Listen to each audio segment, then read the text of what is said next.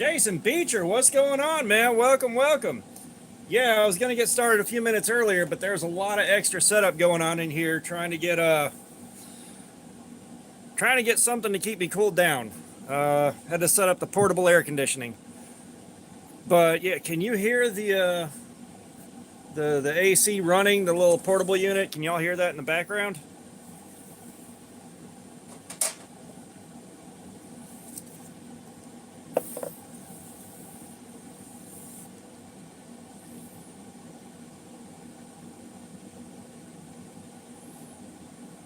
I'm gonna give it like 1 or 2 more minutes, see if anyone else. KO, what's up?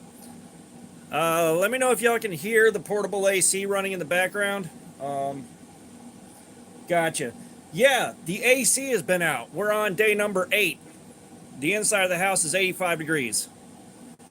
So we're gonna do an endurance run here, see how long I can take this and how long my portable AC holds up. Yeah, hopefully the sound's not too bad. I hope. But we got to do what we got to do. So let's roll the D20 of Destiny, see what we get. 11. All right. We got the Ontario Rat too. You were close. So we got the Rat 2 here, and we are going to go in on this bad boy. And this thing, it's got the new edge on it. So we're going to see how this holds up with the new edge whenever the D20 picks it out. So these can go back in the box. I'm not sure where I threw the steel wheel cut jack for this box, but that's okay. I'll find it.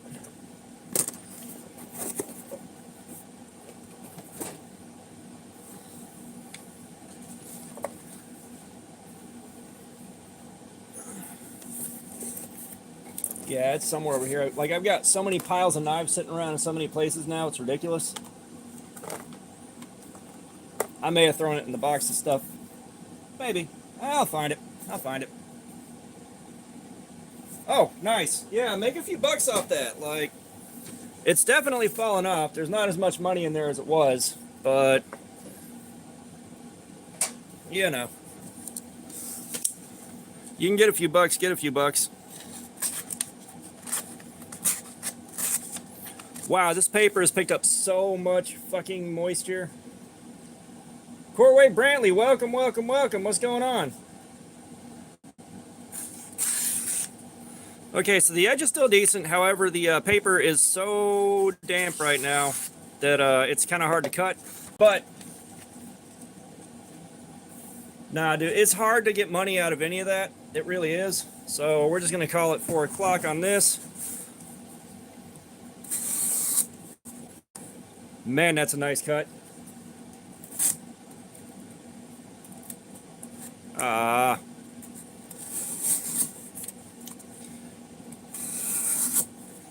But yeah, it's kind of hard to get, like, everybody that still vapes has already got plenty of gear. And it's no longer as trendy as it was for stopping smoking.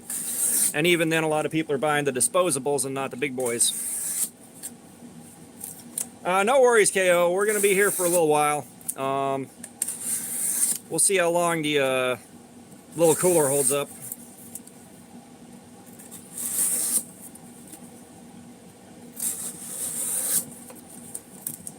We got 14 people watching. I appreciate you guys being here. Drop in the chat and say hey if you're lurking. We're mostly harmless here. Let me get this out of the way. Oh yeah, there's a cut jack. Okay. There we are.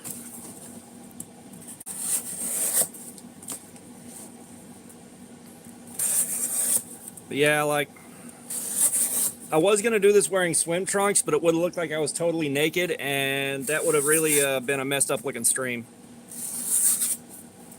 And I don't know if somebody would report that for nudity or if YouTube would auto flag it, and I don't want to find out.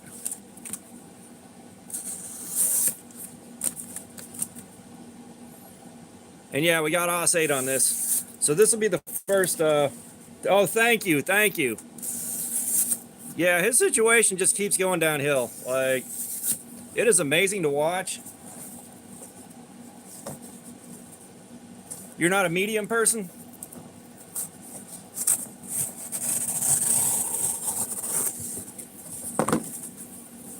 But Yeah, his situation's kind of jacked up. He stepped in it big time.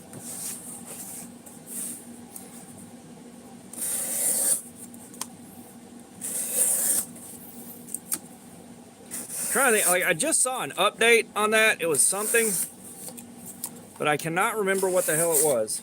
Oh, we jumped up to 18. Yeah, we need to keep doing that.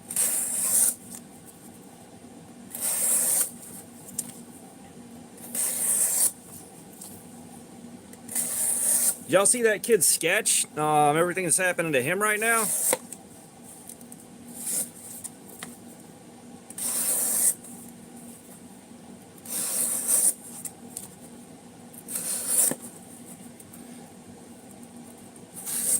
Like, it's pretty jacked up. Like, you know, he did some OnlyFans stuff when he was dealing with addiction issues, which, if anybody gets that, I do. But everybody coming out and attacking him for doing something that was perfectly legal with consenting adults.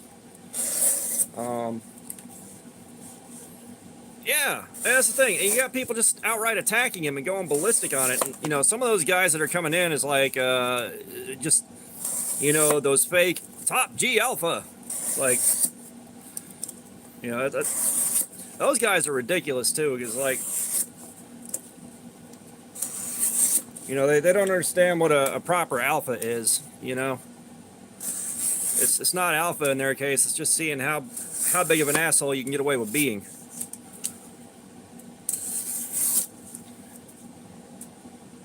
You know, proper alpha, make sure his people are safe, make sure they're fed, make sure that, you know, he's got them, as long as they're, you know, as long as they're good people and they're not just being fucking toxic leeches. But, you know, you see someone, top G alpha.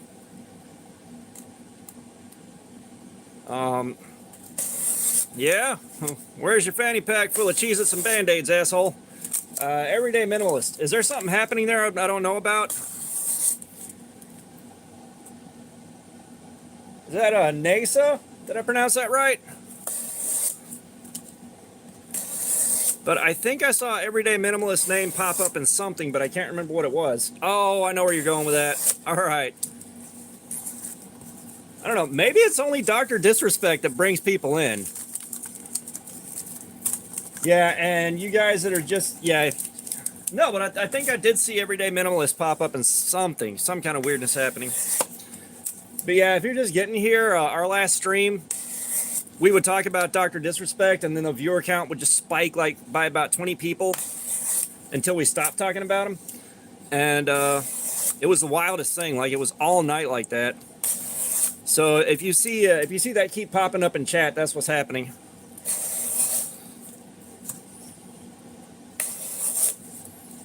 And like, I doom scrolled past the Kaiser, the Kaiser live stream last night.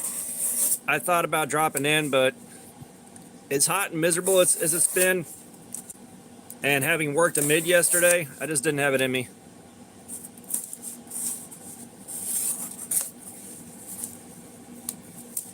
Just a guest, what's going on? Yusuf, what's going on?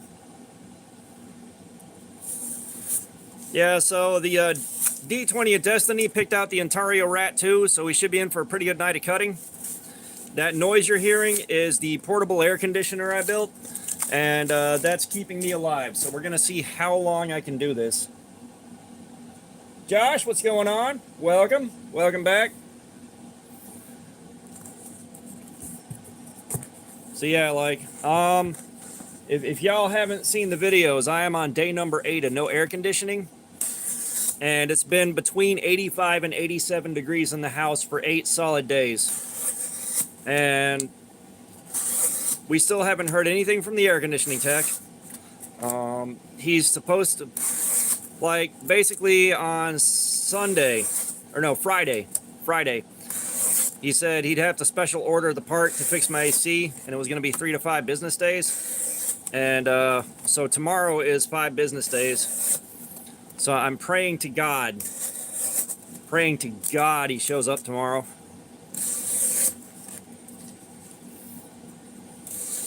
It was like, I got videos I want to do. I got those new kits from Jen. I want to do the assembly on those and check them out.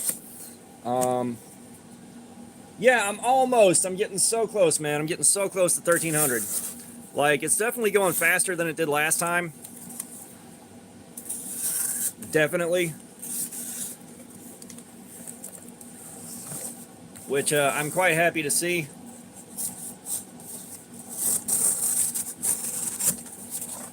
You know, and I'd love to be able to pick up the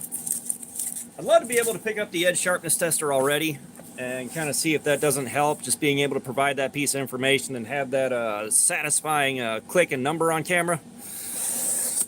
But that ain't happening anytime soon. Now, I did find one of those fixed angle systems, the dirt cheap ones for 30 bucks that comes with diamond plates instead of stones, which that's on my list to check out and see how that works. To see how it works for you. Like, if it works good, then I can tell you guys, hey, you can get this, and it'll do what you need to do cheap. Because like the ones that I was looking at with the stones fall apart damn near immediately from what I was told by someone that owns several of them. So I didn't bother pulling the trigger on those.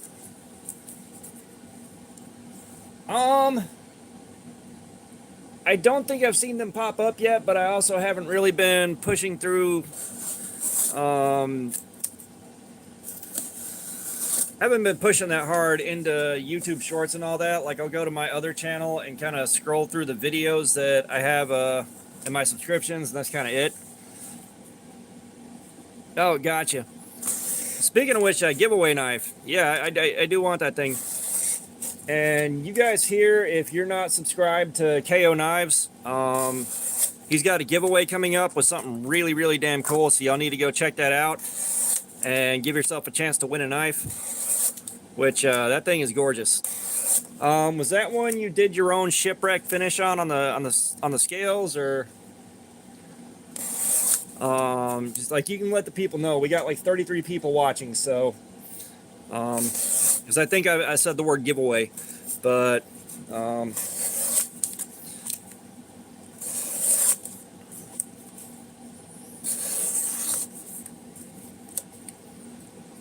yeah, I mean, that's all of us. It's only continental United States, but let us know what the knife is, and like, it's shipwreck finished, I'm pretty sure, but you know, let us know if you did that yourself. Like, give us the info on that thing.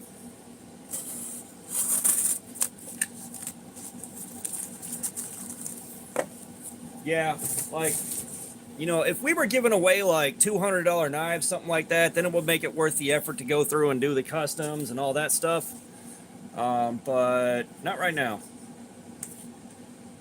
Okay, we got some heavy double wall stuff. I don't know the ECT on it. Welding Carry, what's going on, man? Welcome, welcome, welcome. If this is your first live stream, a 20-sided die picked out the Ontario Rat 2 today, and we're seeing how long the edge lasts. And we're seeing how long I last with no air conditioning in the house and it being like 85 degrees in here. I have got a portable air conditioner I built, and that's keeping me alive right now. So we're going to go till either I fail or the knife fails.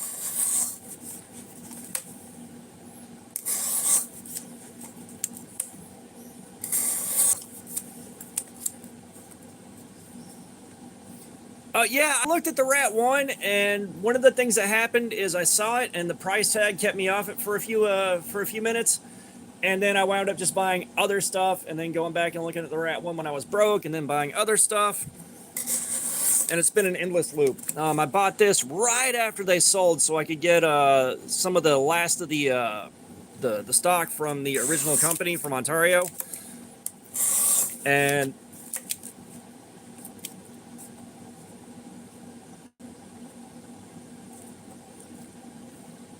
gotcha. Thank you, KO.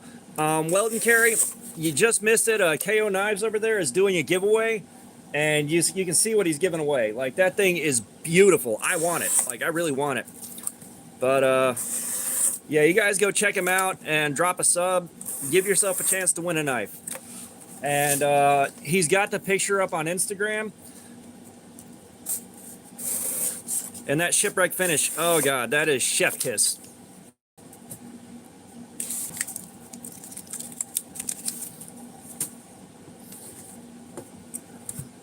right, tidy cats, you have sinned one too many times. It is time for your judgment.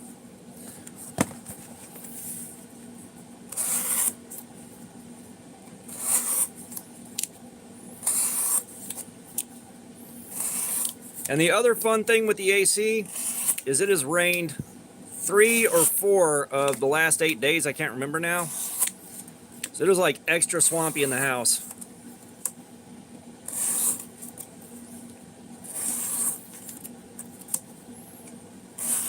And like, for the portable cooler, I have been freezing up, oh, nice, nice. But I've been putting gallons of water in the freezer non-stop and rotating them out non-stop, and the freezer hasn't really stayed at temperature this whole time because I'm putting so much room temperature water in there, it's not funny. And then in a medication-induced haze, I did not close the freezer door all the way last night, so none of my water froze back up, and everything in there thawed out. This has been an adventure, guys.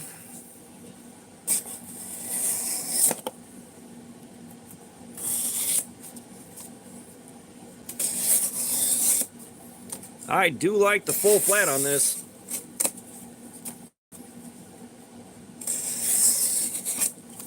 And this may just be stop and rest every hour because the paper that I'm using is so moist right now. It has soaked up so much of the humidity in this house.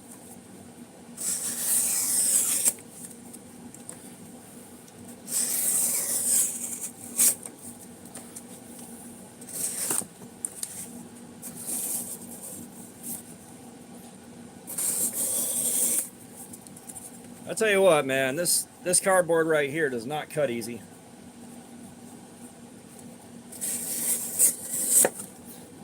Yikes. Well, I mean, I would almost rather the heat go out because at least I can make 1 or 2 rooms very comfortable with space heaters. That's easy. Cooling rooms back down is not.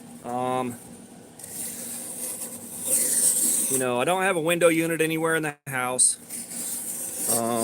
We don't have the money to buy or rent one of those portable, like, properly built air conditioners that, you know, works well enough to keep, like, a large room cooled down to the temperature you want, like 68 degrees. Like, we don't have the money for that. A space heater is like 20 bucks, and we got 2 of those. That would have been so much easier to deal with.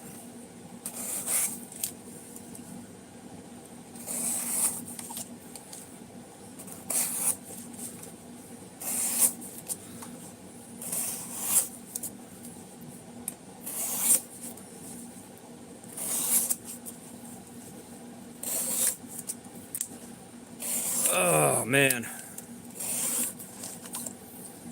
I gotta say, I do love the full flat on this thin blade stock. God, this makes it so much better to do this with than a hollow or a Scandi.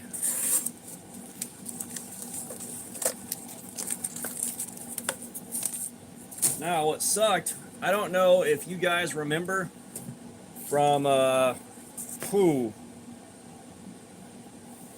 Oh yeah, no, I like this thing. I would have liked to have carried it more than the week it got before I had to rotate to the next one to carry for videos. That would have been nice. But yeah, before the divorce, had to have been a good 20 years ago now. Yeah, probably about 20 years ago now.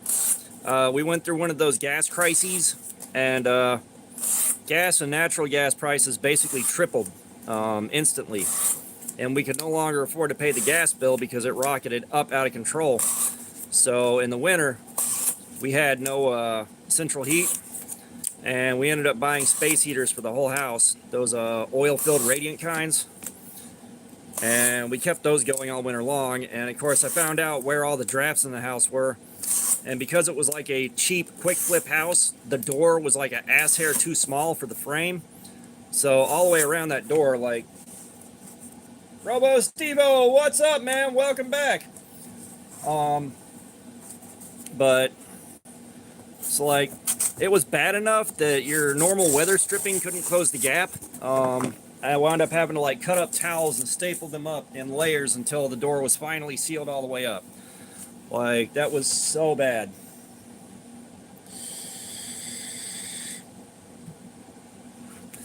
You know, it's like, I figured out how to keep the house plenty comfy with what we had, but the situation with that door was so bad.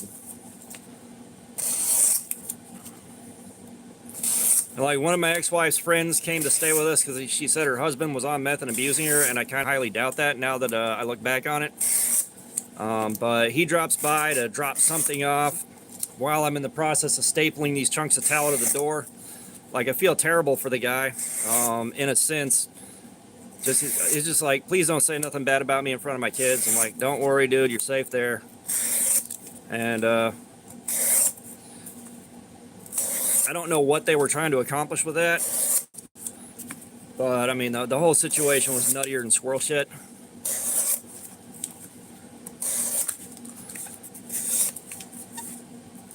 Ace on Knives, Rich, what's going on, dude? Welcome, welcome. Yeah, pretty sure you've been doing all right, Rich. We have just been suffering the wrath of the sun and insulation. Our AC is out. If you haven't seen that, it's been out for 8 days now.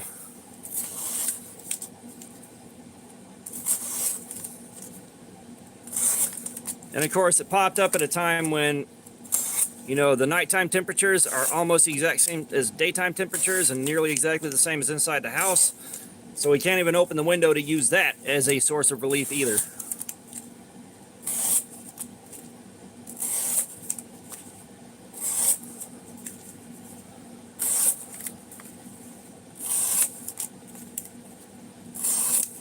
Yeah, like the motor and the fan outside the house and the big unit basically melted. It finally gave up the ghost.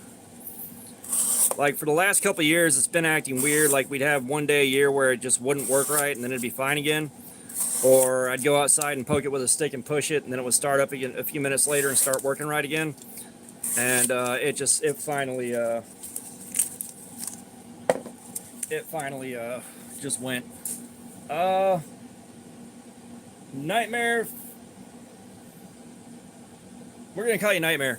What I'm doing is cutting up cardboard to see how long the edge of this thing holds up. It's the Ontario Rat 2. The 20-sided die at Destiny picked it out randomly. And I'm hanging out with you guys. We will probably end up going 4 or 5 hours unless my portable AC totally craps out and I can't sit down here anymore. Which I should be okay for a couple, 3 hours here. We're going to save the 55-pound cut test for another strain. Let me cut up our next victim. But yeah, I'm in Georgia. It's been like 95 to 97 degrees every damn day. Every damn night it's been about 85, 86 degrees. And the house is 87. Like, it's just been locked in there and staying there. So we've been able to keep like a 5 foot by 5 foot square in the bedroom comfortable enough to sit there. But then I'll get up and walk through the house and very charitable. It gets recycled. Like, I get up and walk through the house and I burn up so fast I walk back to the bedroom. It's just like, I fucking hate it here.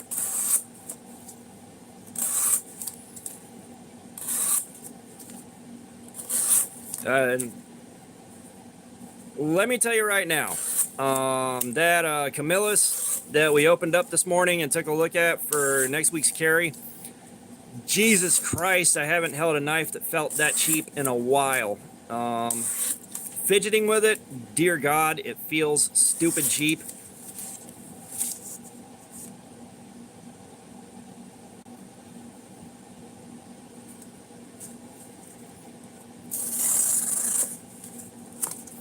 Actually, yeah, if I had a fire pit, like, you stack up a bunch of pallets and just jam this cardboard in there here and there, that would be like a fucking badass bonfire. Gabriel, what's going on, man? What's going on? Let's see, we still need a Punisher, we need a Fook. We need 1977, and we need Loves coming in here with the same 4 questions as always, and finding out how he got stabbed this week. We're missing a few key players. Yeah. Evasive floppy disk just hasn't shown up. And like, as I was telling you guys earlier, like I was gonna do this wearing swim trunks, but all you'd see is bare knees and bare legs, and it would look like I was naked. And I don't know what that would have done to the YouTube algorithm.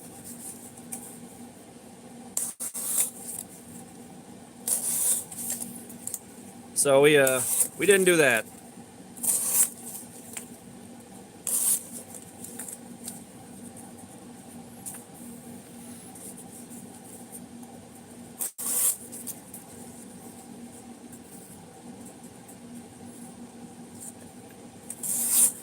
I don't feel like testing the algorithm right now. Like, especially investing like 4 or 5 hours into a live stream.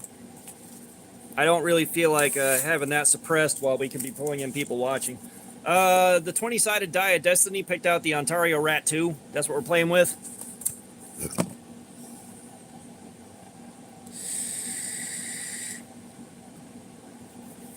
What, oh what, did you learn about the algorithm today?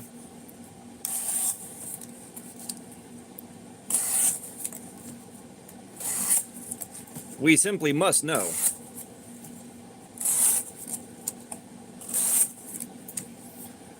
This is Os 8, and the last Os 8 knife we did had a weird dagger grind on it, so straight up the center and a fuller on either side, so that was kind of a pain in the ass to cut with, and I didn't get the information I wanted out of it. But this is a full flat grind. Also, welcome, George Lynn. But yeah, we got a full flat grind, so I get to see what I wanted to see on this thing right away. Me with knives, what's up? Nah, you weren't forgotten around here. Yeah, factory edge, Gabriel. This got carried and used for a week, light use, still plenty sharp. And unfortunately, the copy paper on the cut test, things are too humid in the house for the paper to cut as easily as usual. So,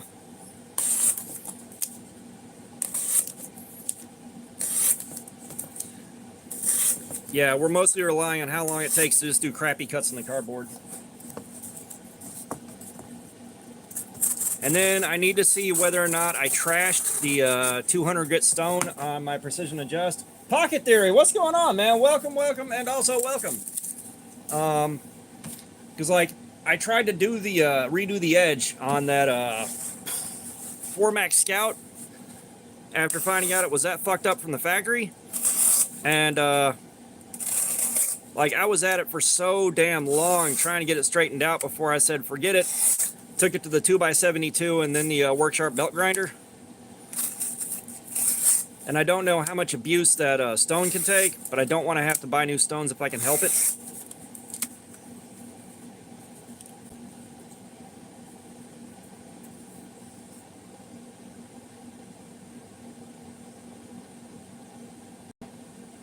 Talking about blade coatings. That may have just been a video that didn't hit too, because like I have some, like especially I'll see with the daily pocket checks, some of them the views just stay super low, and some of them hit my consistent regular numbers. Like I miss when the numbers used to be about 1K every day, and then one of them would pop off and hit like 4K. But right now I'm staying comfortably at around 500 views a day off of those. So like it's weird. Yeah, I could sharpen on concrete. Actually, if I can find a chunk of concrete with the right consistency, I may actually try doing that on a video, like on a live stream, just to see what happens. Because you guys know, if we hit a knife that's too terrible to run for a long period of time, the rest of the stream is just playing around with whatever goofiness we can think of.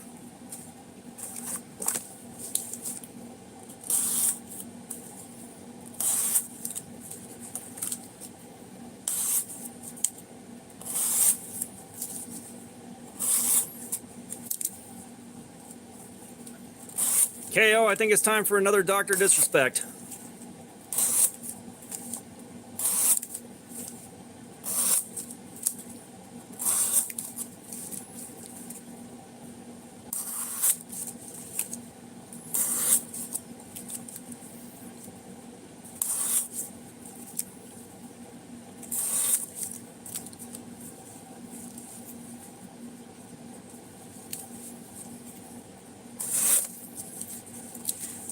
Thank you.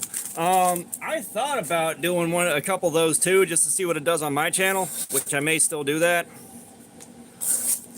Because now I am curious to see if that's just a weird little niche you created for yourself, or that works for everybody.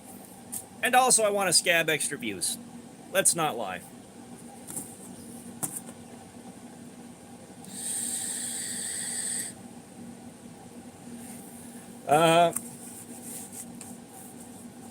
Me with knives. You want to pick our first figure out for the day?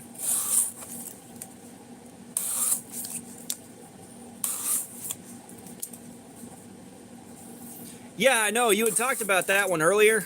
I said I may try that just to see how it works for me. Which, all credit to you. Alright, me with knives. We'll go with the ninja in just a second here. But, like, all credit to you, but I'm kind of curious to see.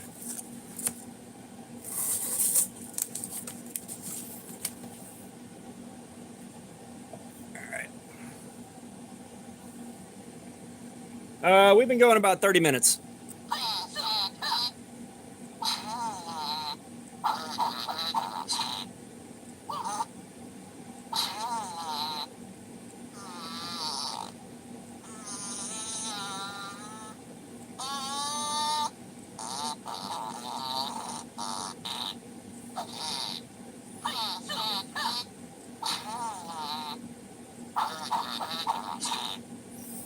Yeah, we got through all of them.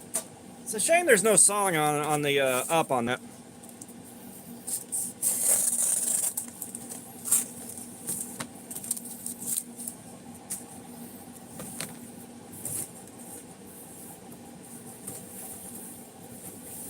See, I'll need to tape this one shut. It's overloaded now. Sorry guys, I'm changing boxes out. The box for scrap cardboard I had got full.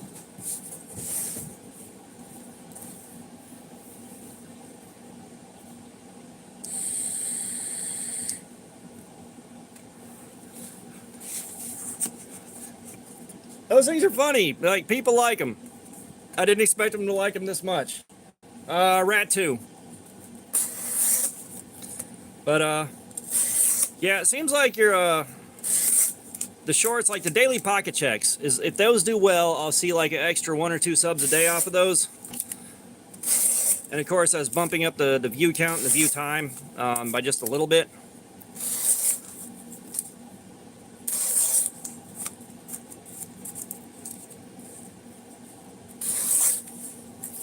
And like, I'll hit periods, like when you have fresh subscribers coming in pretty consistently, like when I've seen a surge of fresh subs and people were coming in a large wave, all of a sudden the videos were hitting like 2.4K, the pocket checks. And then when the new subs coming in slowed down, the numbers dropped on that. His channel name is the one he's on. He's KO Knives. You just click on his little icon there, and it'll take you to his channel. But yeah, y'all, if you weren't here a few minutes ago, he's doing a giveaway on a knife at 500. So go sub and get yourself a shot at winning a knife, and that knife is gorgeous. Yeah, we do. And I'll pocket check literally anything I can think of. Like, it's just grab a random knife, go downstairs, do a pocket check, and then get ready for work.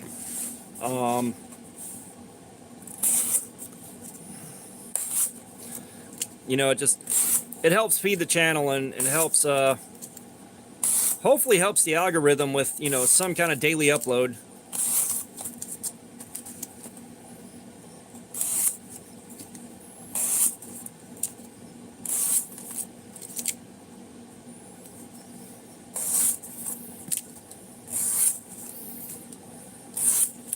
Yeah, I mean, The pocket check is like 15 seconds. It'll take like a minute to make if I get it on the first take, which sometimes the knife just won't cooperate opening and closing smoothly, especially not sitting under there holding it at this angle trying to open and close it, you know, instead of a more natural motion. But yeah, like it takes no time to knock one out and then go back about my day.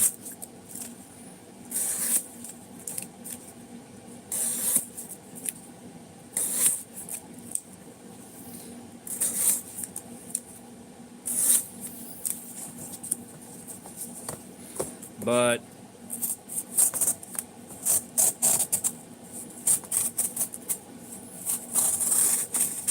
like last night doing the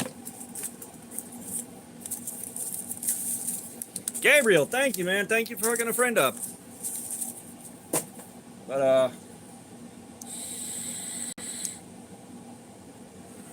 you know, later on in the evening last night, I did both the video for the SOG Terminus XR and the Camillus that we're carrying this week. And you know, by the time I went back upstairs, like I was absolutely dying. Like I'm down here sweating trying to get those videos knocked out.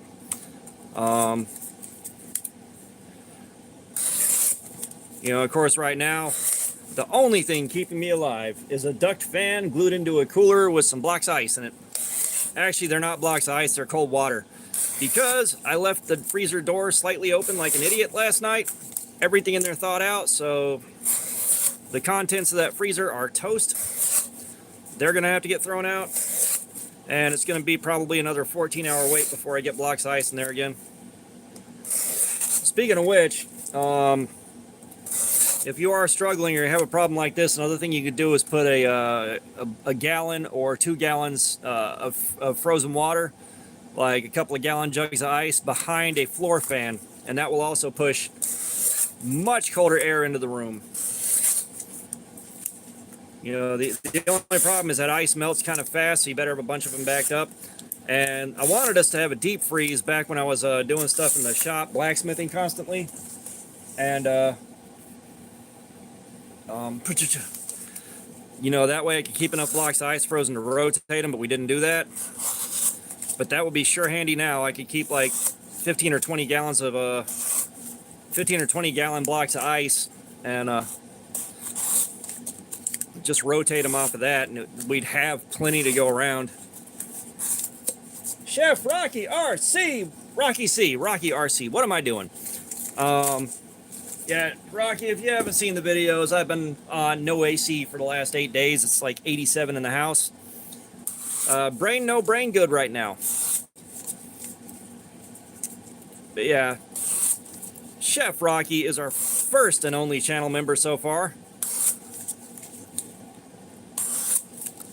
So he is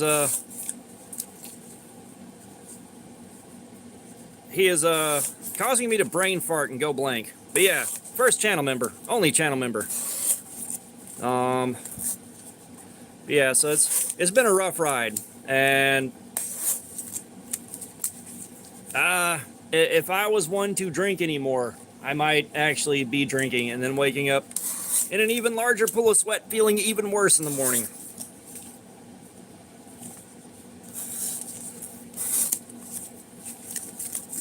Because I am one of those guys where if your eyes are open, you got room for more, and I can't do that.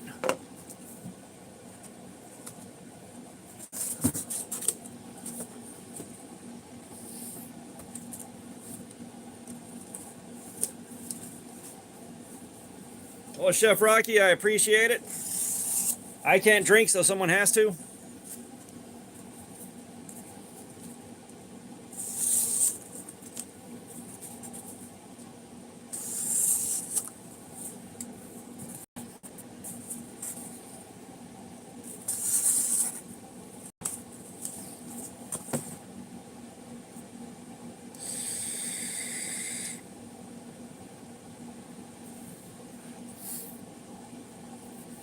Pocket theory, no, I definitely appreciate that. I'm kind of working on building something that just naturally fits what I'm doing.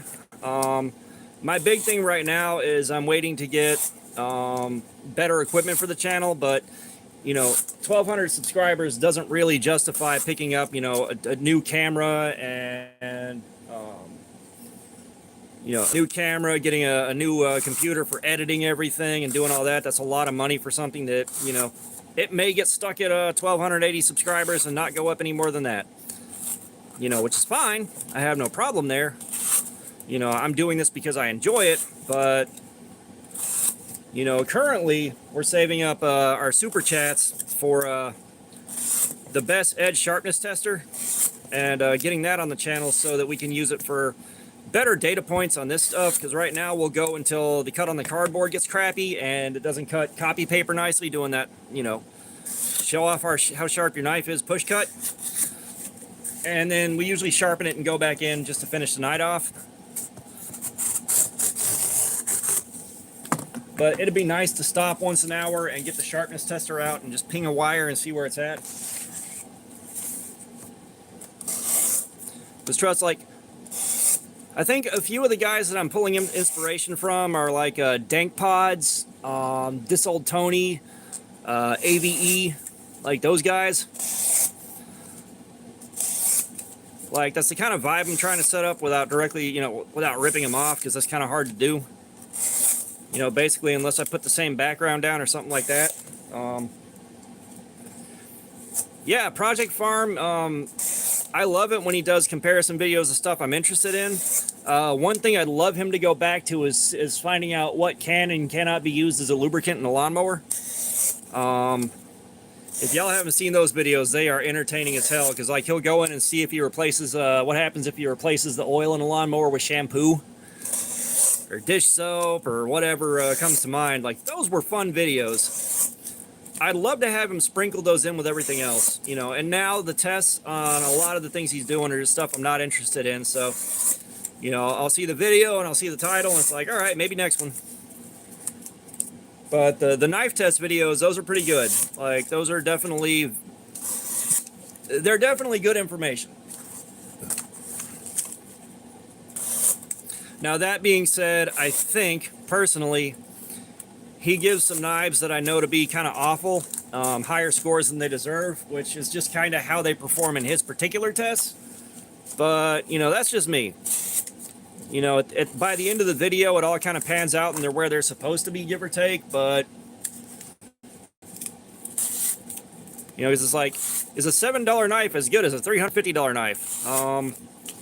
No, the $350 knife may not be better than like a $100 knife, but, you know, generally speaking, there's no way to compare those, you know, no way to draw a good comparison outside of a $7 knife will not hold up.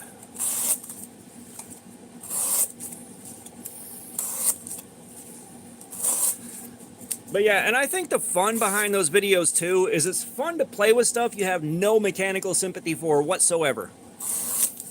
You know, that's always fun.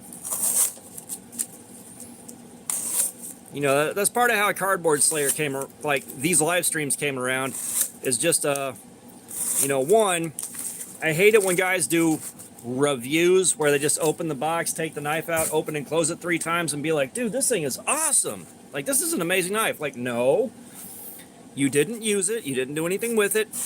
And then, you know, it's again, like, I don't know, Pocket Theory, if you remember back in the day, not super long ago, but back in the day, older guys are like, don't cut cardboard with your knives, it wrecks the edge. And, so now, like, we'll have a decent factory edge and we go and try to ruin it. Just no mechanical sympathy whatsoever. It's fun.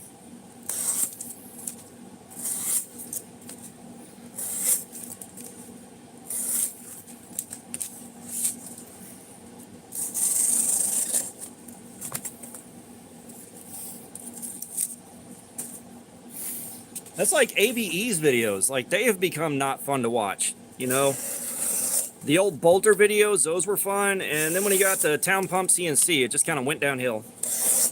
You know, now once every 6 months, you may get like an 8-minute video of the CNC doing something and then nothing. Which is sad. Like, I think the best thing he did was the Juicero videos. Those were entertaining as hell. Just watching him light into those guys. Like, I miss that AVE.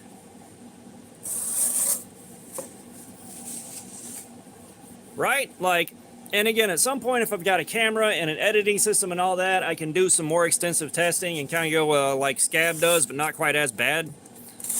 Just because I'm not going to have enough material to do that constantly. You know, it's kind of like Scab has all that stuff to cut up, the really crazy stuff that he does. He's got access to it.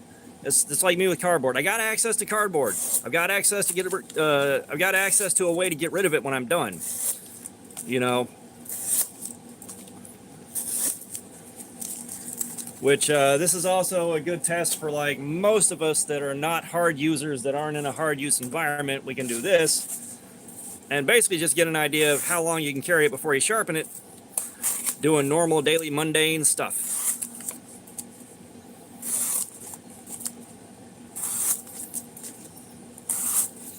And provided I didn't wreck my 220 grit stone on the work sharp, we may be going for a really low angle once this thing dulls out, just to see how it do. Because I think with a knife this size, I can probably get it down to around 12 degrees.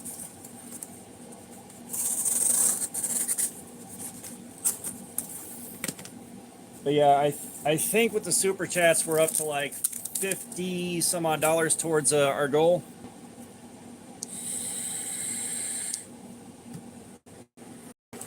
Because again, I do want the data points off of that sharpness tester. That's going to be so much fun.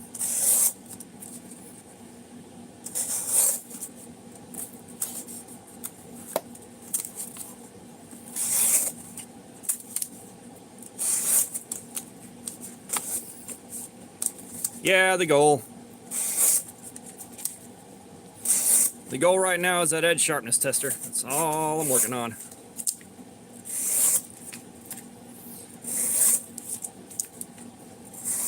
And like, I'm also on my own putting back a few cents at a time over a long period, trying to help speed that up a little bit. And I keep looking at stuff to get with that particular little chunk of savings, and I'm like, no, I'm going to hang on to that. It's like I mentioned earlier to the guys that were here, I see a $30 to $34 fixed angle sharpening system that comes with diamond stones instead of those regular stones that wear out immediately and fall apart on the first use. And I want to check that out for the guys, see how it does, because a lot of us are on stupid tight budgets and can't do something even as nice as a precision adjust, you know. Let alone something like, God knows, a wicked edge or something like that.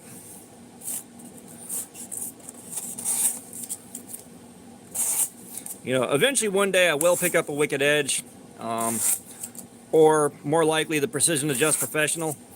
Of course, the day I pick that up, Worksharp's going to release something even nicer the day after. You know, it might be a $300 system just like the Wicked Edge. That's my guess. The next one is going to be a system like the Wicked Edge, but not quite as expensive. And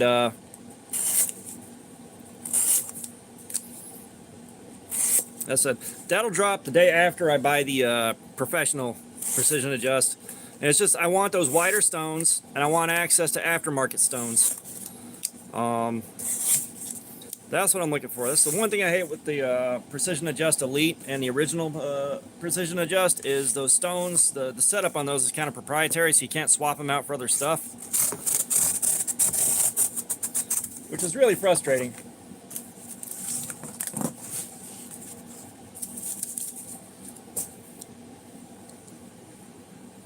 Boy, a falling knife is terrifying.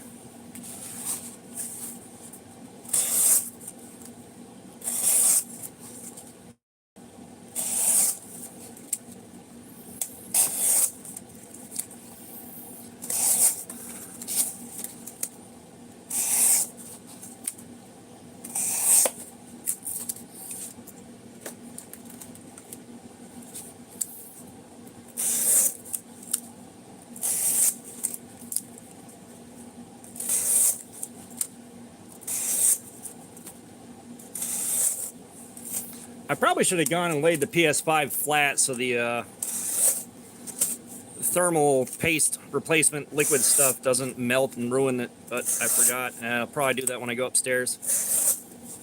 Like, I doubt 85 degrees is enough to do it, but God knows situations like this I've had in the past. Like, I'll find so damn many extremely unpleasant surprises once the situation is over. Just y'all pray for me that tomorrow the HVAC guy actually shows up with the motor for the fan and can fix it. Because Saturday said 3 to 5 business days. It's been 4 business days. And if he doesn't get it tomorrow, Monday is going to be the soonest.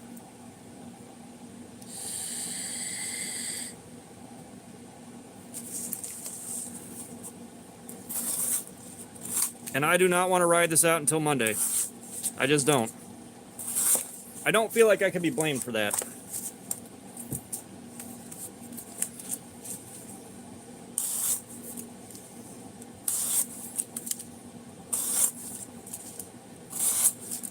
And we're about 10 minutes away from an interlude to check the edge and see how it's going.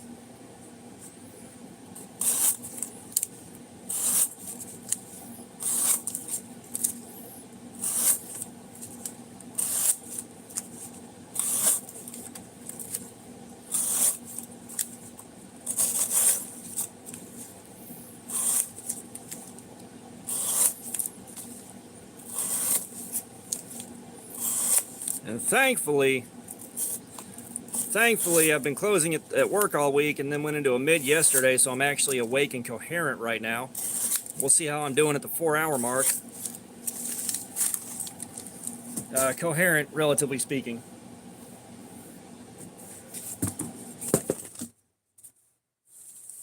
Yep.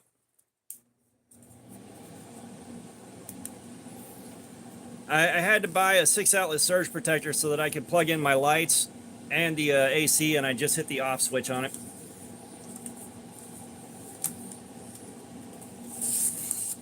Scared myself for a second.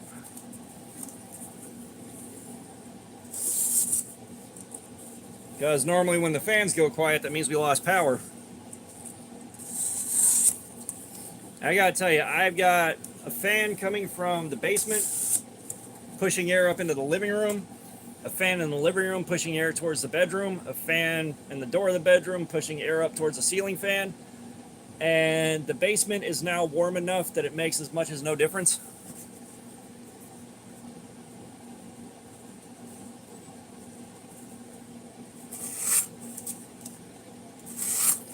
Me with knives, that's a great idea, but I haven't done enough meth to actually pull that off.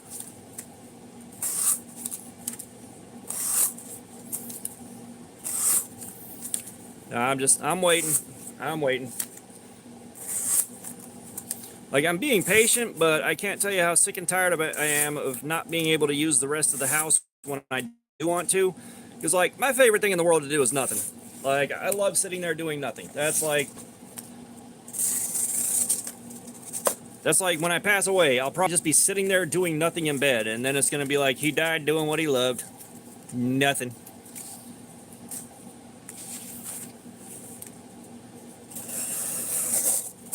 You know, it's nice when you don't got places you have to be. Nobody's expecting anything from you. You can just kind of sit and be at peace.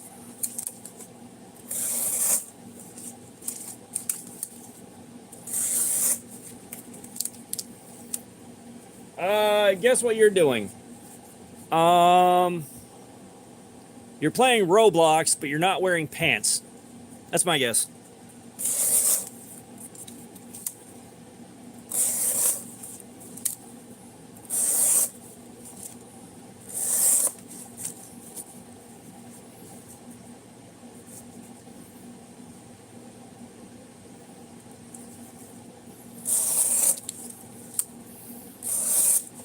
Now, there's something about meth that just gives you the innate ability to do that. Well, Chef Rocky, I guessed wrong. But there's something about meth that just gives you the innate ability to do that.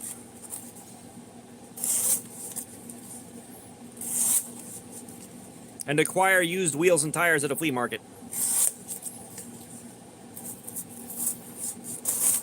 I would love it if I had a flea market nearby my house, but I got nothing.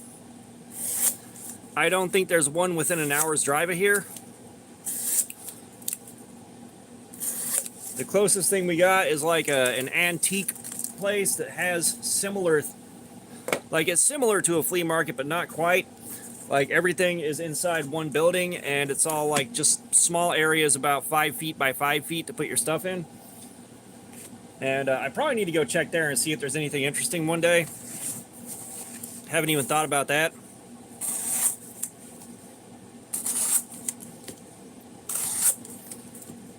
That could be fun.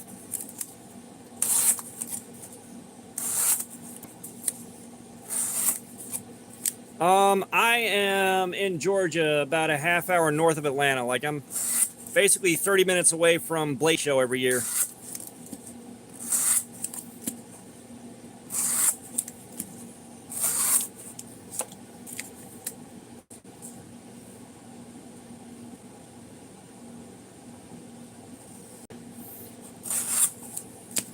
I've been to Greensboro a couple of times. I worked at a place where I had to drive up to Greensboro, pick up a bunch of dead CRT TVs, and they'd be stacked up like 4 to 5 high on a pallet and then wrapped in plastic like that was somehow going to keep them upright. And then drive them back to Norcross, Georgia so that they could be recycled. And I don't know how they made enough money off of those to make it worth the amount of gas that I burned to get out there and the amount of money they paid me for those hours. All right, KO, we'll see you in a bit.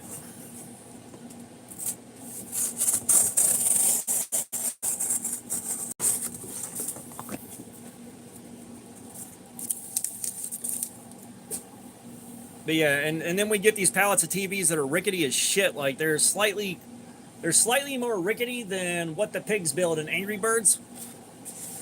And try to keep them from not falling over while we get them off of the truck and move them across the warehouse floor. Like an ant fart could knock those over. And more often than not, by the time I got back to the shop, at least one of those pallets had tipped over in the truck because, well, physics. Like the whole experience kind of sucked. Outside of being paid to just be in a truck and being left alone and stopping by the 7-Eleven that was up there somewhere, because we ain't got those down here where I live.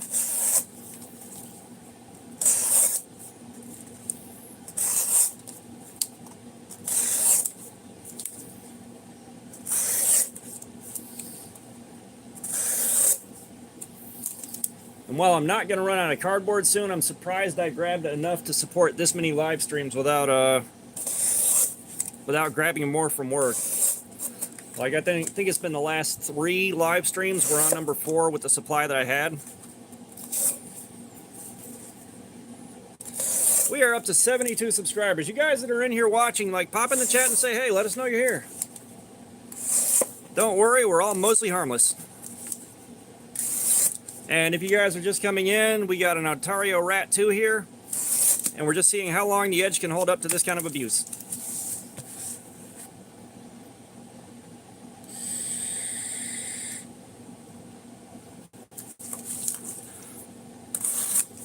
Yeah, like, I didn't realize how much I grabbed over the last 2 reloads.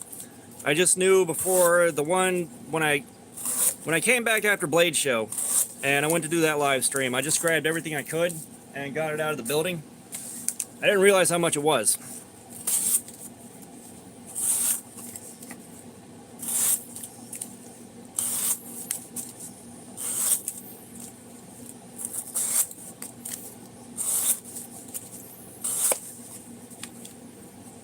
$1977, alive and kicking. What's going on? So, your Ontario sold to another company. I'm pretty sure, Chef Rocky. Yeah, Ontario sold to another company. So I bought this right after they sold, before they started putting new ones in production with whatever quality control the new company has. Because, of course, whenever a company sells, their QC goes in the toilet.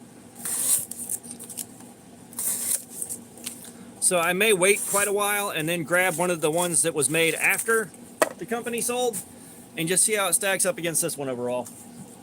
Especially on Cardboard Slayer.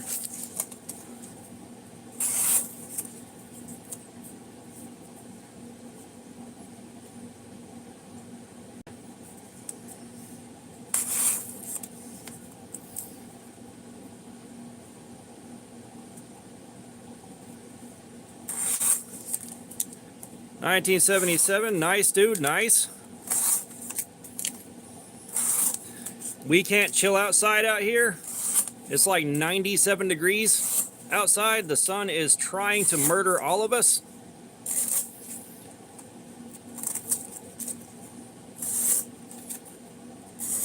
And of course, I'm doing this live stream with no air conditioning, just seeing how long I can hold up. Y'all hear that fan noise? It's a portable air conditioner I built.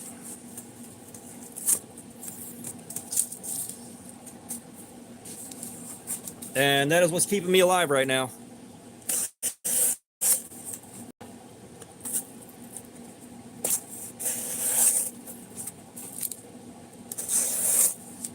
I'm not sure what 23 or 25 metric degrees translates to freedom units.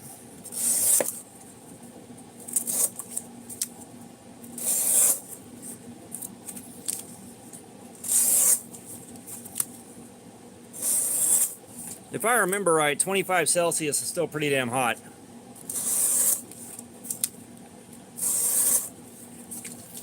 It's like even at night, it's still like 85 degrees outside, and it's just brutal. You're just missing direct sunlight.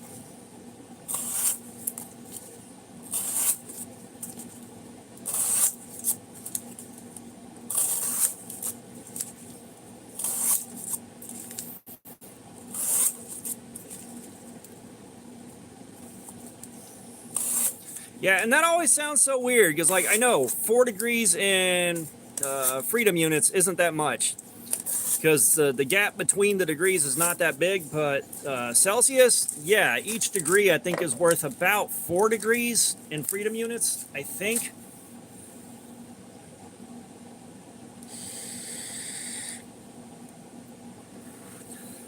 Okay, we're at the 1 hour mark. We're gonna see if this thing still cuts copy paper nicely, if the copy paper will cooperate. Chef Rocky. Okay, 77 is still not bad.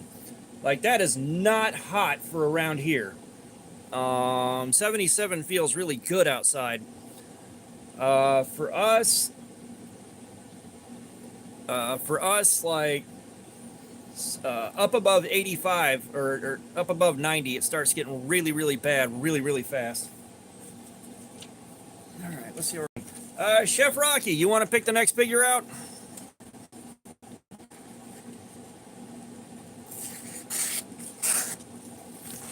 Okay, so the edge hasn't really changed much. This paper does not like being cut. This is the Rat 2.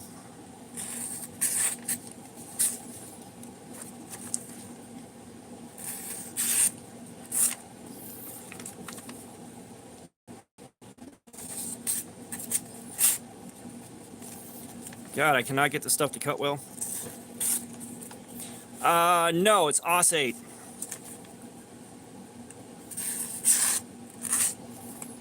Okay, we may have a little bit of a worn spot. It's hard to tell with this paper. It is so humid in this house right now. Like, it rained a bunch of days in a row here. And, so the inside of the house has been humid. Yeah, like I can't really tell anything off of this. No, this stuff just...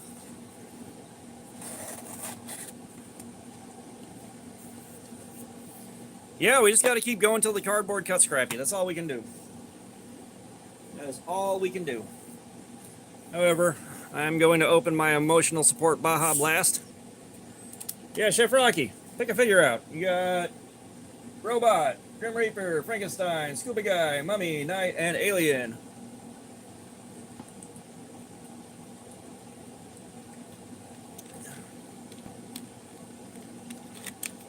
God, I wish it was 68 degrees here. I just have every window open, and then we'd be fine until help showed up.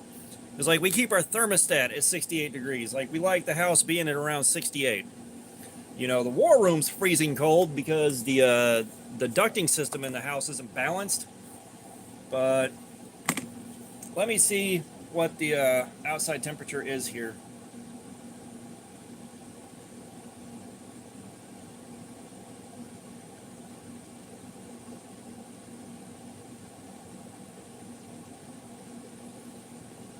Yeah, right now it says 91 degrees.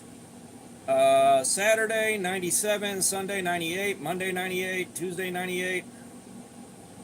Like,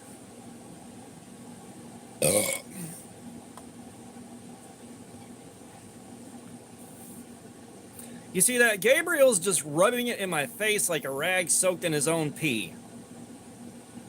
That's messed up, man. That's messed up. We'll start cutting again in 1 second here.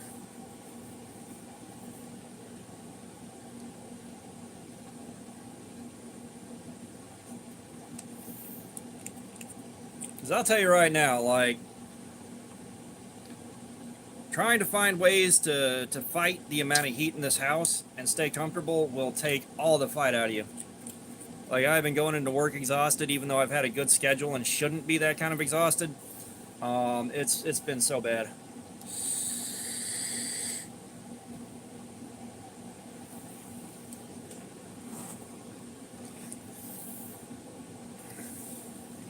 Well, we got 68 people in here. You guys hit that like button and drop in and say hi in the chat. I know according to my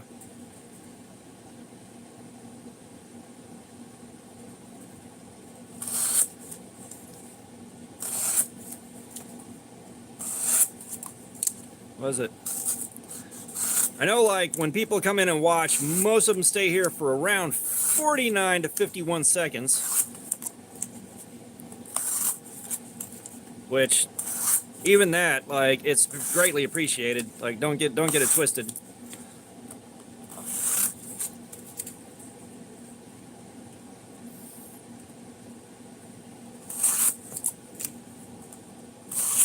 Yeah, and I am devoid of access to a pool, so I can't even do that.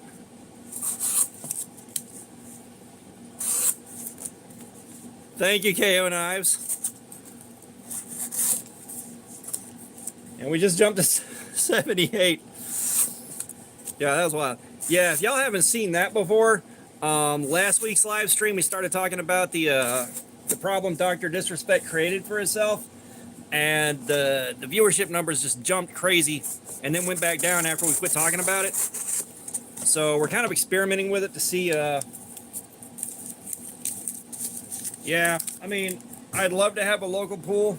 That'd be nice, even though I'd never have the energy to go. But I don't.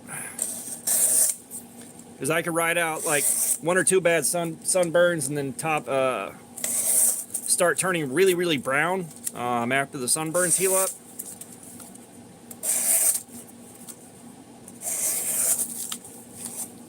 Oh, wow.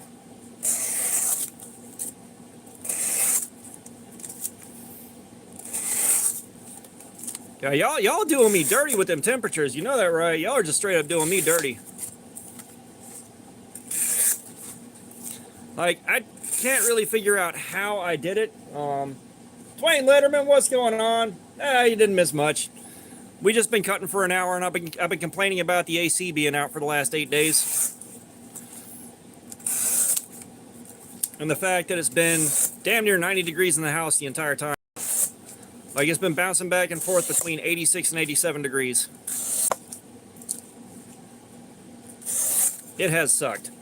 And then we're doing the Dr. Disrespect spam to see how many people show up on the back of that. Just because that was weird.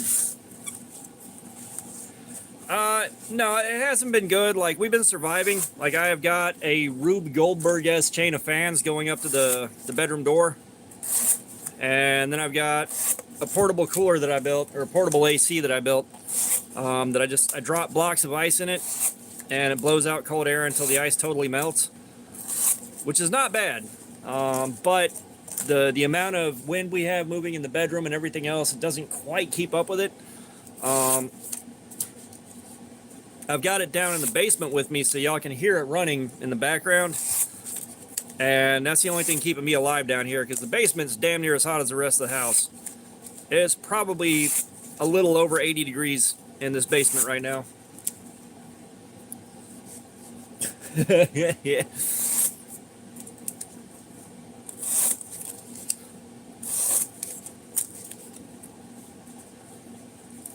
I like your train of thought there, 1977. We can see if some popular brands help out. God, TikTok. Like, I like how TikTok became the only thing anybody cared about, especially politically speaking, and then now no one gives a shit. Like, it's gonna pop back up again whenever they it's gonna pop back up again whenever they start talking about banning it again, but until then, no one's gonna give a shit.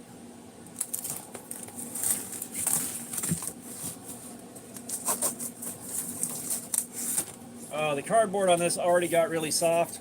You know, it was frozen and then it had a chance to thaw out, so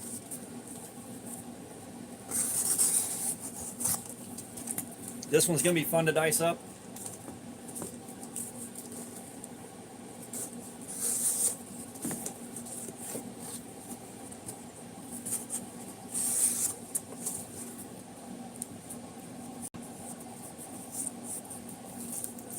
Chef Rocky, dry ice costs money, and it would burn out so fast. Like, it'll be gone so fast.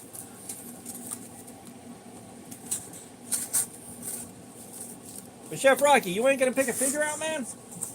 Come on. Pick a figure out for us. Oh, wow. That might be a new record. Yes, that might be a new record.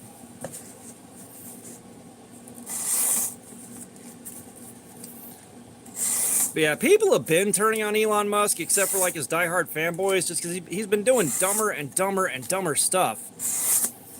You know, it's not necessarily that he's some kind of super genius. It's just he had, you know, he started off with daddy's money and then hired the right people to do stuff for him.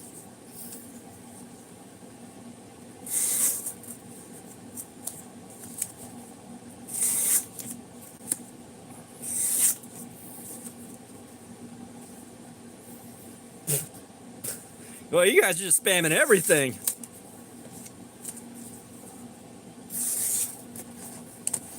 Yeah, I mean, like, I'll admit, like, Elon Musk kind of got off to a strong start and looked like he was going to be kind of an asset for humanity, and dear God, he came up short on that. So bad.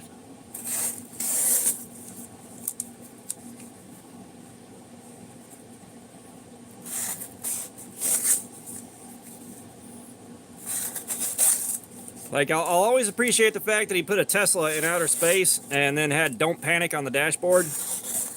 Like, that is some amazing stuff. Brother, I don't have a way to, like, we don't have the money to buy window units to begin with, and I don't want to have to install that and then take it all the way back down once our AC is fixed.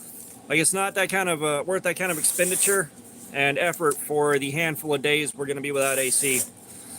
I said, hopefully tomorrow is business day number 5, so we should have something. Because Saturday, the guy said 3 to 5, or Friday, the guy said 3 to 5 business days. So we are 4 business days in. No, figure, F-I-G-U-R-E. You got Robot, Frankenstein, Grim Reaper, Mummy, Knight, Scuba Guy, and Alien.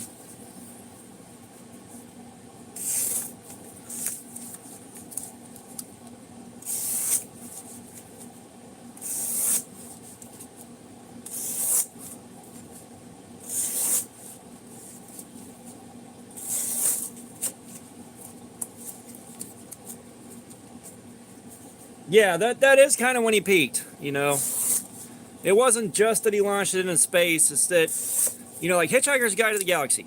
I've read all 5 books in that trilogy probably about 7 or 8 times now. You know, absolutely love the series. Oh yeah, no, they're fantastic. You know, and unfortunately, the last movie they did kind of fucked everything up real bad. But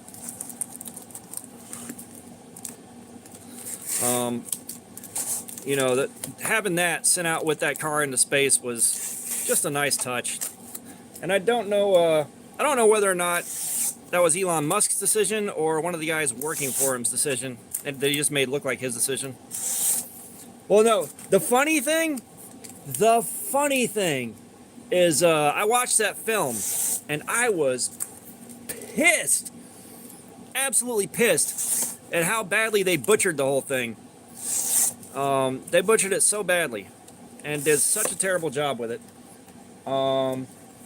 Nice. We are talking about Hitchhiker's Guide to the Galaxy. And so like I'm complaining. I'm like, this not only does this not follow the book, but it butchered everything so badly. Like I hate what they did so much, and I'm like actively agitated about it. And the ex-wife's like, just shut up, it's just a movie, just shut up about it. And then she got super hardcore into Twilight. Super hardcore. So she starts watching the first one, and she's like, it didn't follow the book. Why didn't it follow the book? They didn't follow the book. I'm like, isn't this the one that you said I needed to shut? Like, did you not say I needed to shut up about movies not following books? Like, what are you doing here? It's only okay when you do it? Palmer Connolly, what's going on, man? So the D20 of Destiny gave us the Ontario Rat 2, and that's what we're playing with. Yeah, no, Twilight definitely sucked. Like, and the thing is like she was super, super into it, and I think it was the third one. Like, she was there at Walmart at midnight for the release of it. And she brings it home and she's watching it, and she made the mistake of watching it with me in the room while I was just loaded up on painkillers, just buzzed out of my brain. So I'm sitting there giving it the full MST3K treatment. It's like, oh, it's raining, better take my shirt off. Fight's about to happen, better take my shirt off. Like, I was just giving it hell. Silver, what's going on? Welcome, welcome, welcome. But she got so mad at me for making fun of that movie, she actually did stop talking to me for like 3 weeks. And, you know, she's like, I'm not talking to you. All right, cool. And then, like, she held to it for like 3 weeks. And then, you know, at that point, things were going so bad in the marriage that I kind of stopped caring. And again, about 3 weeks later, she's like, okay, I'm ready to start talking to you again. I'm like, ah, man, it was so nice, too. Like, right in front of her.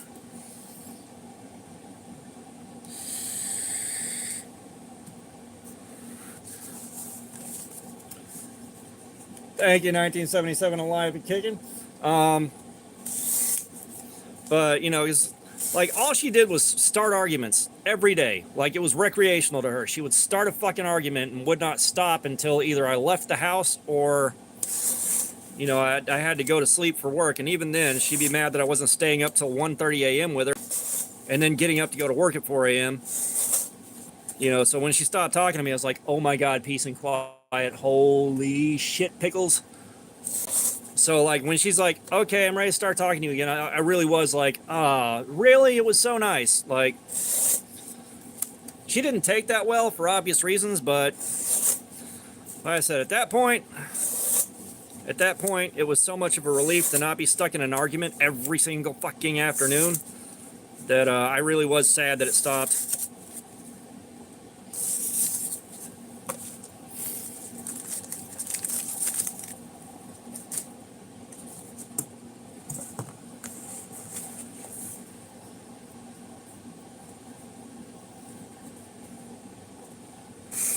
Yeah, it's nuts. And like I stuck around for a long time through all that, just because like we had kids, and I didn't really feel like abandoning the kids and trying to figure out how to, you know, manage life, you know, manage like child support and trying to pay rent and trying to deal with being alone and everything else, like all in one swoop. So it took a long time for me to just get fed up and go, you know what, I'm taking the kids and leaving you.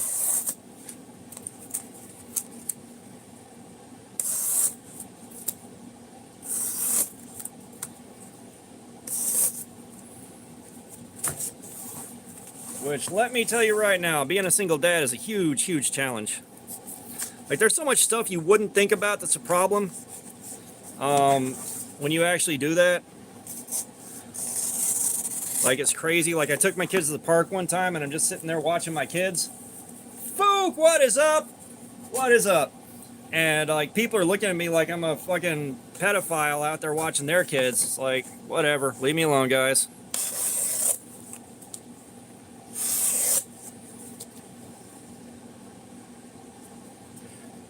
I think we peaked at like 84. Also, Punisher, man, welcome in, welcome back. But, you know, and it's weird too, because like women are amazed that you're doing that, but they also want nothing to do with you beyond, oh, that's so nice.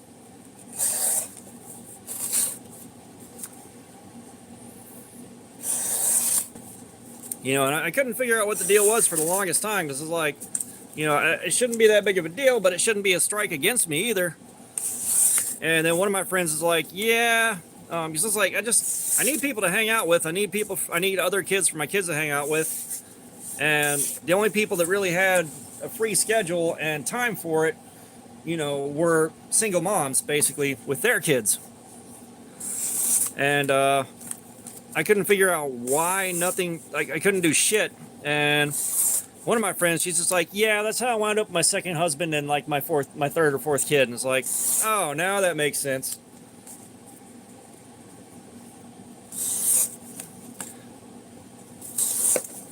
But it may have been carpet.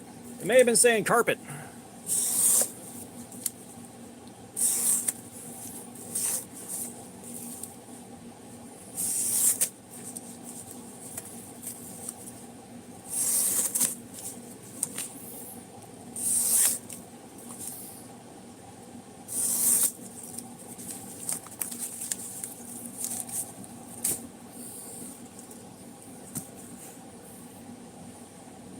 I'm not sure HVAC's gonna do it.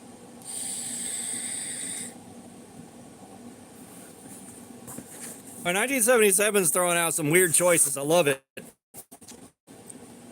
Logan B, what's going on, man? Welcome. So if you're just getting here, the D20 of Destin picked out the Ontario Rat 2 and OS 8. And we have been going for an hour and 20 minutes.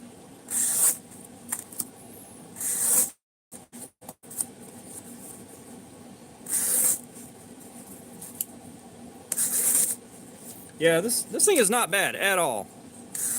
Like, I can see where it earned the hype. But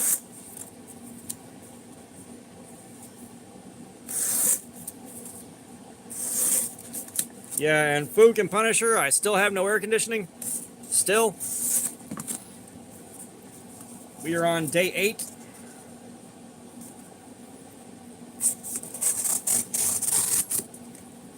So the only thing keeping me alive down here is a cooler full of very cold blocks, very cold gallons of water, and a duct fan going through it.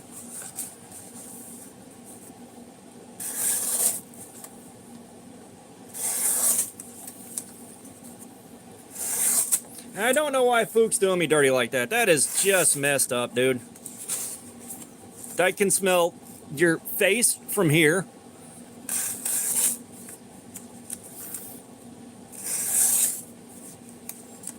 Love Z, we were wondering where you were.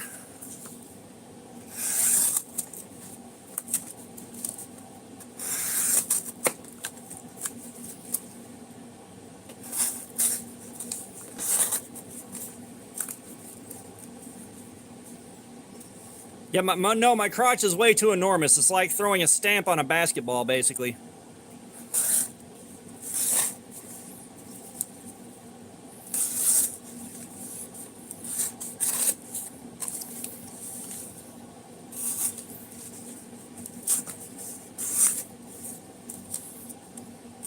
Oh, so you let the dogs out. All right, I see. Frozen's not a bad choice. I like where you're going with that. Hey, yeah, if you guys didn't know, last week we started talking about Dr. Disrespect in the comments, and the number of viewers jumped crazy. So we're just kind of experimenting with that to see what all does and doesn't work for that. Like 1977 is just spamming everything you could think of. It's fantastic.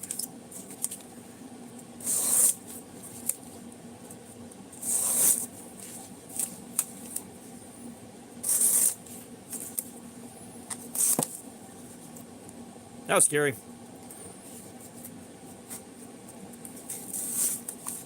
Now, they may or may not be actual people, but I don't care. It's numbers, it's views, and it's view time. So even if you're hanging out and lurking and watching, I greatly appreciate it. If you're just listening, I greatly appreciate it.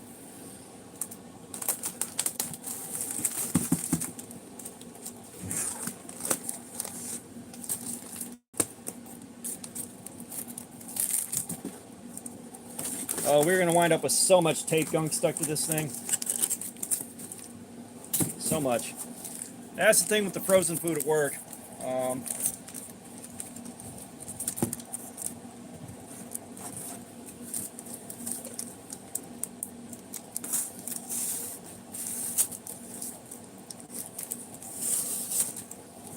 But yeah, the frozen boxes, they use so much damn tape.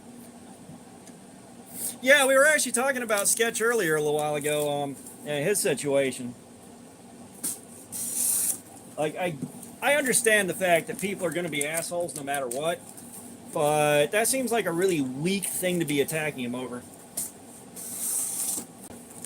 Oh no, he did a thing that was perfectly legal between two consenting adults while he was going through the throes of addiction. Oh no. Yeah, we're keeping the political stuff out of here, Logan. We don't do that here. No, we do not do that here. But yeah, it's like, you know, and of course, the guys attacking him publicly are like, I'm top alpha G. Like, brother, that is not the behavior of an alpha. Fuck you.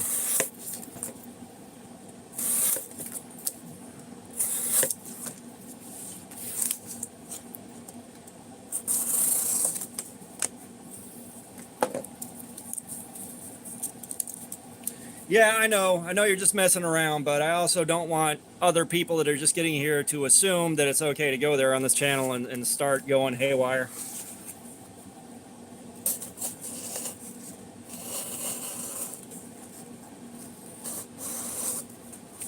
Oh yeah, loves it starting off. Yeah, we're also not fans of Andrew Taint either. May bump the viewers up a little bit though. All right, 1977. See you in a few minutes here. But yeah, Love Z is going in on it too. We're not going to go with blue or red though.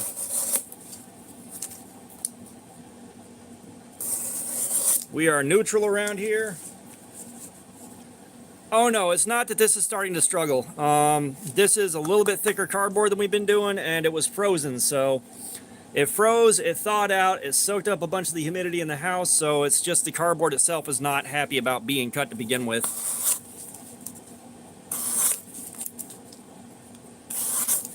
Like, I don't know whether or not the humidity in the house going up that high has permanently ruined the paper products in this room. We're going to find out. Ontario Rat 2 in OS 8 steel, sir. But, yeah, that's the thing, is like, the whole real men do this thing. Rat 2. You know, sorry, if you gotta say real men do this, real men don't do that. I mean, if you're doing it like that. You know, it's kind of one of those things like, you know, real men know when it's time to ask for help. Real men know how to show their friends they love them. Real men know how to make sure their friends are protected. You know, that kind of thing. Not real men don't simp for a woman. Fuck that. This is a good knife. It definitely deserves the hype it got.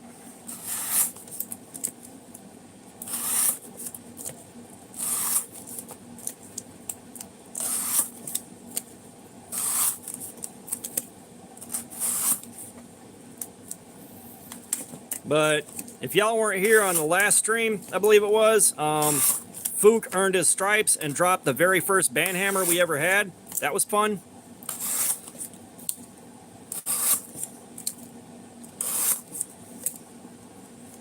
Oh, what's the Rat 2 run right now? About 40 bucks, I think.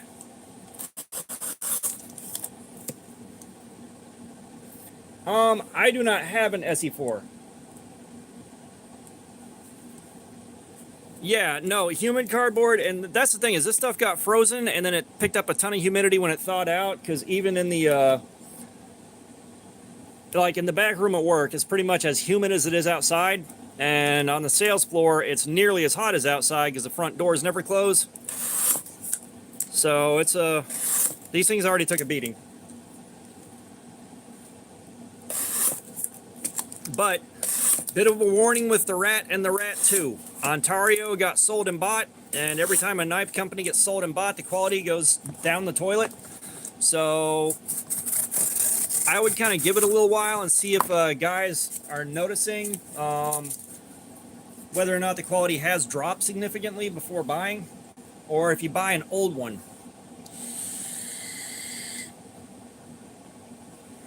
It's like I bought this about 2 days after I saw where the company sold, so I could get some of the last stock left from before they started making new ones with whatever quality control they have and whatever quality parts they use. Just so I had a good example to carry and do videos on for you guys. I'm doing okay, man. Just on day 8 with no air conditioning. It's hot as balls in this house. Like, the temperature inside this house right now would cause, like, alarms going off and, like, you know, people being told to stay inside and stay safe and not do anything in Europe just because, you know, parts of Europe almost never see temperatures like this. So, like, everybody over there freaks out when it hits this kind of temperature, and it's like that inside the house.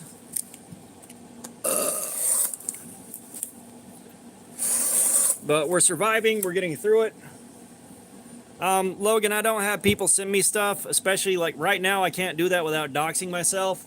And like, if someone would send me something to check out, it might take like 6 months to get around to looking at it.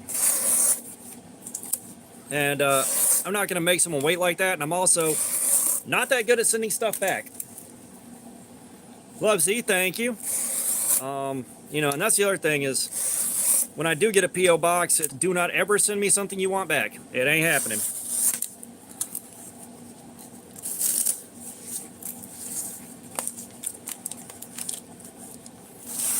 Like, I know myself too well to promise getting anything back in a timely manner.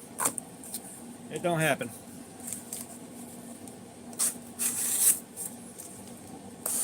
But if I do get into an SE, there's a folding knife that I can look at. It's like, I can't really do fixed blades on the channel just because I don't have a good way to do a fair review on them and carry them and use them the way I'd need to really see, you know, daily quality of life. You know, life as a daily driver for somebody in my position that's a light user in a lightweight environment that's just looking for, you know, comfort, ease of use. How well does it carry? How well does it take picking up a bunch of sweat? Just because you carry them there, Fook, doesn't mean I'm going to carry them.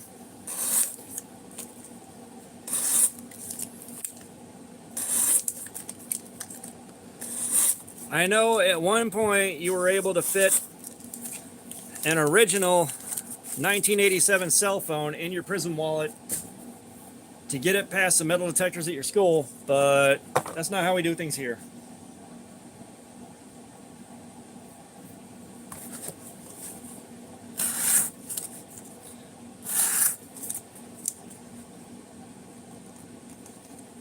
I think Fook is prison carrying fixies. But yeah, Love Z, I thought you were buying more knives. I thought you had like 17 Microtechs coming in.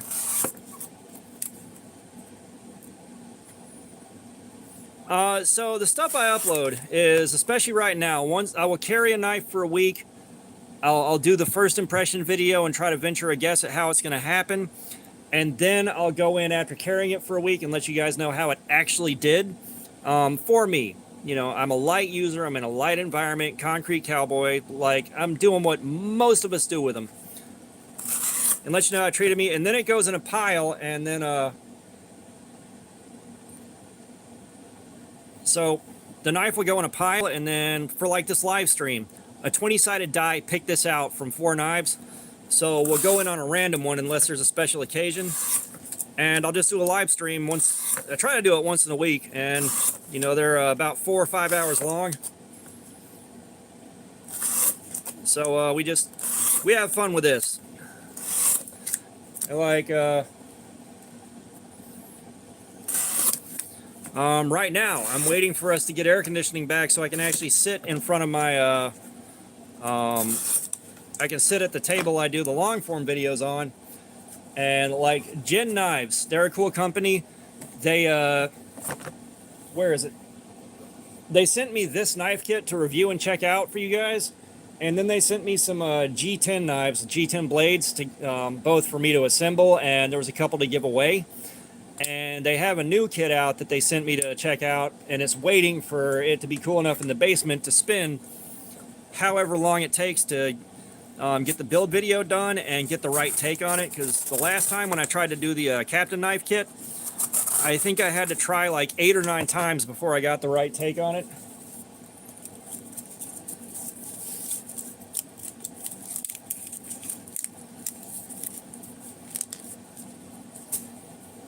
But I got a couple of front flippers, but they're like, this one's too large to really front flip effectively. It works, but I'm not comfortable doing it. This one, flick off of the fuller is a lot nicer. Like, I love one with a flipper tab or a fuller you can flick off of. That's how I like opening stuff. But the front flipper, I'm not the best with.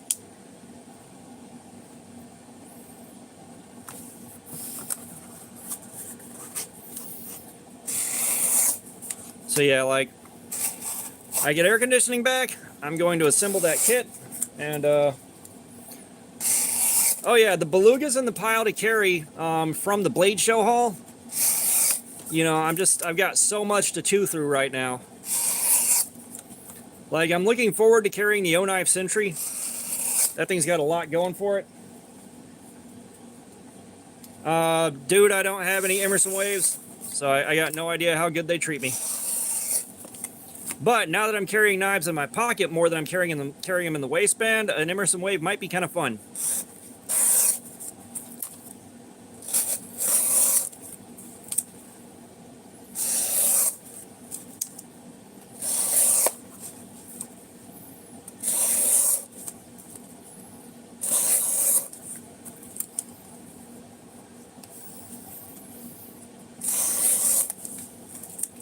Trying to think if I ever dropped anything in the toilet that I needed back immediately. I don't think so.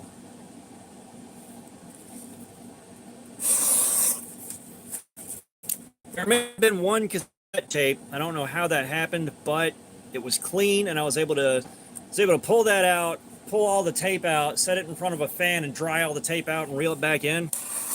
And it worked just fine afterwards. I just had to get it good and dry. I know that thing got wet somehow. I dropped it in some body of water. I think it might have been a bathroom.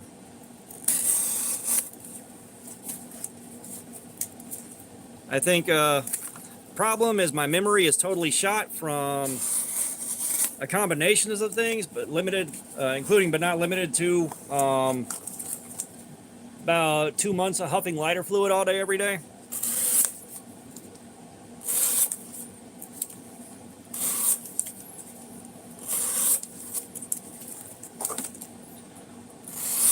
I cannot remember what the hell I was talking about a couple minutes ago.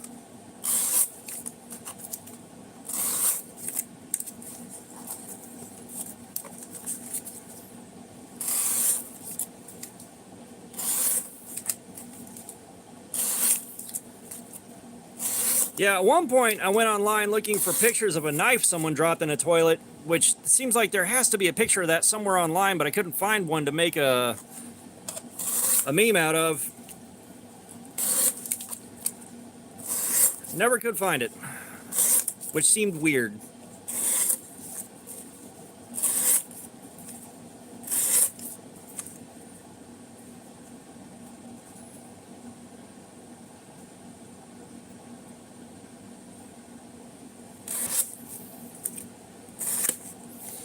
Lovesy, that's actually a decent question. I don't think you've asked that one before.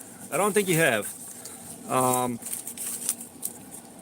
But I don't know, like the best knife I've used, and one of them is going to generate some hate, but it's a toss-up between the Benchmade Bug Out and the Devo Growler V2. Like, I don't care how much people hate Benchmade and how much people hate the Bug Out. It's still a really good knife. Like, it does what it's supposed to do very, very, very well. And thankfully, yeah, you get a picture, just email me. The address is in the channel description somewhere. But, you know, thankfully I didn't pay the Benchmade tax, the butterfly tax, too heavily. I got my CF Elite for like 140. And seeing how the prices are now, I got a good deal on that. The Bug Out's stronger than it looks. The Bug Out can definitely take some abuse.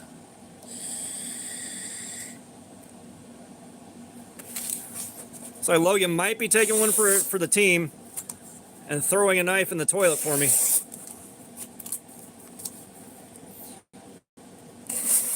Yeah, like I got my Bug Out at a fairly acceptable price. But like you look at it today and that same knife is like 185, 190 bucks, and it's like, that's too much. Like the price of a knife from a manufacturer at MSRP should be going down as the knife gets older, not up.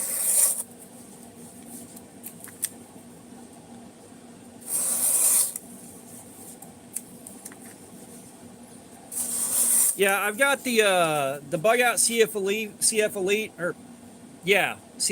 and S30V, and then I've got that one with the aluminum scales, an M390. They both carry well.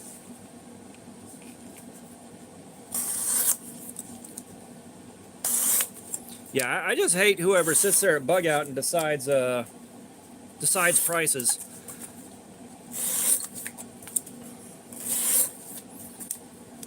Yeah, I don't buy knockoffs or clones knowingly, just because I can't really support that on the channel, which means I can't really carry them and use them.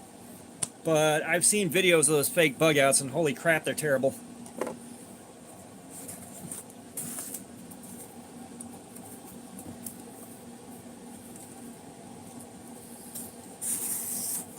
Like the DBK videos on those on that one was just fantastically bad.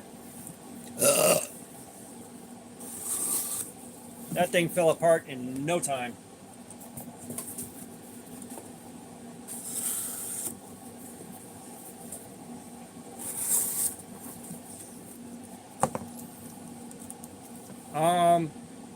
I don't have any stilettos, so you tell me.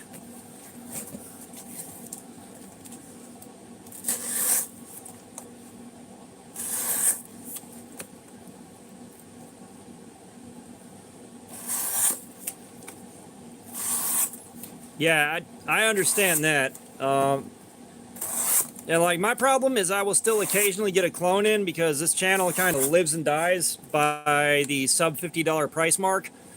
For the most part, it's not often that I get knives that pop up over $50. And when you're shopping in that price range and you don't know literally everything out there, you got good odds of running into a clone that you didn't know was a clone. So there's a few videos, like I'll do a carry and review of a knife or something like that, and then someone's like, yeah, that's a clone, and I'll go online and I'll look, and yes, it is a clone, so I'll come back with a second video going, yeah, I can't do anything with it, guys, it's a clone.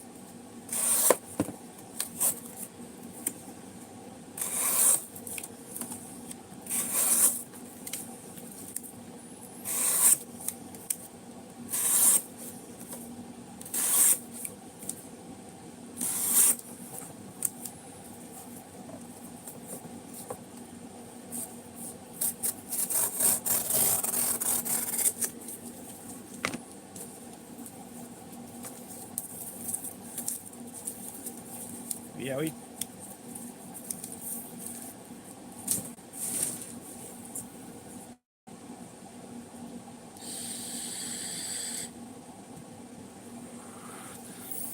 I was gonna say, we need to start talking about Dr. Disrespect and Taylor Swift again and get the viewer number back up.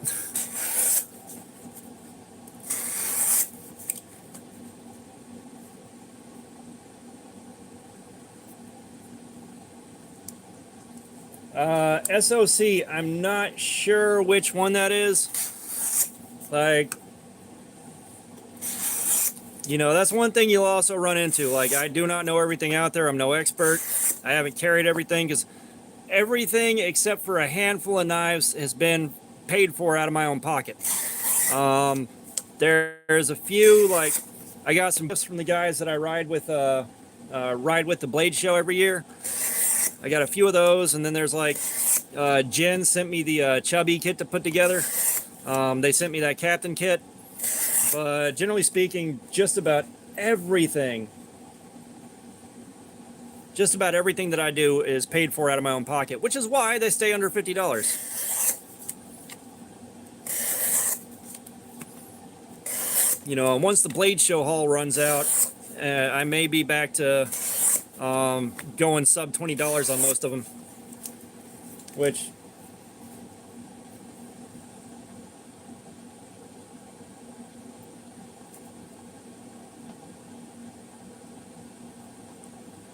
now I'm scared to look it up online.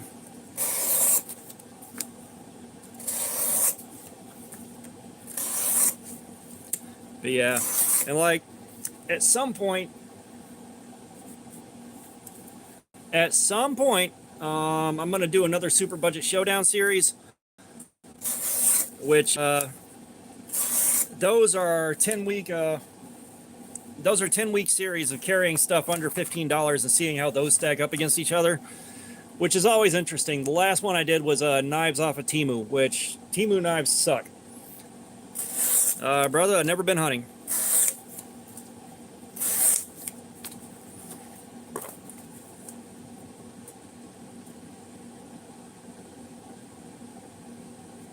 Gotcha. Yeah, I know nothing about those things, and at the $450 price tag, I ain't gonna know anything about those for a long, long time. Like, that's one of the things right now. I'm saving up just a few cents at a time and slowly saving up for my Cold Steel Mayhem. And then we got the rare super chat that comes in occasionally, and that's going towards a community funded sharpness tester. So, like, I figure eventually we'll get there. Right now we're kind of hung up at the $55-ish mark. And so we just got to wait that out.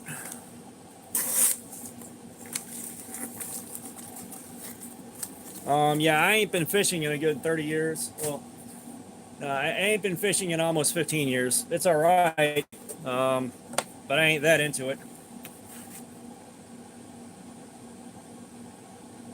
Brother, I have no idea what you're talking about on that one. Now you're just making stuff up, loves Z.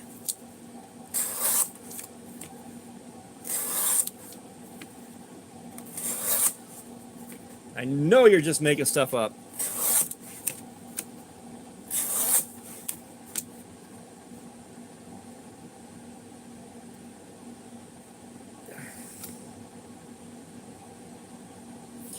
That is a meme I am somehow completely unfamiliar with. Like, I spend a lot of time online.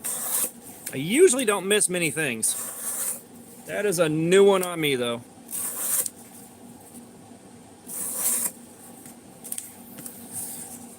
I think the last one I was blown away by, though, was that one newspaper article, your kid could have skibbity toilet syndrome. That was amazing. Fook, that still does not help me out any. That does zero to help me.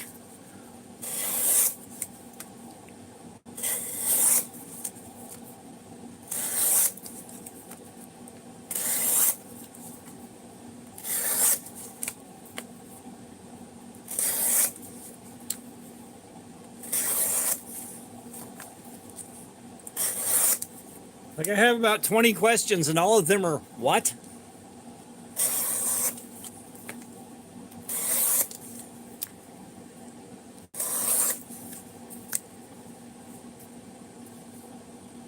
right, loves, you're still making shit up. You're still making shit up. I know it. I know you're just making shit up.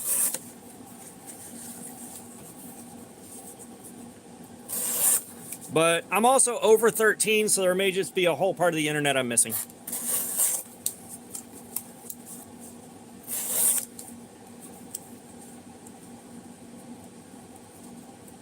Gotcha, gotcha, gotcha.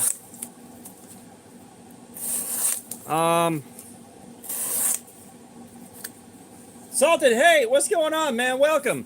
So what we're doing is a 20-sided die. Pick the Ontario Rat 2 out of a few knives at random.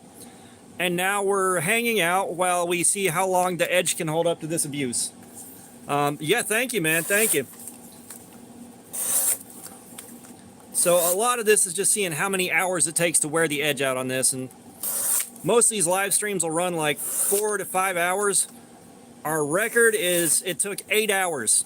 8 hours of doing this to wear down the edge on my Kaiser Sheepdog XL. That 154 cm is great. No, not Cardboard Destroyer, Cardboard Slayer.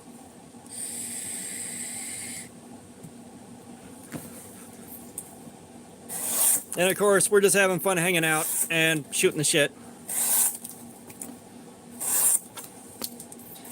The only thing you've missed really is me vehemently complaining about being on day 8 with no air conditioning in the house, and it's like 87 degrees in this bitch. So I've turned this into an absolute endurance run. Like this is going to be a beatdown when the portable AC finally runs out of cold water. It should be blocks of ice, but I left the freezer kind of open last night, so they never froze. They're cold, but they never froze. I'm just hoping before I finish this and go upstairs for the night that they actually do stay, they're actually frozen, that's in the freezer. Dude, I already told you I don't have a cat. You ask that like every stream.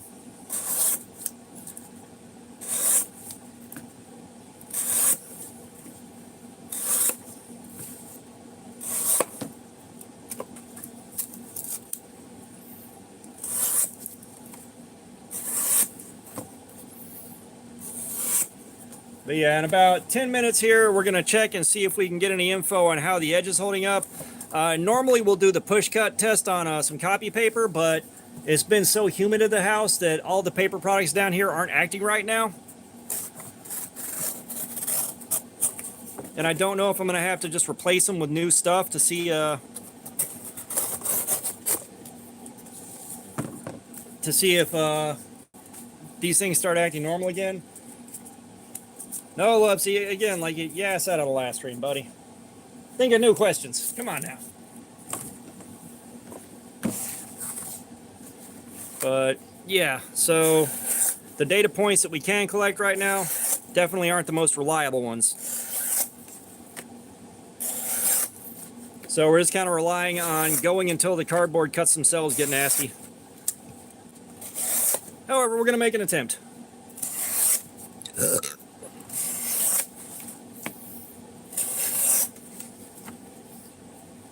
Oh, you're back. All right, welcome back, welcome back. But yeah, we've kind of tapered down to 35 from our peak.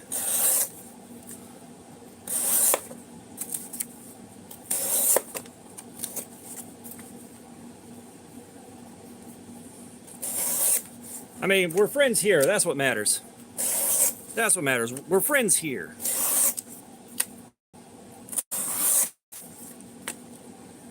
Jacob Pugh, what's going on, man? Welcome back.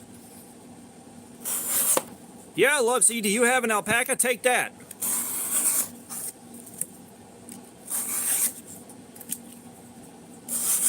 I'll bet he doesn't have an alpaca. But he's going to go buy 3 of them now that we said something. Thank you, Me With Knives. Let's see what that does. Because I'm showing 36 here. No, we dropped down to 34.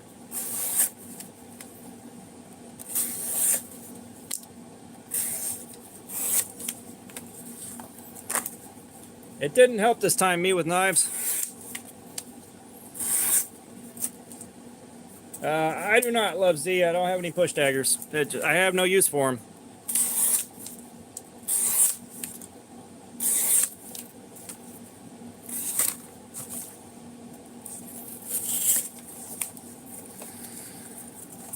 I'm trying to burn up all this frozen department cardboard. Just get that out of the way. It's a pain in the ass to cut.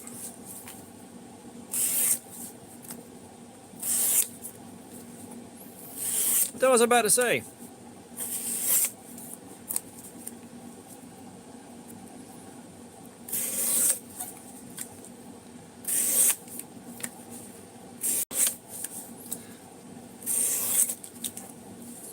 However, I have been thinking about what kind of knife I would design if I had someone I could work with on actually getting the design made. And I've been thinking pocket cleaver. You guys already know I was thinking pocket cleaver. Y'all been around for a minute. But do the translucent scales.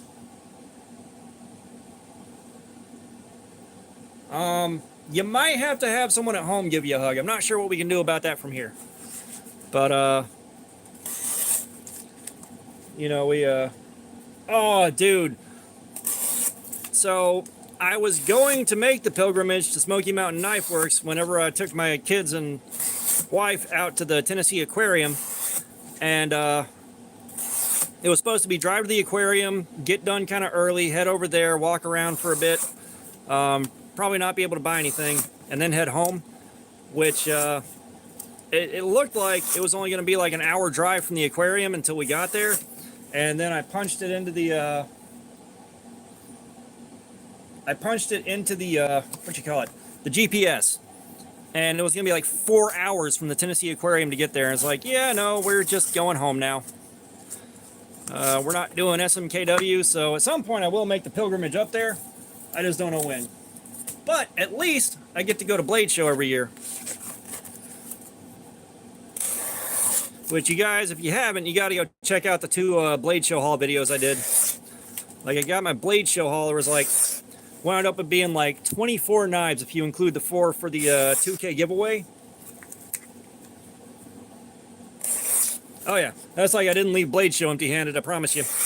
But like I wound up with 24 knives off of Blade Show and some gifts the guys that I ride with gave me. So like I am loaded for probably the next 17 or 18 weeks with stuff that I haven't carried yet from Blade Show.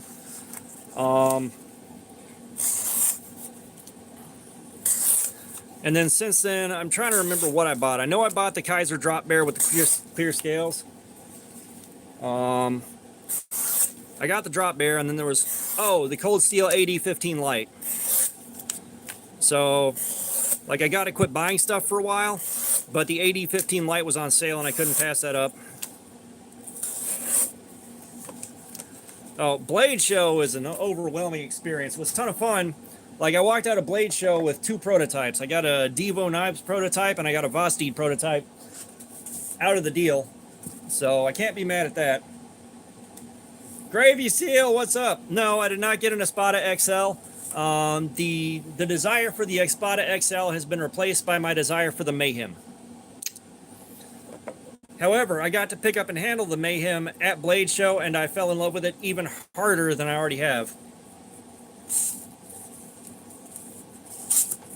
That Atlas lock makes it something truly special.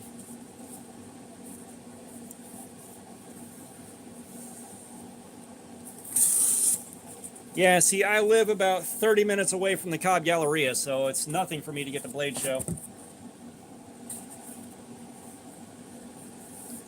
Oh, nice. Yeah, like, I came home with quite a bit of swag.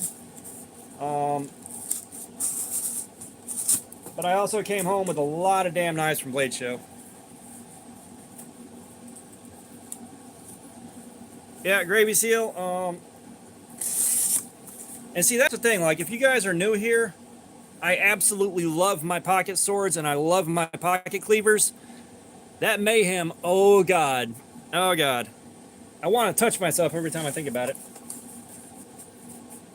Oh God. Yeah, I walked in there with about 300 bucks to work with. Like if you check Amazon and Blade HQ and Knife Center, it's 250, but that's what I'm saying. I'm saving up for that a little at a time. I don't know how long it's going to take to hit 250 on that, but it's going to be a while.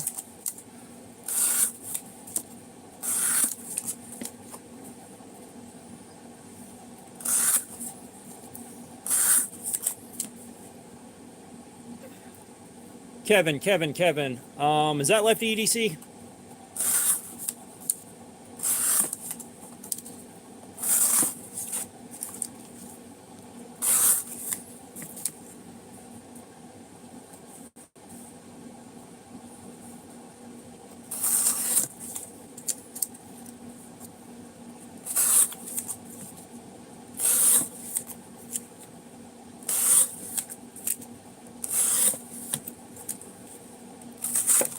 Because like at the Vosteed booth, the prototype that I picked up, one of the guys there is trying to figure out how to make polyester resin or Alumilite scales work. And so I showed him thermochromic resin and sent him home with one of my thermochromic beads. So I sent him home with one of the thermochromic beads that I made to, oh, nice. Yeah, I don't really care about the limited edition part. Like, it's cool, it's neat. If I could get one, great. But what I care about is just the mayhem itself. Like I don't worry about keeping stuff in the box when I get it or anything like that. Like, I don't care if I buy it, it's mine. But, you know, really, just the base mayhem is fun.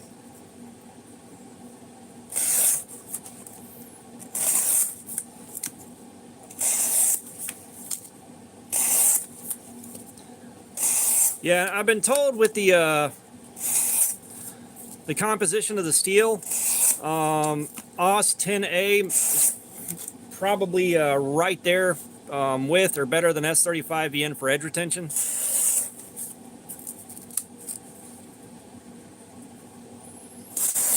Well, I've got like a mountain of knife boxes next to the spot where I do the shorts, because when I do unboxing time there, it just comes out of the box and the box gets thrown in a pile.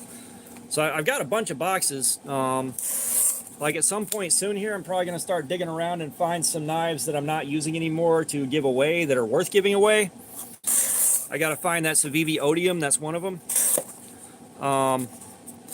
Like I would give away one of my Terminus XRs, but I want to keep the one with the good pocket clip, and the other one has got the bad pocket clip on it, so you'd have to figure out how to replace that.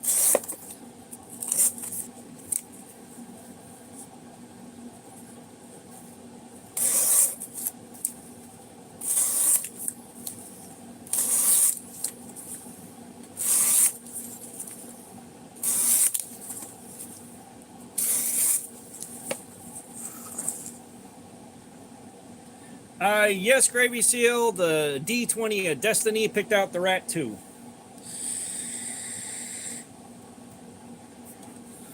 So yeah, we're gonna finish this piece of cardboard. Chef Rocky never picked a figure out, so I'm gonna pick one out next. We're overdue for one.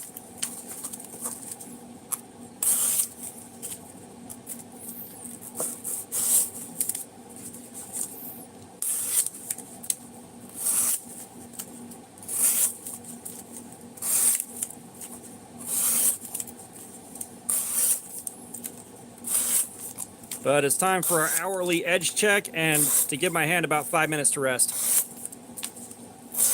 I will say the ergos on this have been really good for this so far. Like minor issues from where the pressure points are on this thing, you know, after this many cuts.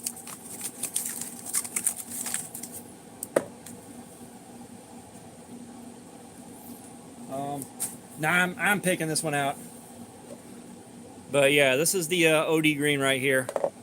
I kind of want a different color. Like OD green is fine, but it's not necessarily my thing. However, this was the one at the right price. Oh no, an hour of edging is nothing, sir. Those are rookie numbers. You gotta pump those numbers up. We're doing the night.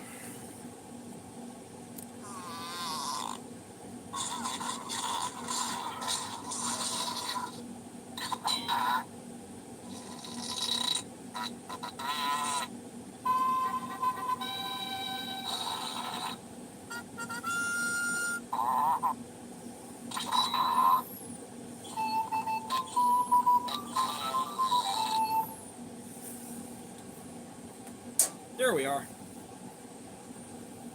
Yeah, I think the most badass gift for my wife is the Rambo 2 prop replica knife with Sylvester Stallone's autograph on it.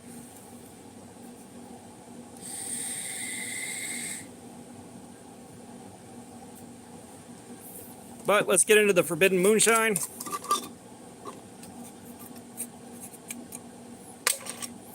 And get all the tape gunk off this edge. We haven't hit 100 yet. We haven't hit 100 yet. But yeah, let me go grab that.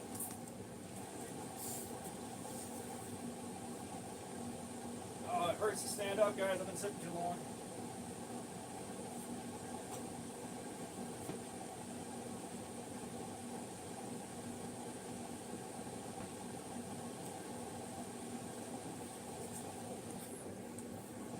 But yeah, this is one of the nice prop replicas too. It's very, very well made. Yeah, 86 is I think the best we've done so far. I'm gonna go put this back up. Oh, I hit 1300? I did? Holy crap.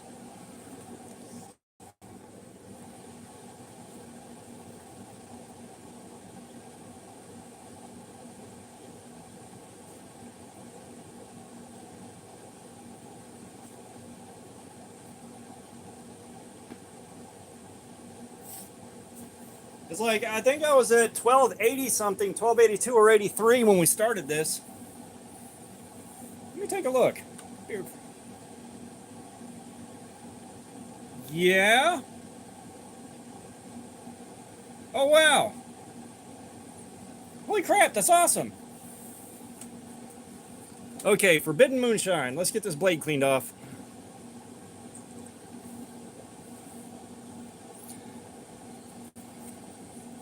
So if y'all haven't seen this before, the tape residue that builds up on this makes it harder to do the push cut on paper than it would be otherwise.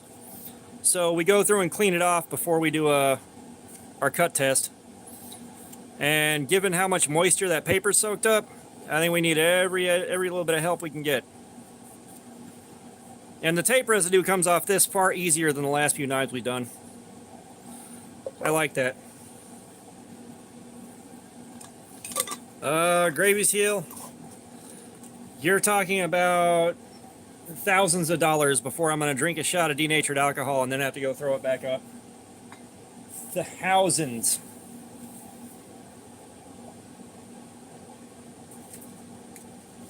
Okay, let's see how we're doing.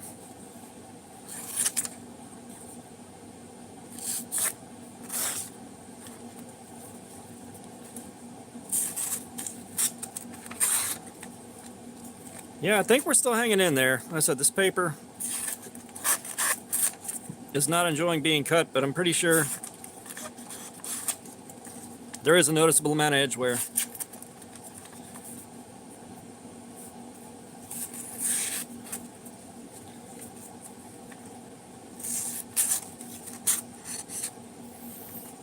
Let me see. Let me get a knife that I know cuts well. Let's see if this is the paper or the knife. No, it's the knife. So there's definitely noticeable edge wear. It's definitely taking a beating on the leading part of the cutting edge. Because yeah, this thing's cutting really well. Oh no, it's not about done. It's not about done. We're waiting until the cardboard starts looking like shit, and then we're not stropping it. We're breaking out the Cali Boy 77. What is up, man? Welcome back. But No, once it starts crapping out on cutting the cardboard, we're going in and we're sharpening it all the way from the ground up. Which KO knives, what do you think the best angle on Os 8 is going to be when we do that? Because I'm debating going with a low angle.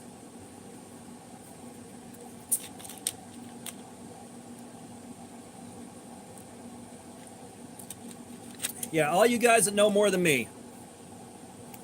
Good angle for sharpening up Os 8.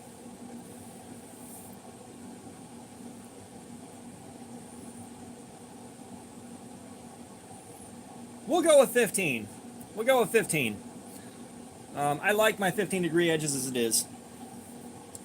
We're also going to find out if I wrecked my 220 grit stone on that damn 4MAX Scout as well.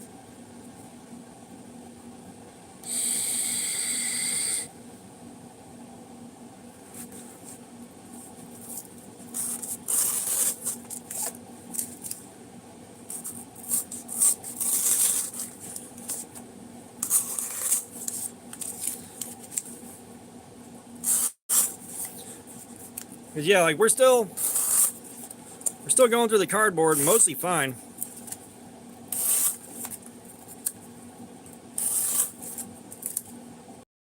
No, we're looking for most of these cuts to roll and tear rather than cut. We have got the Ontario Rat 2 in Os 8.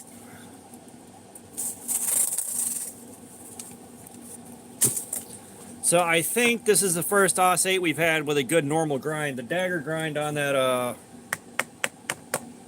Boker Kalashnikov just wasn't great for this kind of cutting. Which I know someone said it's going to suck doing that with it, and they were right.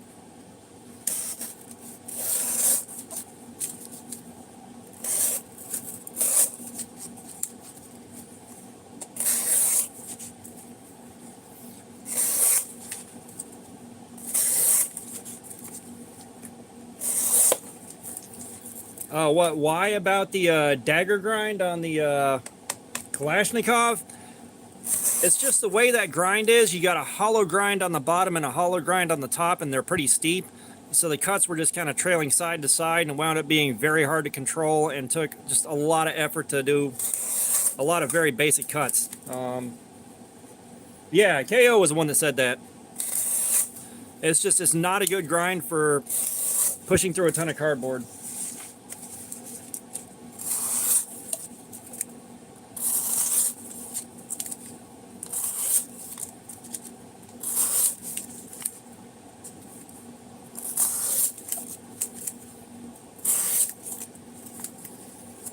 Oh yeah.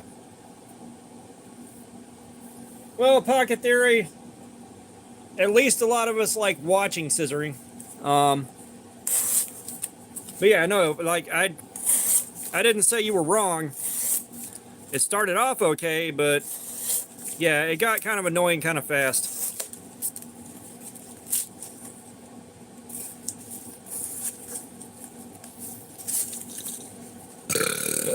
Like I don't think we know how to do scissoring.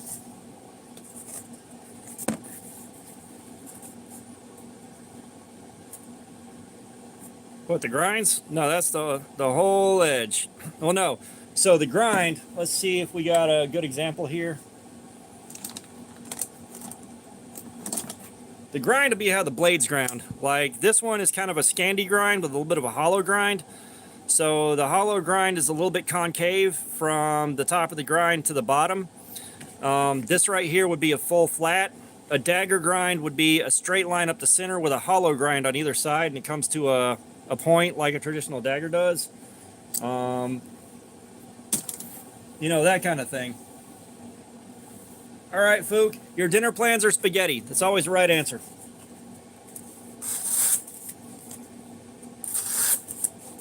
Which, that's one thing. I know we talked about like what I would do if I could go back in time, and one of those is like, you know, I'd find somewhere that was, I'd find a location that was selling the mixed spaghetti. Like I'd have to try that. I'd have to. Lasagna is just spaghetti flavored cake, but it's like, and I think somewhere in the world they still sell mixed spaghetti. Somewhere in the world, I believe McDonald's still sells spaghetti. It's like the Philippines or something.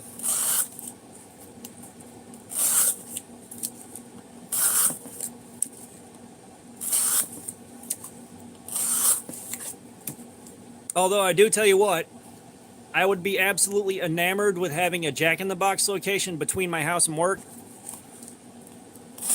But I think Jack in the Box is only just now getting ready to build its first location in Georgia.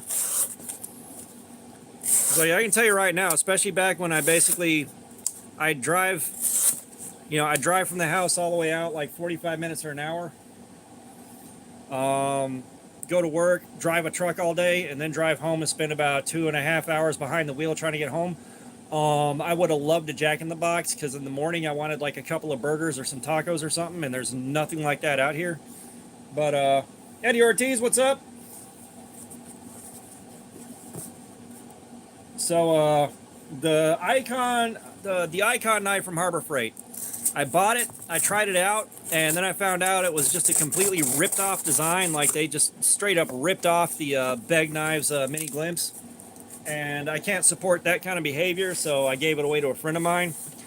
It's a well-built knife. It's good enough quality, especially for the price, but I just couldn't really, have that on the channel. If you're trying to do a legitimate channel, you really can't support that kind of behavior. A lot of the guys that do play around with that stuff, their channels tend to stay very, very small. And that's just because, most of the guys that are into knives hate cloning. They hate ripped off designs. I don't like supporting it. So we end up not doing it.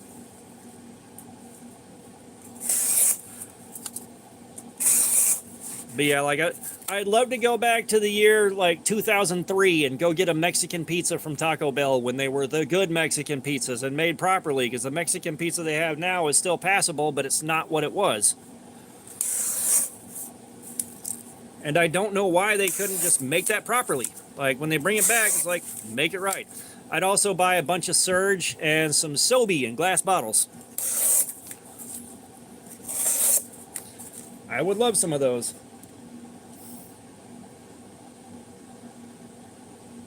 No, Eddie, you're good, man. You're good. I do my best to answer questions. It's not like I'm going to blast you for asking about it, because, you're not a knife tuber. You're like not a knife guy on YouTube. Like, you have more freedom to play with stuff like that than I do. I just, showing that on the channel, because like I did a few videos on it. Harbor Freight came out and said they had an American designer. I made the assumption, or at least fielded the guess, that they bought the rights to use the design, just changing it a little bit. I thought they had like an agreement and an NDA that made sense, but no. I had contact with the guys from Beg Knives, and they're like, no, they straight up ripped it off.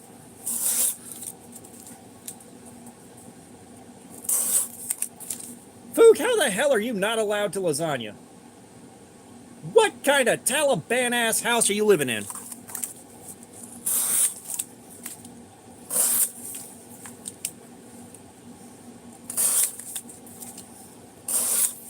You guys see that, right? Like, he's not married, he's being held hostage.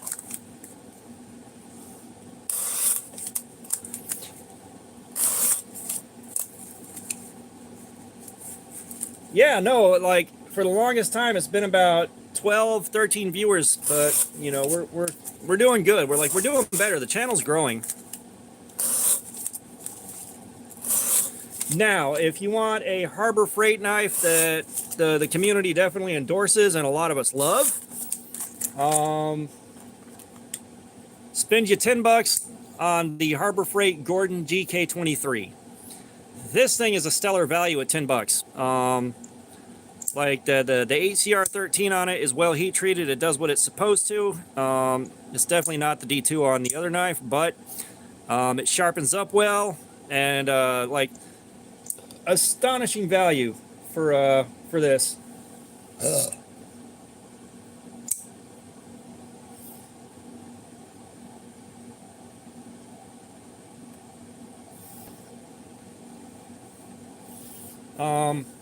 What, the crescent knife? Let me go grab that. They don't look that much alike.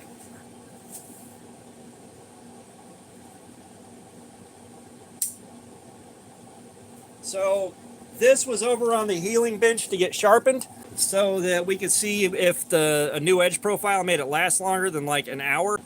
But yeah, they don't look that much alike.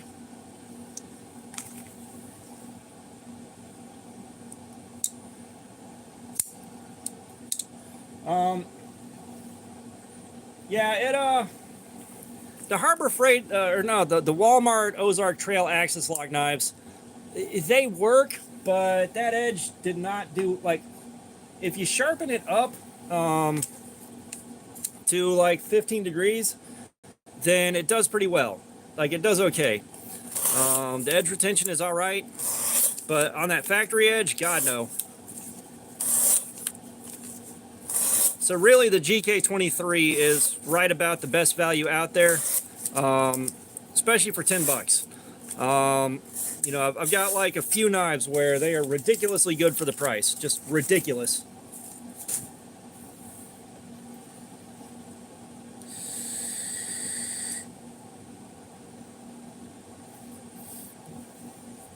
Oh yeah, no, an Axis lock is always fun to fidget with, always.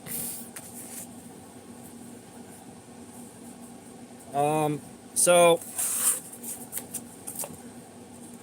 Cali boy, I'm like, what's your channel aimed at? Because like, that's the thing without knowing kind of what you're going for there.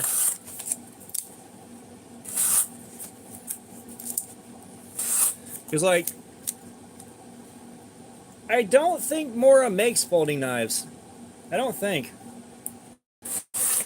Speaking of which, I keep forgetting I want to put this in the mix for Cardboard Slayer. Like, I need to, but I just keep forgetting.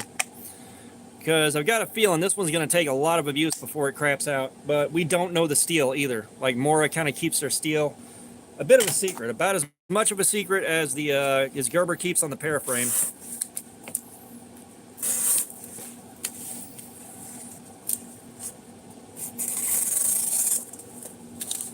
Because I know what you're thinking. Like, if Mora made like a $20 folder that ran about as good as shit, what the hell is it? The Mora Robust or something like that. That'd be fantastic. Well, we're not thinking about changing my name.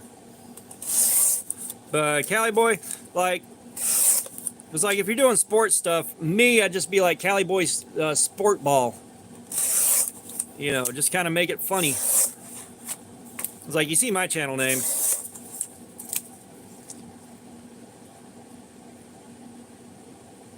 Yeah, Mora uses some kind of Sandvik, but like, I've even seen where guys go to the Mora factory and they still won't tell them what steel it is.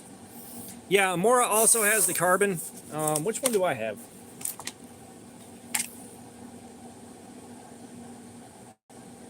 Yeah, this is actually the carbon.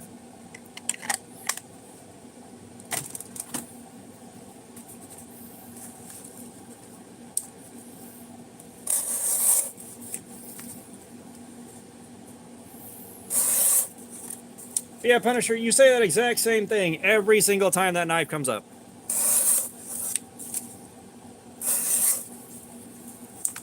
I figure Ozark Trail uses the leftovers that the Pakistani guys don't use in their Damascus.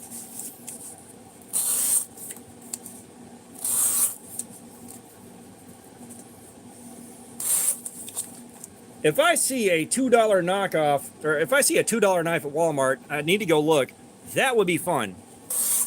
Like, I've got the $3 Walmart knife, but like, it's mostly serrated, so I can't do a whole lot with it here, because that would be a fun Cardboard Slayer stream. Like, that would be a lot of fun.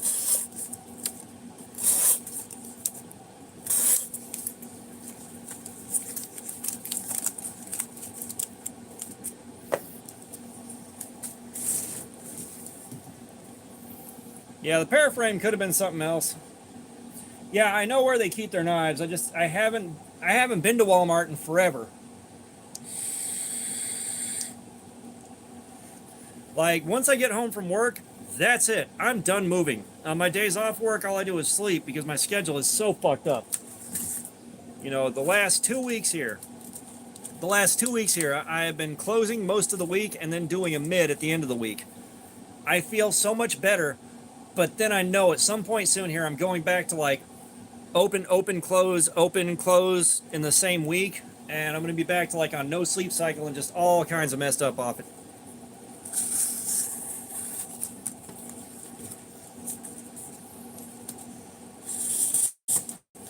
You know, that's part of the reason why streams like ended at 9 o'clock like clockwork.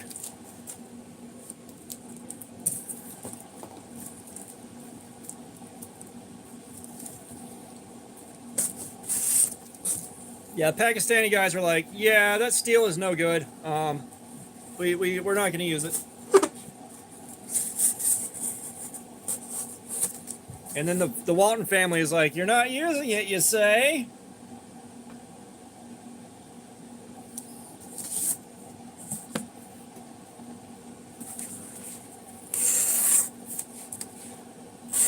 Exactly where is evasive floppy disk? That dude has not shown up yet.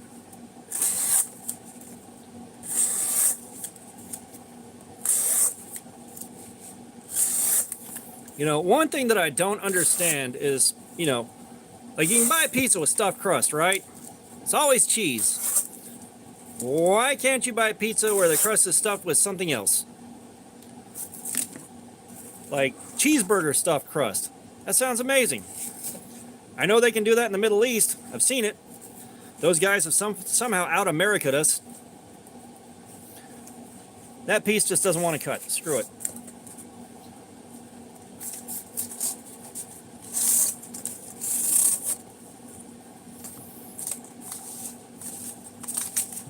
Kodiak frozen waffles, it is time to repent for your sins. The day of judgment is upon you. Oh, dude, Gravy Seal, thank you so much. We got a super chat in. That super chat's going to be saved up for the edge sharpness tester. That's all going right back into the channel. However, again, next time I'm at Walmart, I'm going to go look for that. I am going to go look. But yeah, no, that is greatly appreciated, man. Thank you so much. I need to get a bell or something for that. I don't need to get a bell. That's Bees Blade's thing. It's something special to do for the super chats.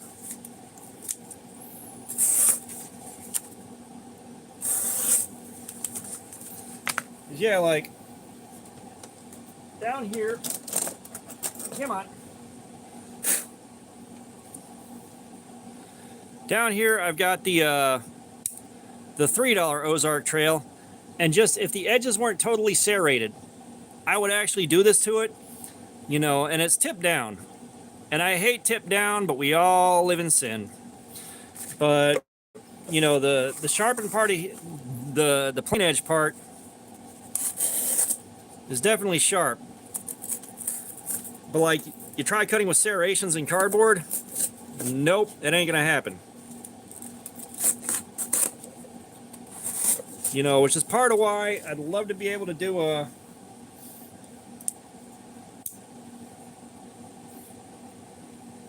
Well, what, the precision adjust sharpener? The Elite is like $120, which if you're gonna buy one, that's the one to buy. Unless you got $250 to spend on the precision adjust professional, which I wish I had that, but the Elite does what I need it to. So, KO Knives, you haven't picked one out yet, so let's go Scuba Guy. It's about that time.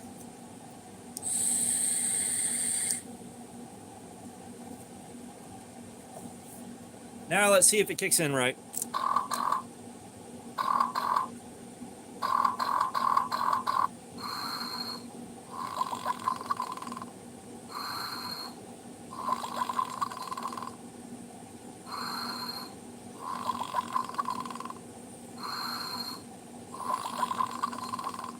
Oh yeah.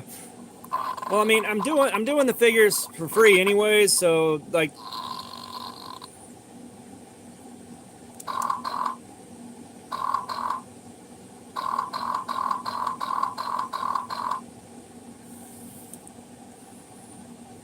yeah, well, that's the thing is like what I'm looking at with the Precision Adjust Professional isn't necessarily just that it's nicer, but you can buy aftermarket stones for it. Like, you can get stones that'll pop right in. Like, you can't do that with the Elite. And I'd like to have a wider range of stones, you know, and a better clamp. If I would have had a lower grit and a better clamp, then I could have done the redone the edge on that 4MAX Scout in no time at all. Dude, Gravy Seal. All right, you get a figure. Which one do you want? We still got the Mummy, the Alien, the Grim Reaper, Frankenstein, and the Robot. Which one do you want?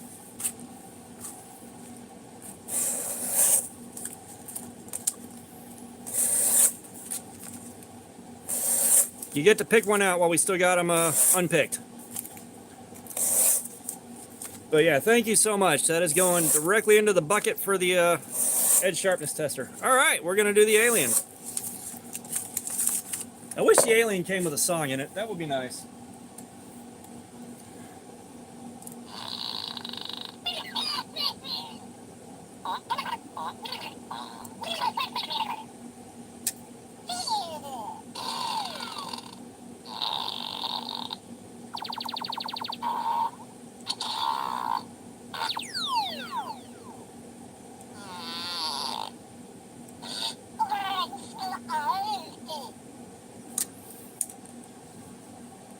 Oh no, the cape fell off.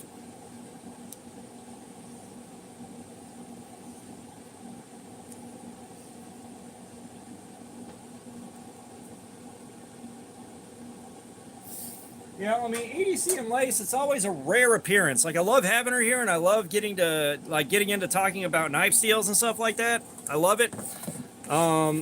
I know she said she'd hook me up with some diamond emulsion if I hit her up on Instagram, but I don't have any clean strops to put that stuff on yet.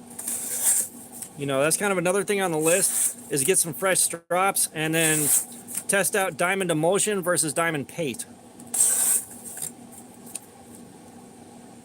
All right, Gravy Seal, I appreciate your time, man. Thank you so much for the super chat.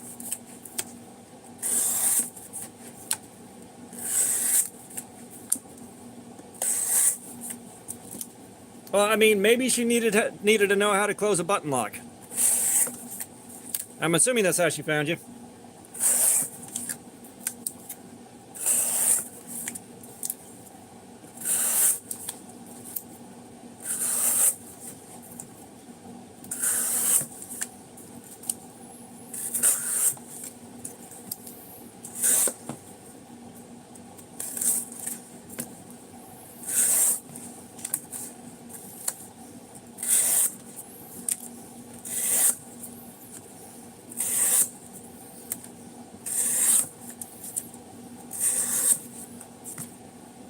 And so far, the little portable air conditioner is still going fairly strong. Like, it's still doing the job. I wish I could have put ice in there.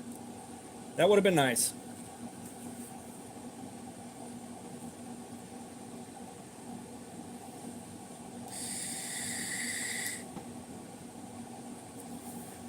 No, the Elite doesn't have removable stones. They're all proprietary bullshit. But the Pro, you can buy aftermarket stones for it. But that's 193 of the same one. Why dedicate a whole wall to that?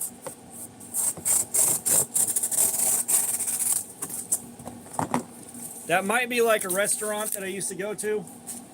Uncle Bud's Catfish Chicken and such. Like, you could bring in an old hat and trade it for an Uncle Bud's hat, and then they'd staple your hat to the ceiling. Dude, that ceiling was nothing but hats. I had several of those hats. I wish I could go back and get one now. But, like, that was the only place I could go to buy alligator tail.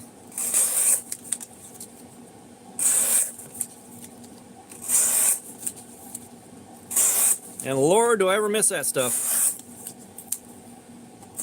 That's, again, time machine.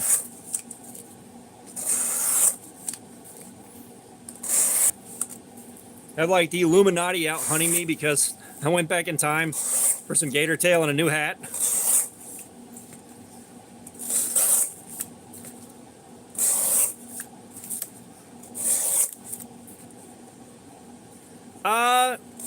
Gator meat, it tastes like chicken, only stronger. is the best way to put it. Like, the fried gator tail tasted like fried chicken, but it was a stronger flavor.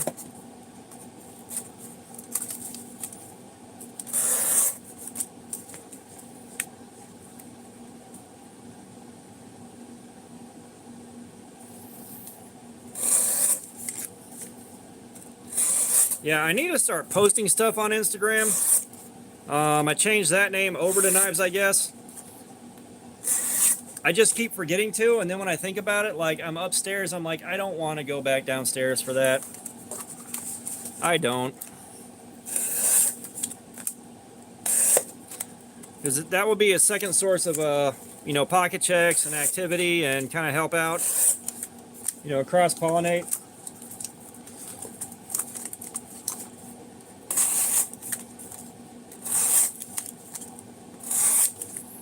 Yeah, it's like, you know, especially with like stuff like food and drinks, the stuff I like always vanishes.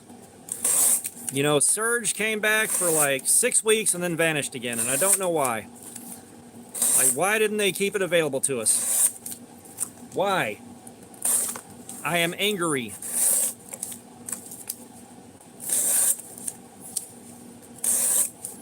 Alright, we're starting to see a few kind of sketchy cuts here and there. Like, we're definitely seeing some edge wear now. Which kind of tells us that the edge on that damn Camillus I'm going to carry is trash. Like, I swear to God, that Camillus feels so damn cheap. Like, I know that's what to expect out of Camillus, but I was hoping for a little better.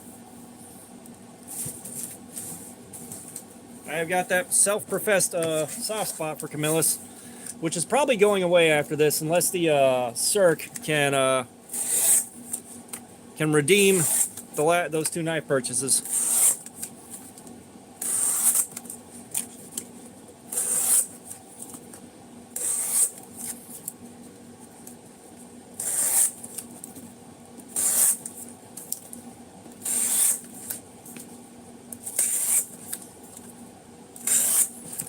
Yeah, it still kind of amazes me that the ones that were left evolved into birds.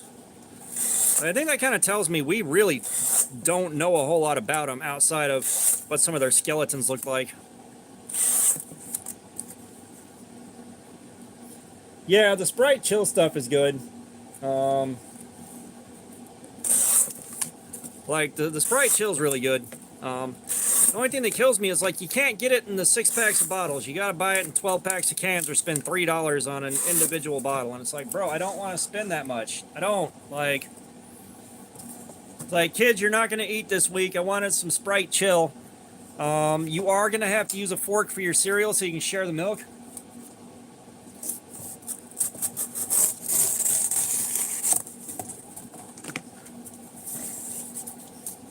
No. So, like, you know, there is that pervasive theory, which seems kind of likely, that dinosaurs had feathers or something very similar to them instead of that lizard skin that we all think it is. Just imagine seeing a T-Rex and it's like, but at like a deafening volume. Like, think about that. Andrew Fett, what's going on, man?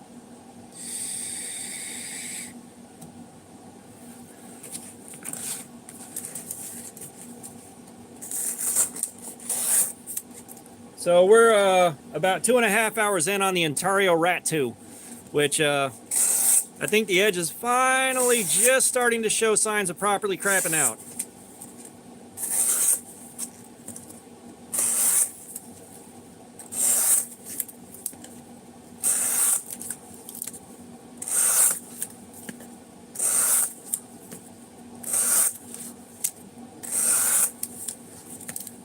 But yeah, that's interesting to think of, like, dinosaur noises, because there's a really good chance they just sounded like chirps or like really high-pitched things. It's like,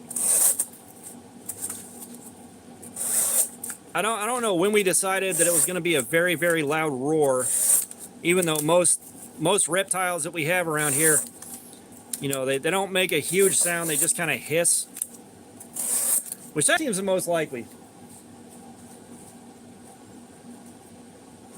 Brother, I wish I could edit video right now. That would be amazing.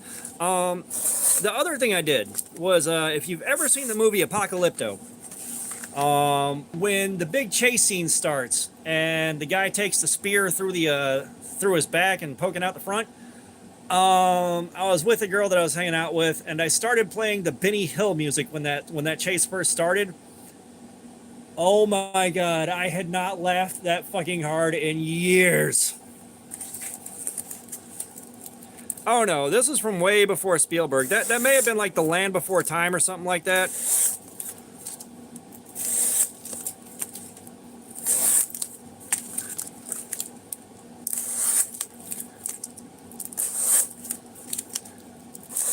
As I said, I would expect just like a really, really loud hiss. You know, he's like...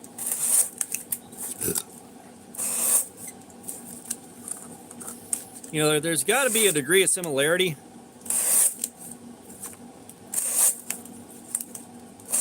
There's got to be like... If they were more bird-like than reptile, yeah, there should be like some kind of chirping noise or some kind of weirdness going on. But... you know, it might have been just a loud hiss. Oh, dude, the Benny Hill music could make an orphanage fire hilarious. Just straight up.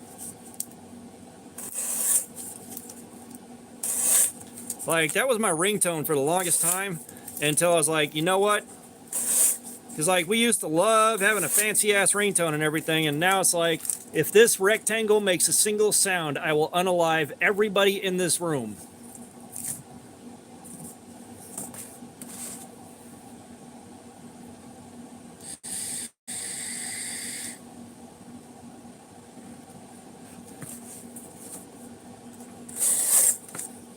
Oh god, just imagine the Benny Hill music during the Passion of the Christ. Just just think about that for a second. Oh my god, that would be so good.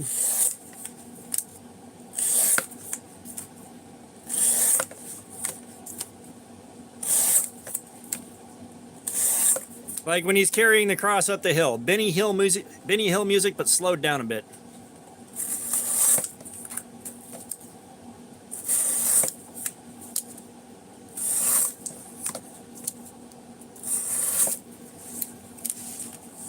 Well, no.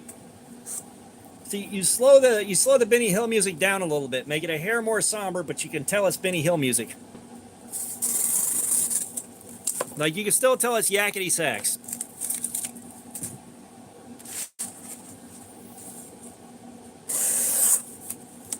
However, now that I think about it, fast forward might also be a really good option. That might also be that might be the better call.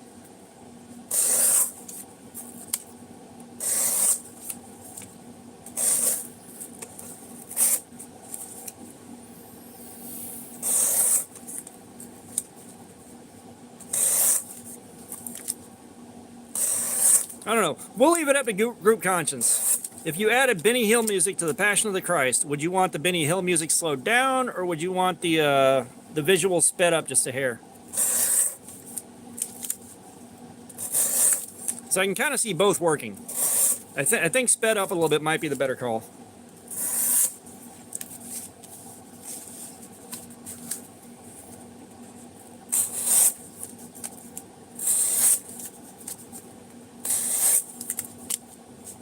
Like the Benny Hill music with the opening of Saving Private Ryan. Oh, I just thought about that a little too much. Oh god, that would be good. That would be so good. Very disrespectful, but so good.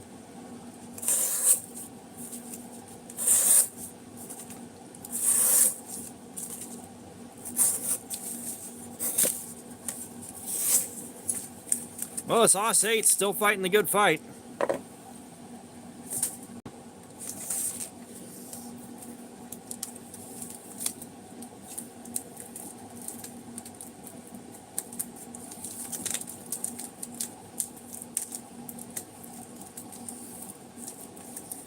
And it would be so nice. It would be so nice if the guys that packed up these boxes of frozen food used a little bit less packing tape. Because right now it's an absolute nuisance.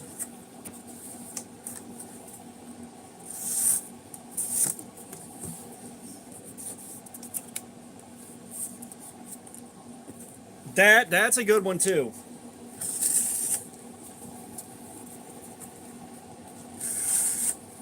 I'm trying to think about what the most disrespectful use of the Benny Hill music would be. Like as far as movies go, like real life footage, we're not going there because that'd be a bit much.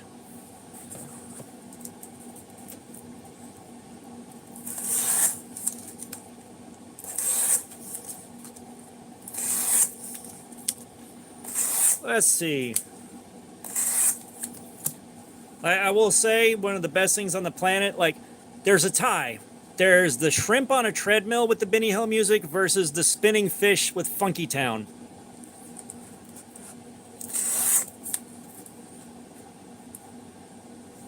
Oh, oh, oh, that is good.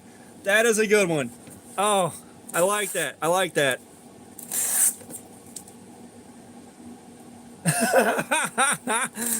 Yeah, I do like that too. Oh, I like that a lot.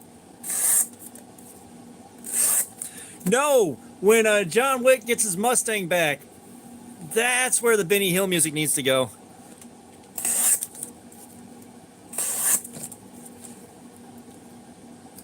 That's a good call, Me with Knives. I like that. I like that.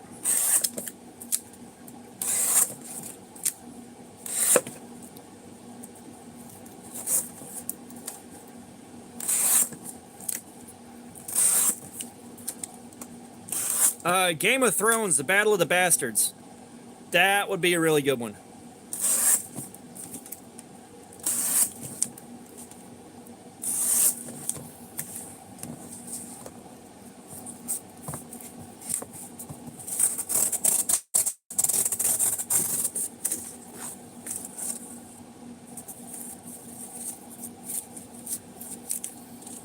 I have not seen John Wick in so long that there's not a ton of it that I remember, and then we never got into the sequels because, well, attention span issues.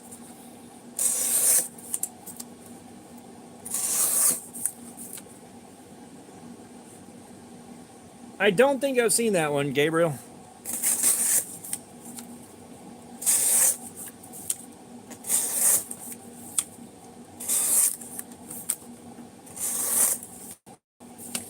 Someone drop a couple of Dr. Disrespects in our comments and see if we can't get our viewer numbers back up.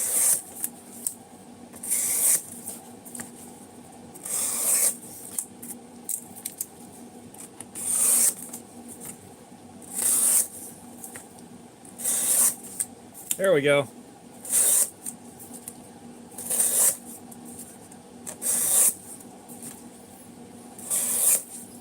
He's sure fucked up and he deserves everything he's getting right now.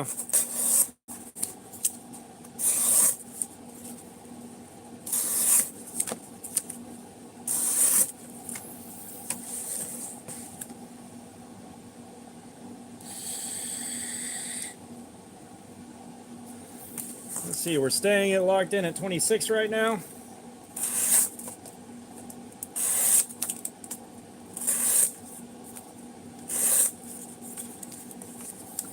So, Dr. Disrespect, he was inappropriately messaging a minor, basically. He even came out and said it wasn't necessarily appropriate. Then he edited it back. So basically, he got caught, at the very least, grooming.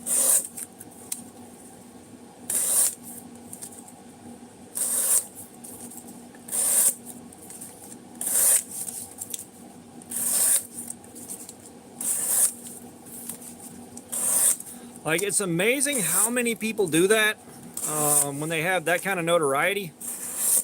And it's like, bruh, there are plenty of women your age. They made more than one of them.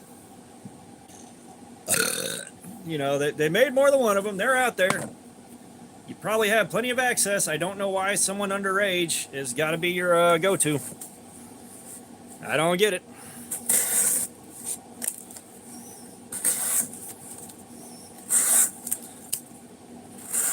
Because I'm pretty sure if I ever found myself in that position, I find out someone that's messaging me is under 18, it's like, fuck this shit, I'm out.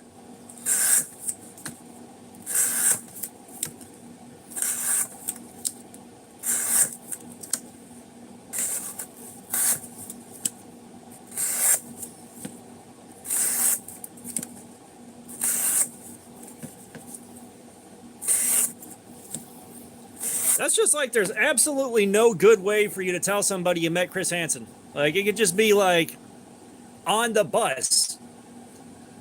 And it's like, you guys, I met Chris Hansen. No, no, no, no, no, no, no, no, no, no, no, no, no, no, no, no, not like that. No.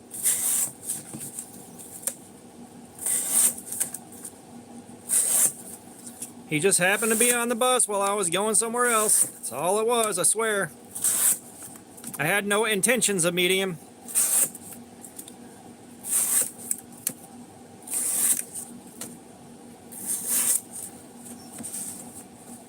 Say what you will here, but this edge is still hanging on for dear life.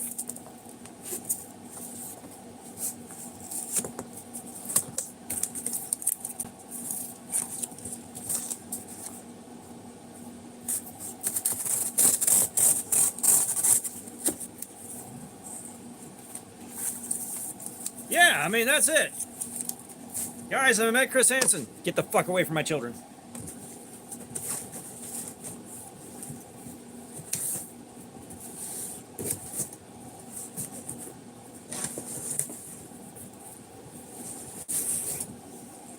You know, I'm going to end up with way more cardboard. I already have way more boxes of shredded cardboard than I can fit in the back of my truck.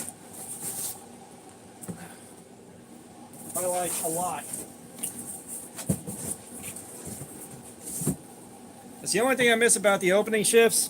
I could get in there and get the cardboard in the baler pretty easily. Yep. Kodiak, thick and fluffy blueberry waffles. Your crimes against humanity have been noted and you will be punished.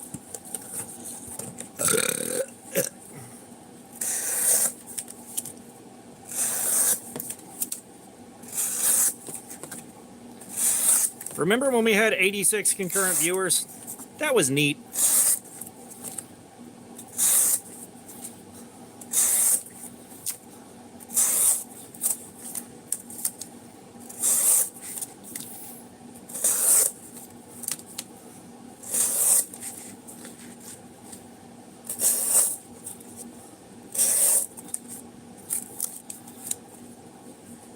Yeah, I mean, I kind of expected to see slightly worse cuts coming from this thing by now. I bet you she don't do so good on the paper test in about 10 minutes here. Yeah, I get the feeling we're not too far off from breaking 100, even if it is only for like a minute or two.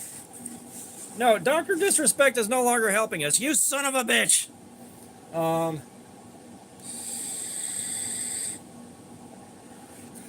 Like, we can't be too far off from the number poking up over 100. Probably staying there for about 30 seconds to a minute and then going back down again. Like, we were doing good at around 50 viewers for a while there, and then it's kind of tapered back down to the usual 17 or 18.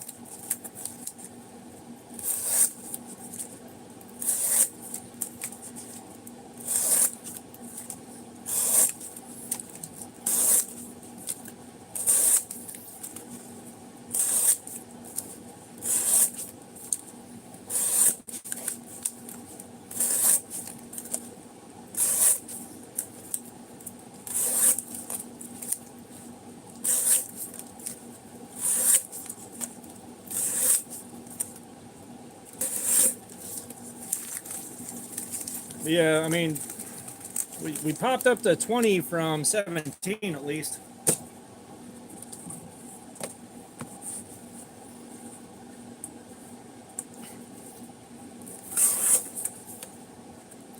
Yes, I think the view time on that last one that I did, when we first started spamming Dr. Disrespect and Taylor Swift and all that, that got like over 1,000 hours of view time or something like that. Or no, it was 1,700 viewers. Like 1,700 viewers overall. It was nuts. I don't remember the overall watch time. I may be able to check that though.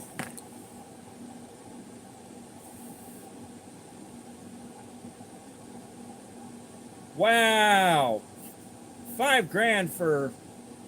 What the hell, man? Did that thing give you hand jobs when you went in there for milk?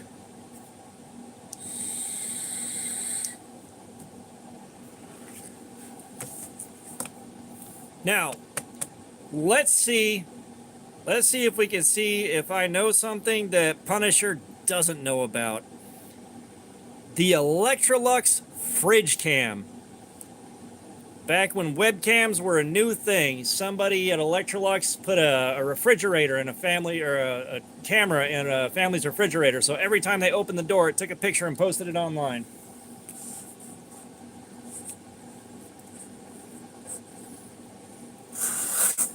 Maybe it was the Electrolux fridge from the fridge cam.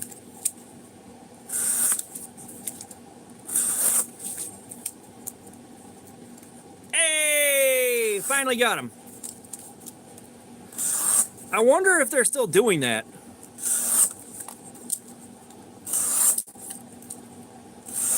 Because, like, that was way back when web pages had hit counters on the bottom.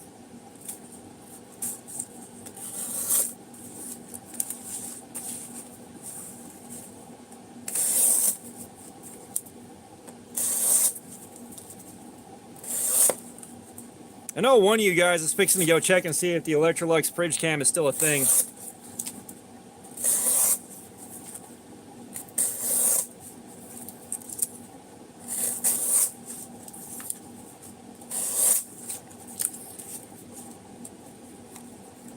Huh. Now, I will say, some of those fridges start going for ridiculous amounts of money anyways. So that may have been like a $10,000 fridge or something like that when it was new. Let's see if we can find some information here.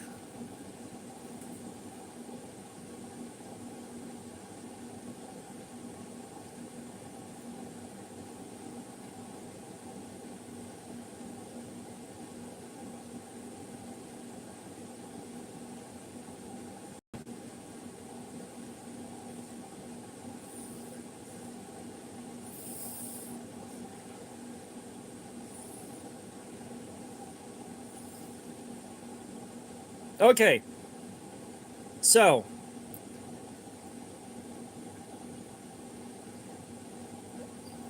May 30th, 2000, 1,000 days ago, Electrolux installed a camera in the refrigerator of a Swedish family. Takes a picture every time the fridge is opened. Even caught them sleepwalking. It was launched in 14 countries in 1997. 640,000 visitors.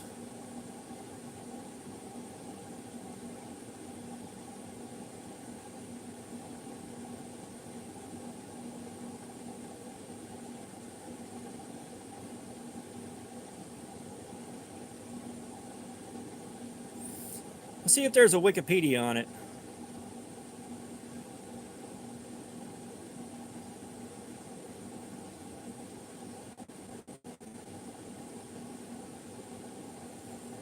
Not a Wikipedia on it. This is going to find out when it shut down, or if it was still going.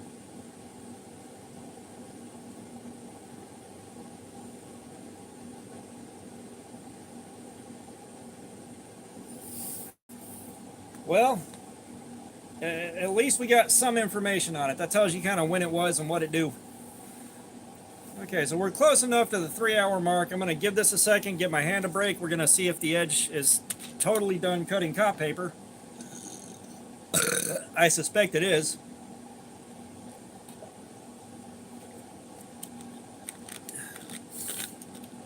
However, I want it to start giving up on cardboard before we sharpen it.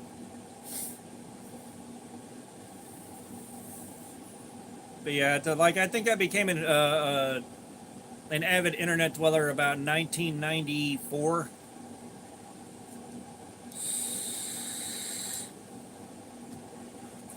Like, I remember those old chat rooms, and that was the Wild West. Jesus Christ. Like, it wasn't as bad as a Call of Duty lobby. It was just all kinds of weird stuff happening. The Flame Wars were always interesting. Those were fun. You just get in a petty argument with somebody and shut the entire room down for 30 minutes. Like, I'm sorry, guys, I have to do this. Can't access. Like, giant scrolling font in different colors that just freeze the chat room until until it scrolled off the screen and things started working right again. All right. Is she cooked? Not really. Like, it's still hanging on. We got a worn spot right there at the primary cutting spot.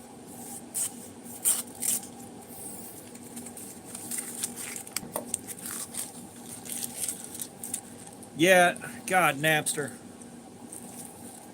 Like, the computer would get super aids, and half the songs you downloaded, like, it wasn't the right song. It was just the wrong song with the title you were looking for. Like, for the longest time, I still had stuff in my phone that I downloaded from Napster that I got onto a CD, and then somehow got it to my I got it to my MP3 player. That's as far as it got. I may have put that on the SD card and moved that to a phone, but that stuff's long gone. Long gone. I miss that.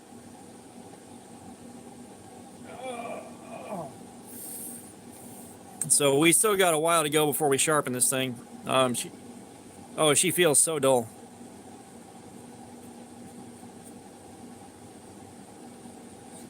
Yeah, the edge is definitely taking a beating, but it's still fighting the good fight. Yeah, it's like, I don't know what you would accomplish, say, titling it, like Alice in Chains Rooster, but it's really something like, I don't know, Happy Hardcore Tetris. I don't know what was the goal there or what was there to accomplish.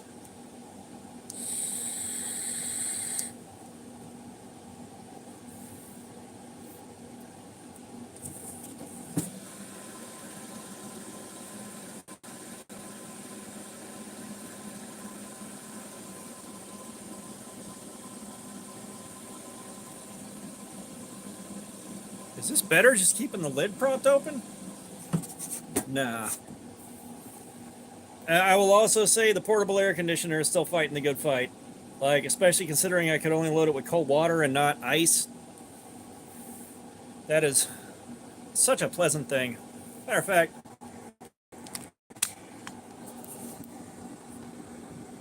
that's what I'm dealing with right there.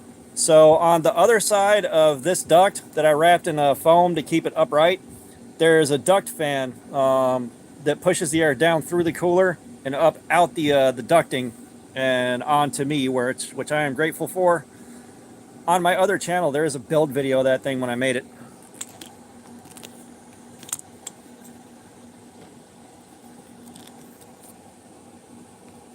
I did rotate the device back, ass hammer.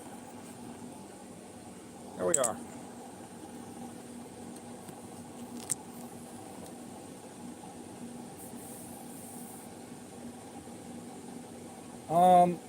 Gabriel, it might be a while. Like, the edge is warm, but it's still going, and like the cuts on the cardboard haven't gone to shit yet. Like, it's starting to struggle just a little bit, but the cuts are still clean. They're not rolling up and wadding up. Yeah, like I said, I don't know what there was to accomplish by doing the listings like that. I really don't.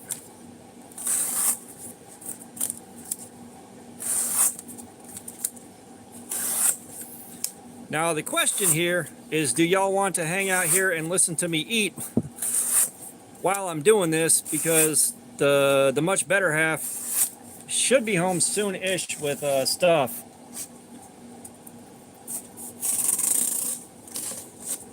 And either I catch it now, it's like, in an ideal world, it's a bag from McDonald's.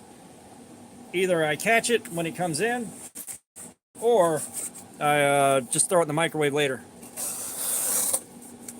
Yeah, like, as much of a problem as it's having with the paper in this one area, the rest of it's still going pretty strong.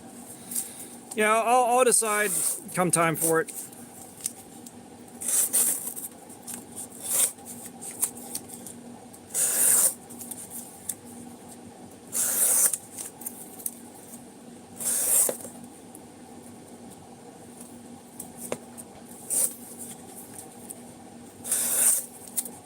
And yeah, I take the extra second to finish the cutoff because if I don't, it'll start hitting my hand.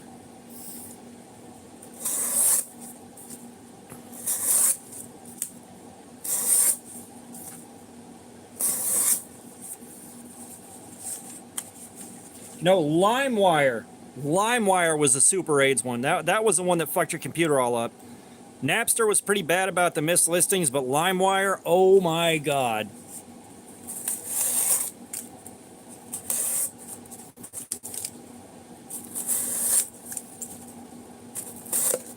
LimeWire was definitely risk it for the Limp Biscuit.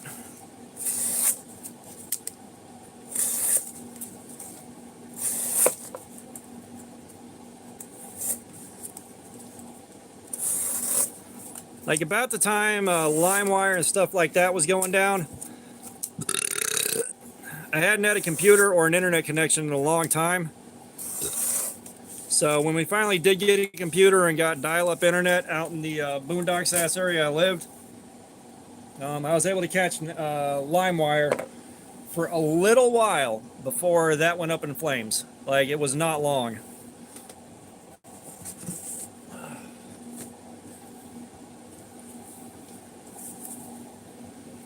All right, we're almost through with the box from Frozen Foods. We're almost through with the boxes. We got 2 Eggo boxes left.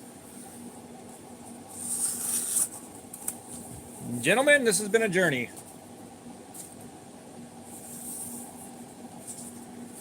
Yeah, and like, at that point, like, malware wasn't even stealing your identity. It was just messing your computer up. And it's like, bro, why? Like, one of my dad's friends from way back when he was in tech school, he made a computer virus that simply said something like too much moisture detected, spinning your hard drive dry.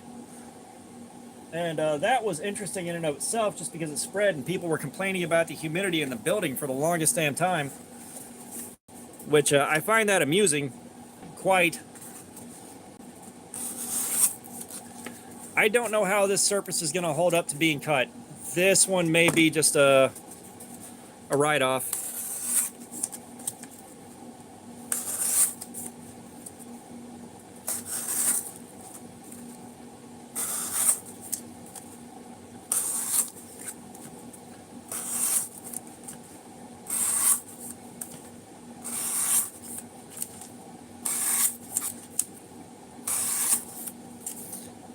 Yeah, like when I first got that dial-up connection, one of the first things I did was try to go onto YouTube, and there was like one new song from one of my favorite dudes at the time, and I think I spent like 12 hours waiting for the video to finish uploading and stop buffering, and it just wouldn't happen. Like, that dial-up was so slow out there. Like, they finally released they finally cut loose with high-speed dial-up back then in that area, and we got that, and things started working pretty nicely there. Like, we had Wi-Fi and 3G, so we were in pretty good shape.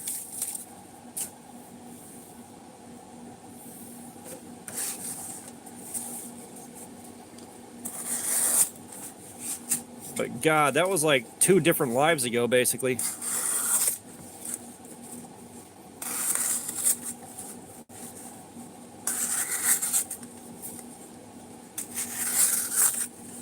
It's still cutting, but it ain't happy about being cut.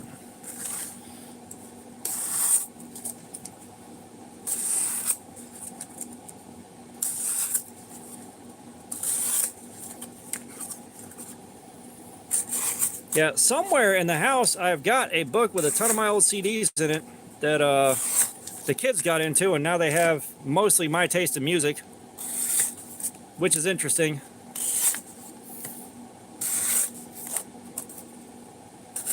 But I don't know where that thing is. I don't have the slightest idea.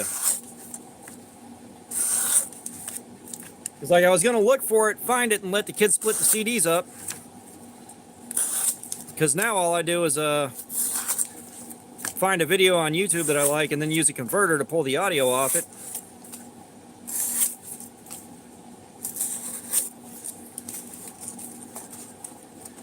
Yeah, I mean, by the time the dial-up internet hit that redneck-ass area, the dial-up sound was gone. Like, they got rid of that. Yeah, I'm not cutting more of this box up. This thing got half crushed. We may save that for something that's really sharp and see how it responds to that. Alright, the last of the frozen department boxes. I have not, but you were talking about that on the last live stream.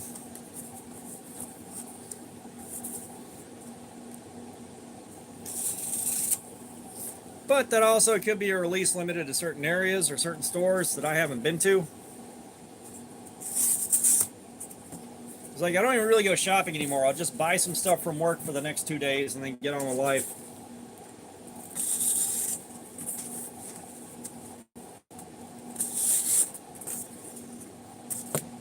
Okay.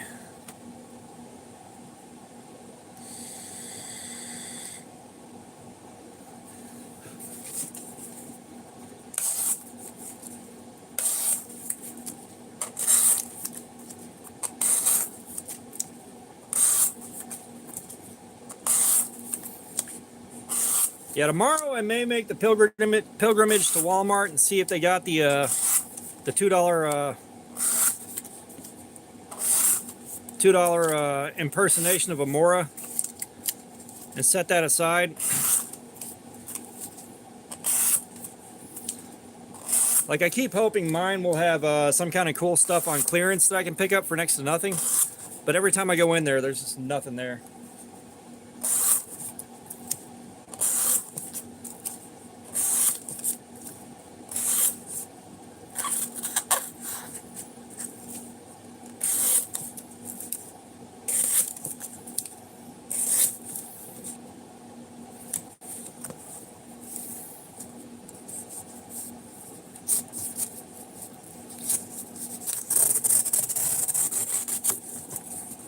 Yes, it's not like I don't enjoy going to Walmart. It's just getting up and driving there is kind of like my activity for the day. You know, it's that thing where, like, I'm good for one event a day, basically, and then that's my whole damn day.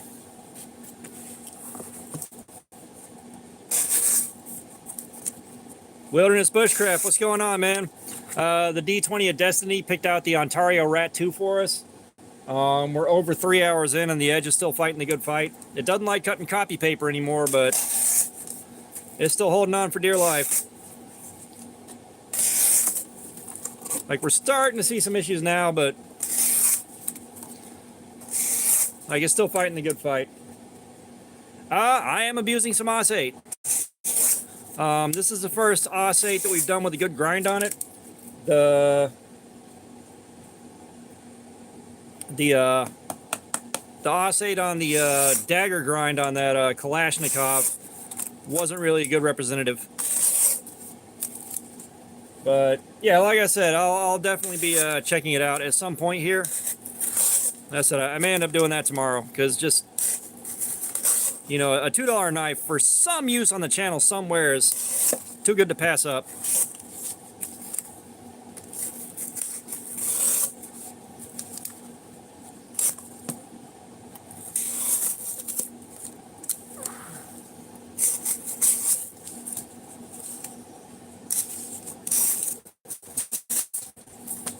Then again, we're starting to see the cuts get real nasty here.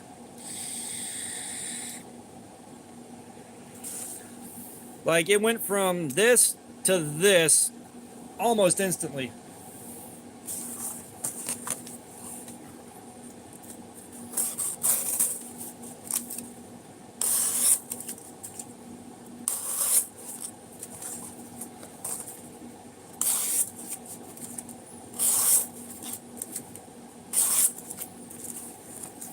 It's not done yet. Like, we're back to clean cuts again.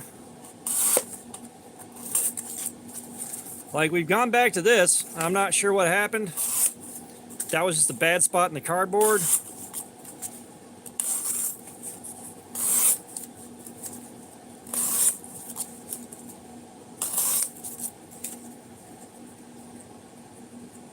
That O knife, I've got to carry it first. Like, I've got to carry it and give it its week before we do that. It's going to be a lot of fun, for sure. Yeah, that's the thing. When I heard they were closing their doors, like 2 days after I found out, I think 2 days after they actually sold, I went ahead and grabbed this, which I'll probably give it a while. And when I remember later on down the road, once I'm confident all the old stock is sold down, I'll pick up a new one and see how that compares to this one. Because, yeah, I was thinking the same thing. I'm not going to get another opportunity to buy an Ontario version. So, yeah, I grabbed one just in case.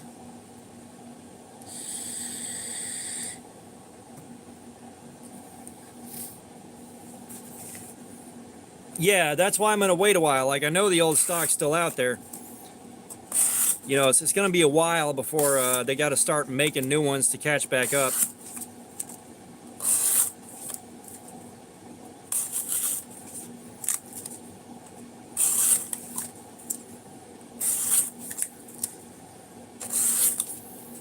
So you got to figure, they made fuck tons of these things.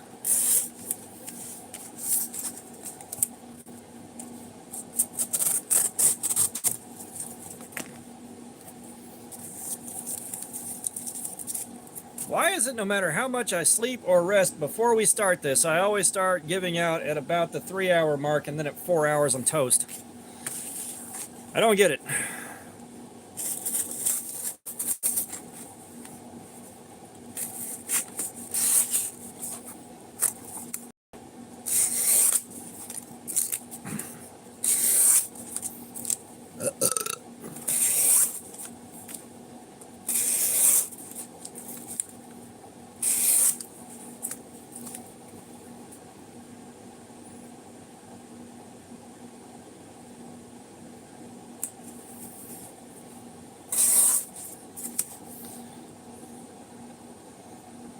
Yeah, because, well, I mean, this was made in Taiwan anyways, so they may just still be going with the same guys in Taiwan for all we know.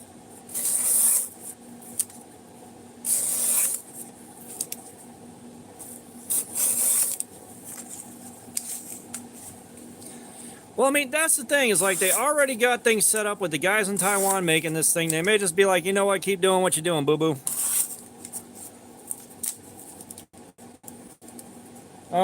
Wilderness Bushcraft, we're more than likely going to still be going at it for more than 45 minutes, man. You should be good.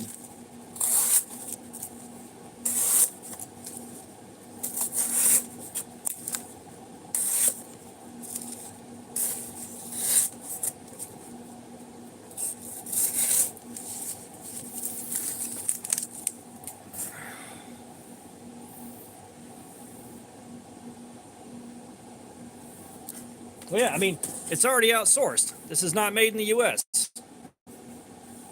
That's what I'm saying. Like, they're having it made in Taiwan. I see no, like, they may just try to find a cheaper option in China to make them, but, I mean, it's just, again, they may just say, y'all keep doing what you're doing. We'll keep paying you.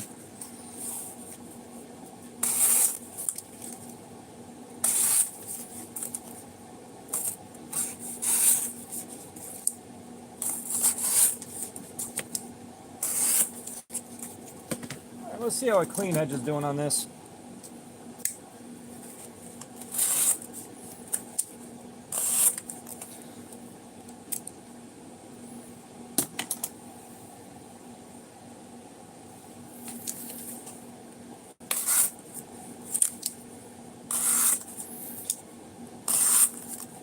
Yeah, this thing's definitely showing wear. Like, it's noticeable.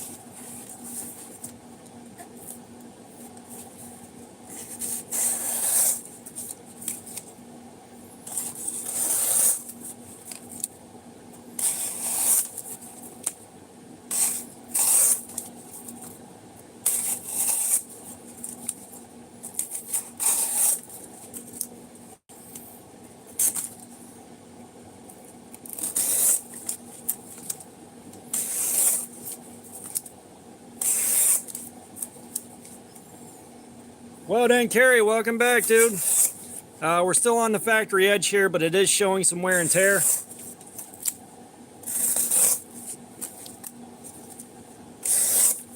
I don't think we're too far off from calling it cooked.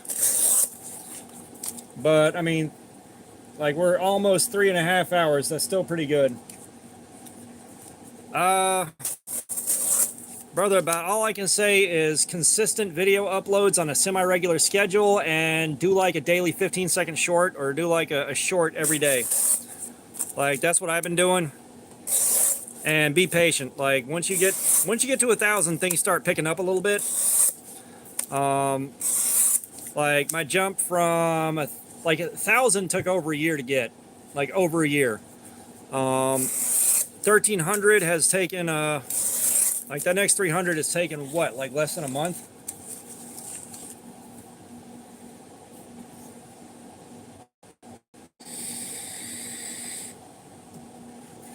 You know, like I do these live streams, and I feel like I'm doing something nobody else in the YouTube knife community is doing with these.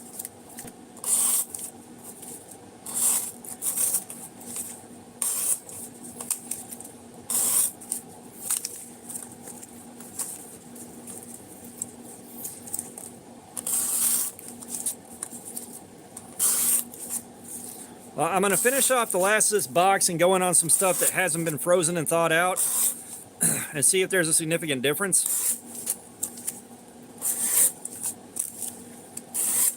So like I said, we went in it with a clean new edge on that Terminus XR, and it handled it pretty well. At my place, it is 7:22 p.m.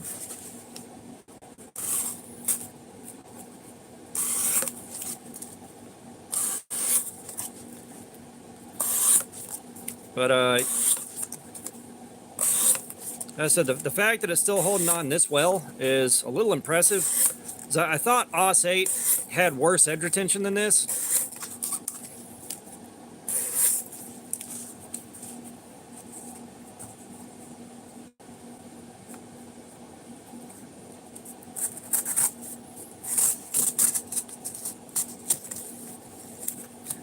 And yeah, it's weird that the see-through clothes try-on is a thing that's perfectly fine, but showing a fully automatic gun is not. Like, I'm not sure I follow the logic outside of think of the children, but that still doesn't quite cover the see-through clothes with any real authority there.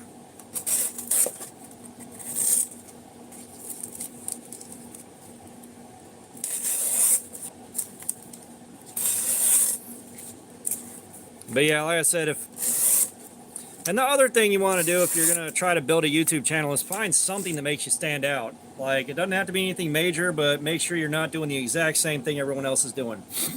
You know, like I'm doing the floating hands over a table reviews, but I'm also trying to add a little bit of humor. And, you know, one thing I do not do is I don't sit there and gas on about something totally pointless for like 9 minutes before I start actually talking about the knife, you know, which I'm assuming is to please the algorithm. You know, I try to keep everything under 10 minutes, and like I can't think of enough stuff to say to take it out to like 20 minutes. I really can't. Like, just pushing to over 8 minutes.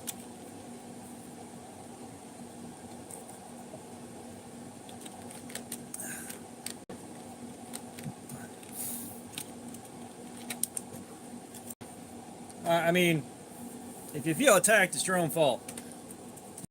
You know, just trying to get it past the 8-minute mark, it takes a few takes to figure out how to describe what's happening and fill that full 8 minutes while still not just wasting your time sitting there talking about a whole bunch of nothing.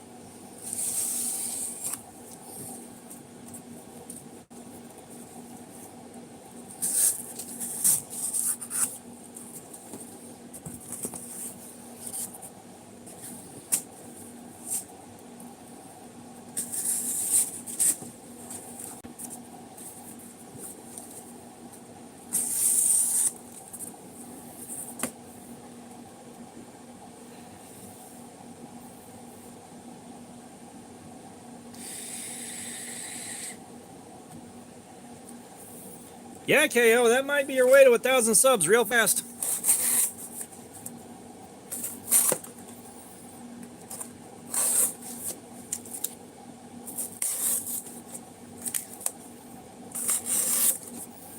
Yeah, I think we're going to call this cooked.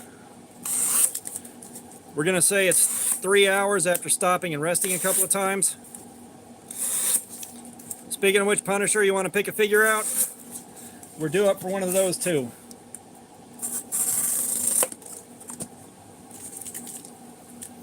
Oh yeah, that's a great idea. That'll also help out. If I mean, you might figure out how to incorporate stuff besides knives into what you're doing right now, but that will be kind of like the EDC deal, or something like that.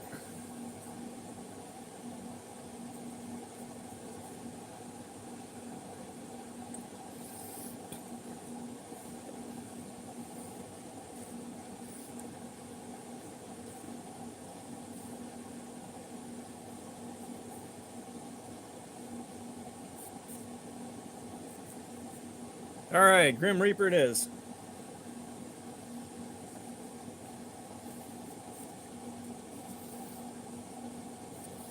That's some Orgasmo stuff right there. Stunt cock!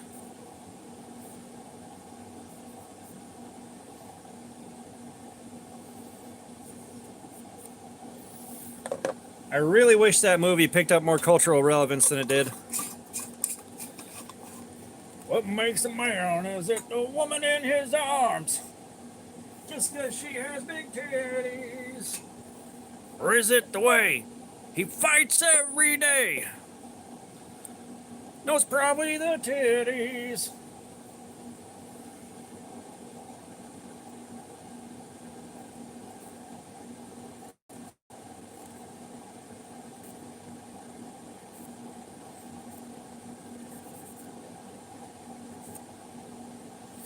Okay. Yeah. Dr. Disrespect!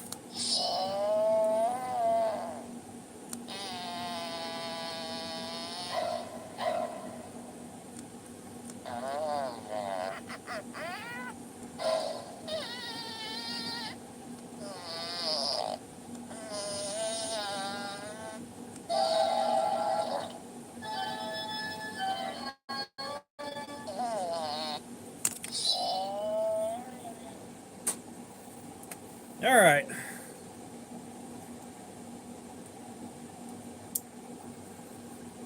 Well, I mean, you could do any celebrity if you just did what if they had a sex tape.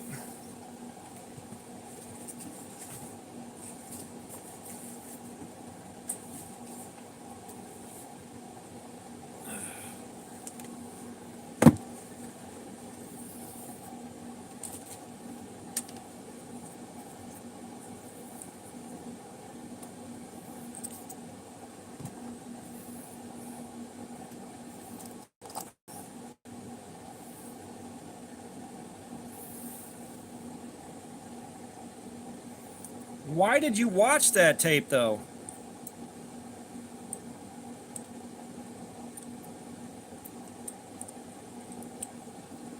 Yeah, this was a free Blade Show swag.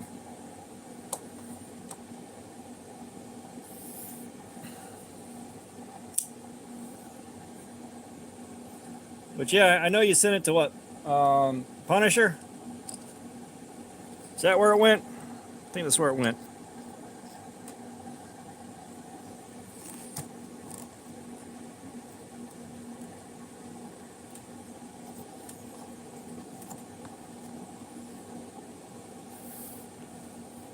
Let's see if we can do a crisp 15 on this without scrubbing the clamp down.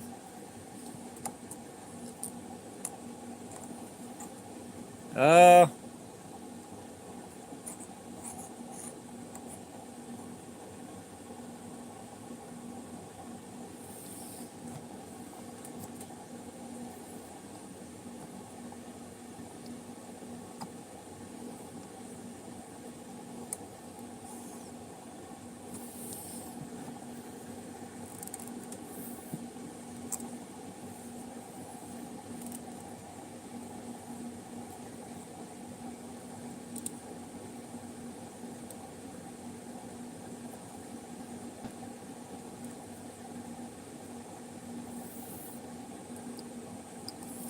We might get to 15 doing this.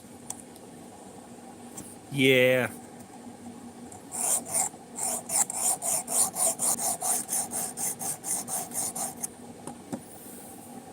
Where is my dry erase? I'll be right back.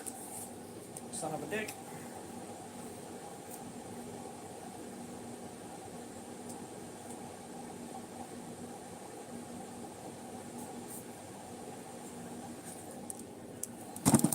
Yep. Bump the healing box.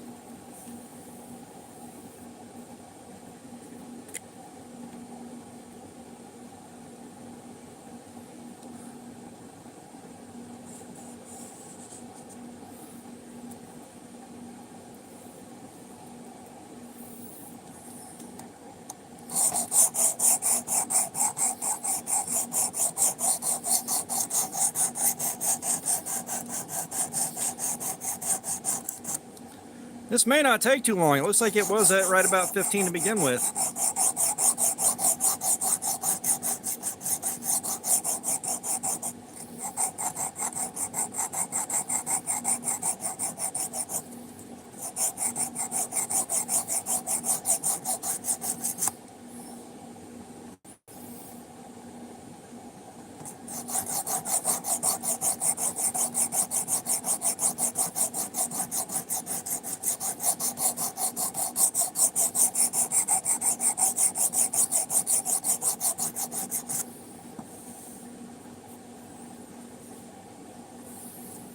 Oh yeah, I got one of those from SOG when I bought the Camillus's.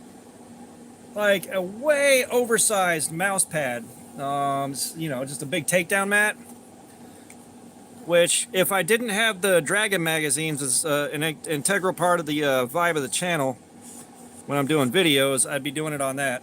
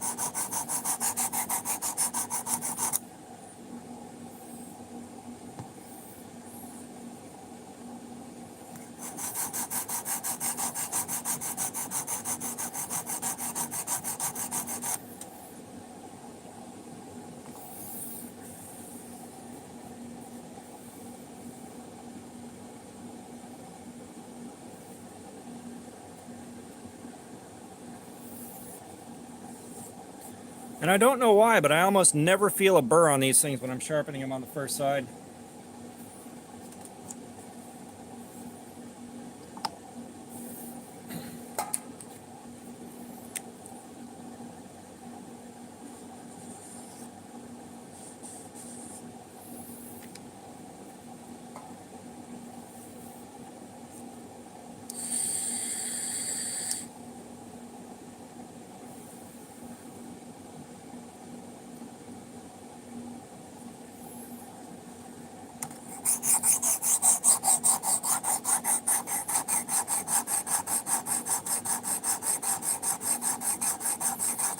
Yeah, I was hoping to get a second set of the Kaiser playing cards so I could open one of them and play with them, but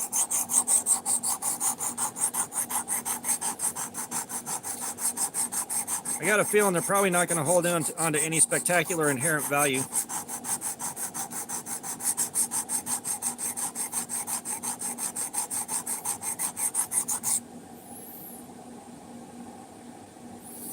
Looks like they got pretty decent symmetry on both sides when they did the edge grind on this.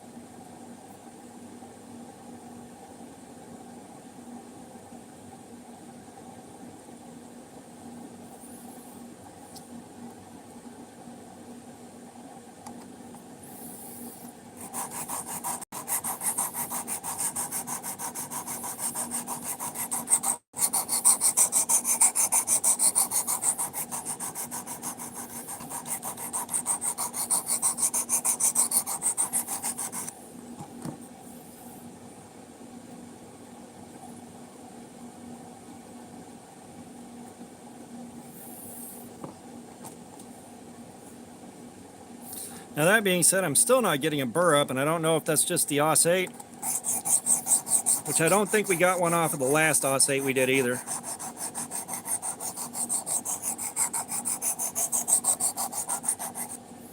I know I've removed the steel, so we're just going to go with that.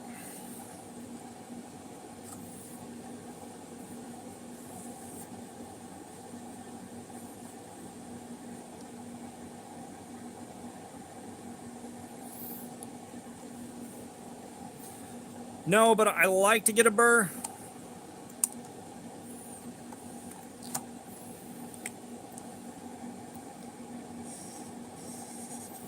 But I know I've had some steels on here that just don't show a spur. It doesn't show a burr. Like, you don't get a burr off some of them.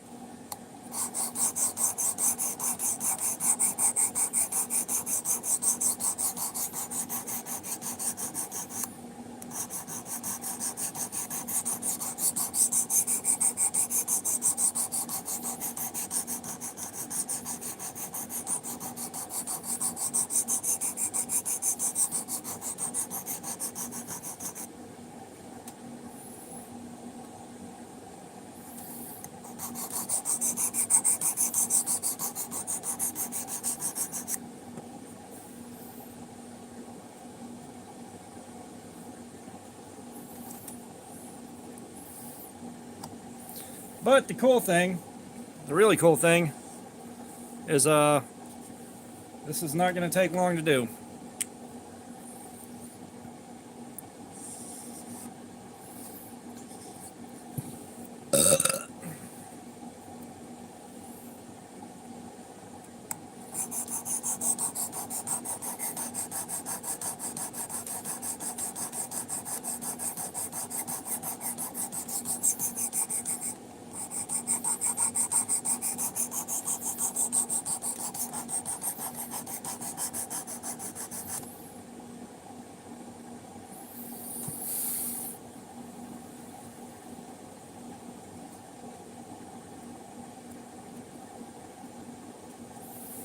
Yeah, I mean, it feels pretty good.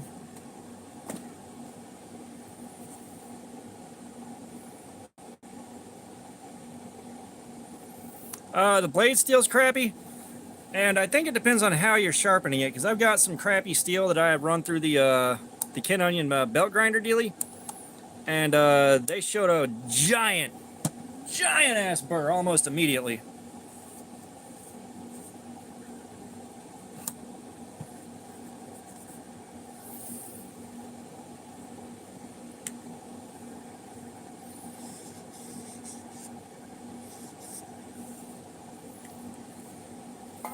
No, I don't want to be on 220. There we are. 400.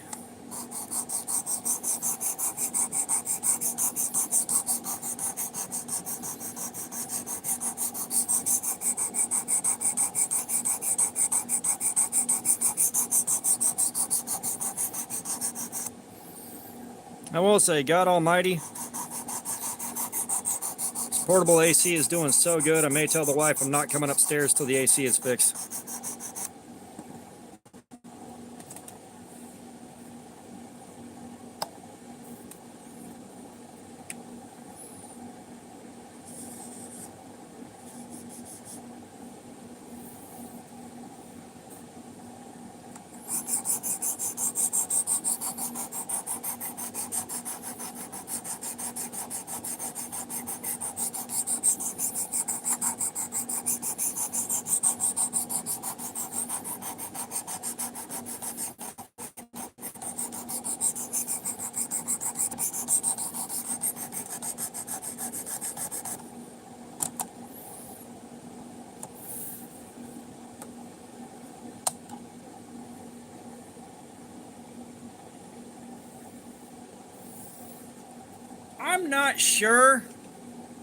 I'm not sure I could show my face at a knife shop with one of those Ozark Trail knives to ask them to sharpen it with a straight face. Like, I'd still show up with it. I don't care that much, but it's like, can you sharpen this for me?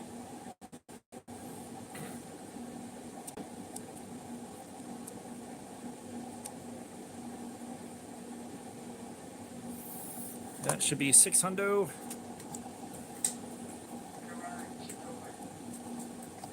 Hey, beautiful. Hey, baby.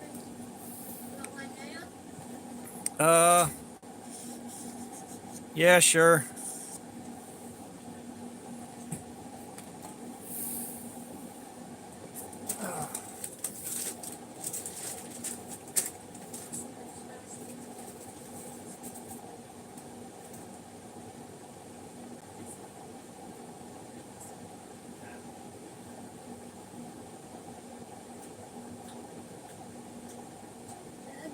Love you.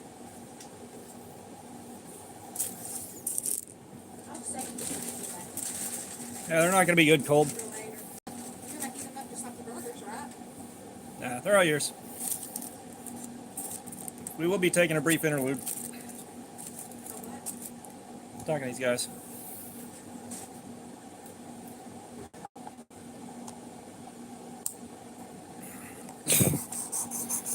And once this thing is sharpened, we're gonna break off for a second so I can eat something.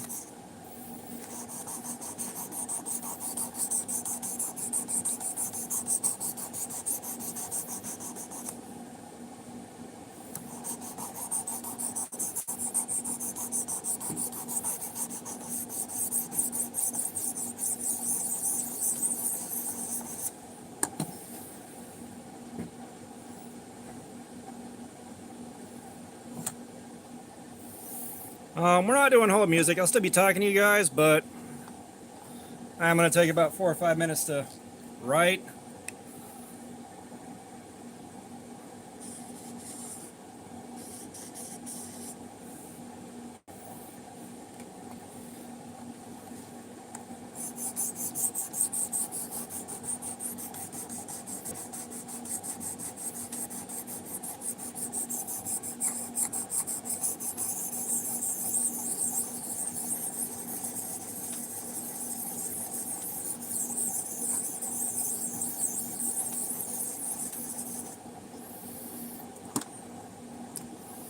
And I am trying to give myself an edge that I can properly mirror out, because why not?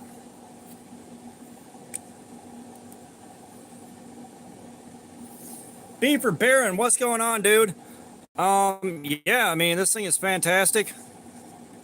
The only thing it hasn't really handled was the Cold Steel 4MAX Scout. I don't know what went wrong with that thing. Probably operator error of some sort, but it just would not cooperate with that thing. That's what I was talking to the guys about. I'd love to pick up the professional version just so I could buy interchangeable aftermarket stones for it. That would be great. I mean, this thing does the job just fine, but I'd love to have access to a slightly better clamp and a wider range of stones.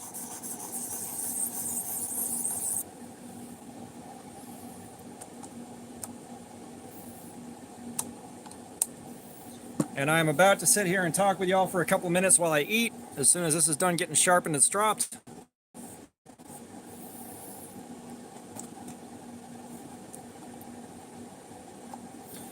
So I haven't really eaten a whole lot in like 2 days now.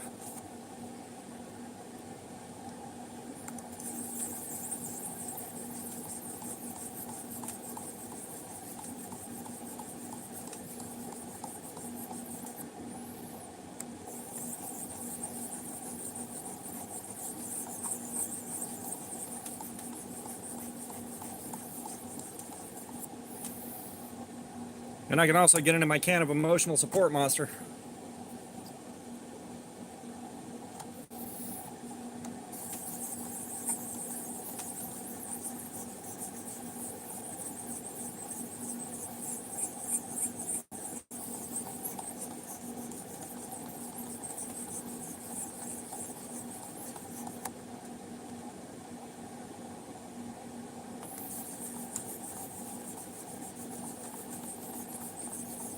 I'd say this is one of the most pleasant sharpenings I've had so far.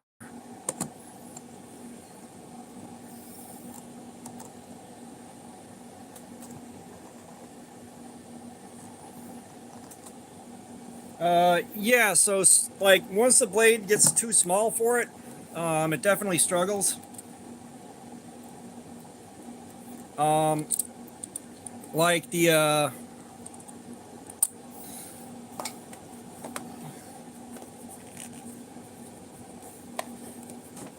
Damn it.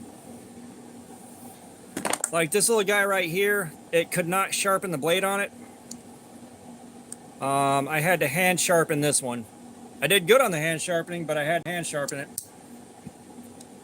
No, this is just like every other clamp guided sharpener. There's a limit to how small you can go before you just got to do it by hand.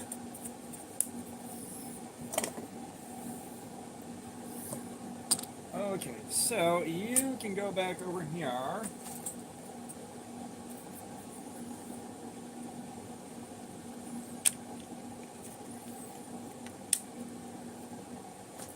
The healing box can go back here. Damn it.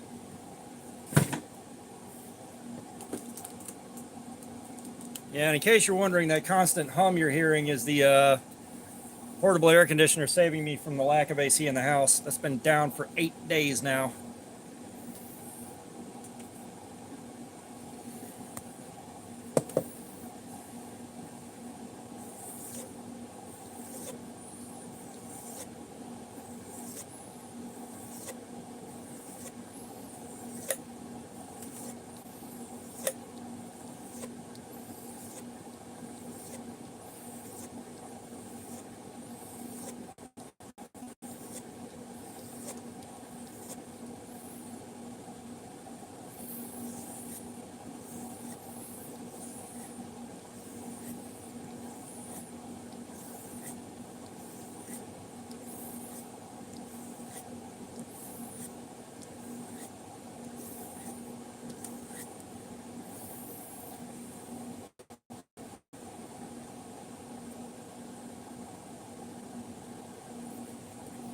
All right.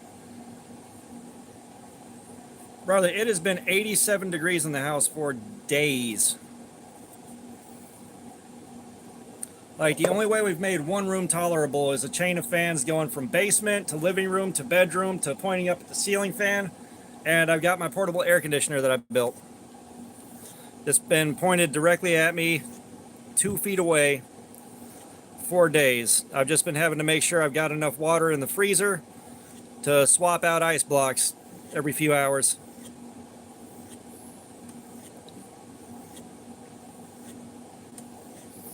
And I left my freezer partly open last night. Seroquel sometimes takes no prisoners. So it was just water that was cold in the freezer today, and everything in there thawed, so it's got to go away, which is a sad waste, but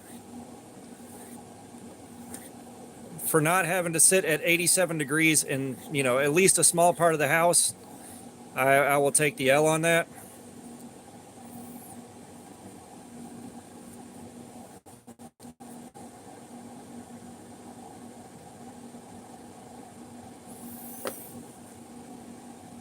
Yeah, now we're getting somewhere.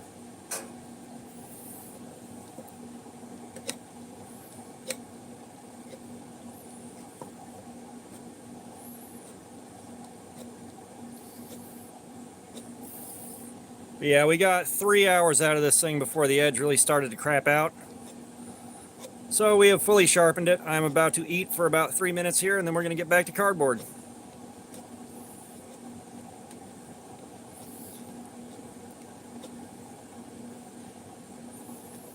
And I would say, let's see how much difference a 15 degree edge can make, but this thing was already at pretty much 15 degrees when I started sharpening it. Nice change of pace.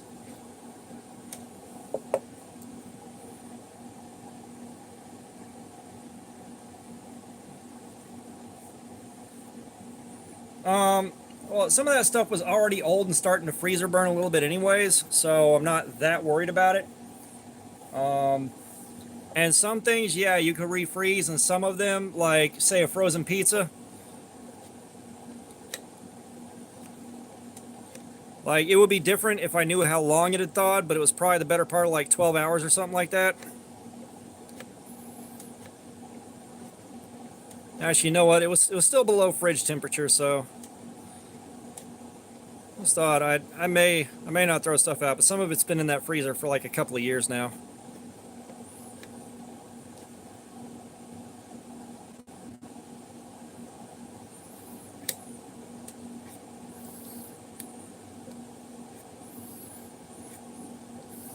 I don't know. I'll make a decision later.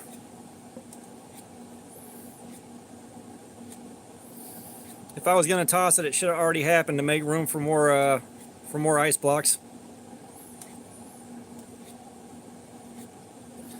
Like some of the bottles I've used for gallons of for frozen gallons broke pretty catastrophically, and I've had to replace them with other stuff, and I'm running out of stuff to replace them with.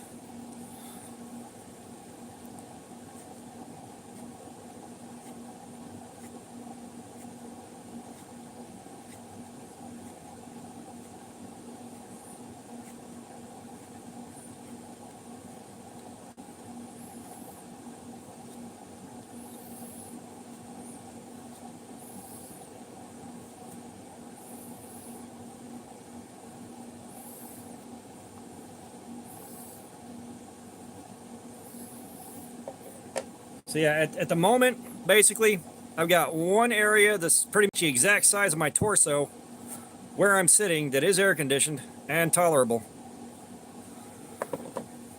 Okay, now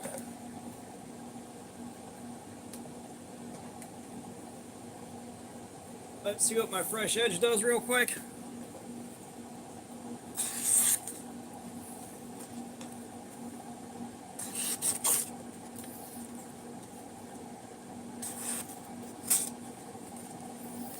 God, this paper is so unhappy right now.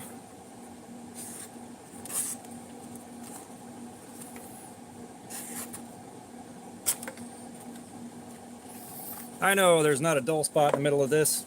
I know. There can't be.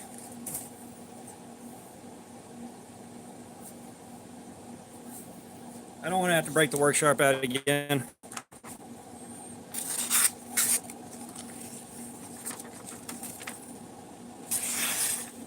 Nah. I think we're good.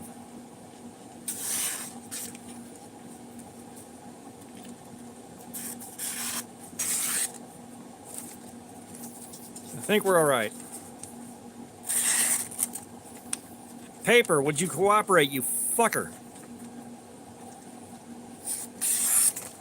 Yeah. We good. We good. We'll call it good.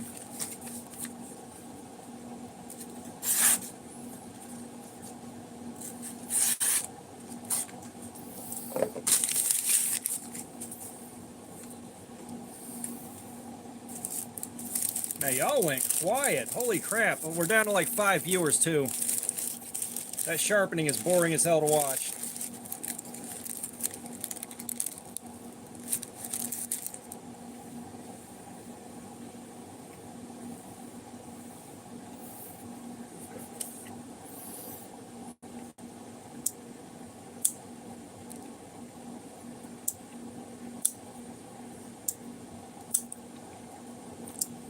Yeah, the viewer count tends to drop. Yeah, well, one of those viewers is my alt account that I use for reading comments and moderation.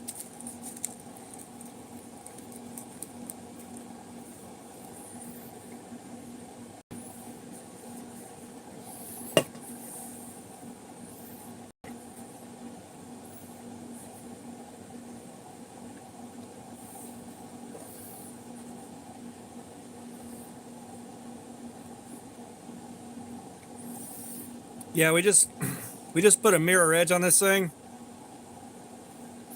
In a minute here, we're going to go back to cutting. However, taking a brief interlude to eat something and get into my emotional support can of Monster.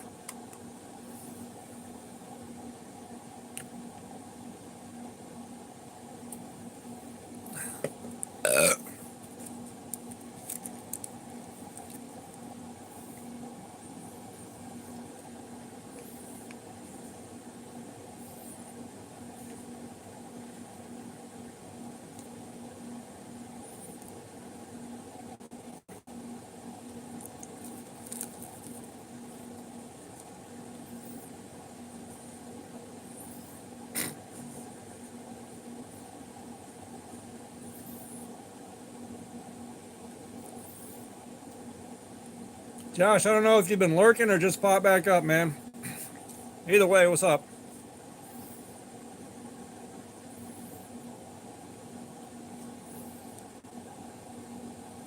It's all right. I had to eat something real quick. Like I'm frazzled.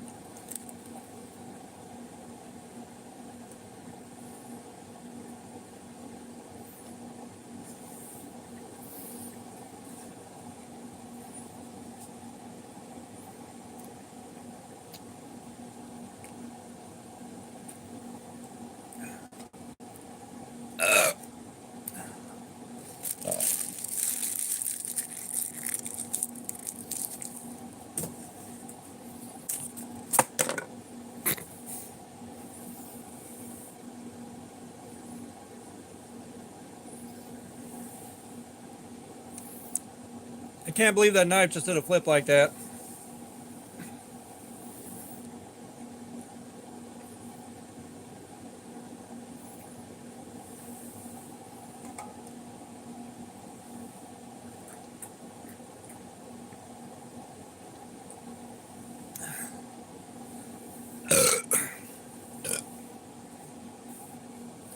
Do what? I'm gonna start cutting again in like 2 minutes here. Just need a second.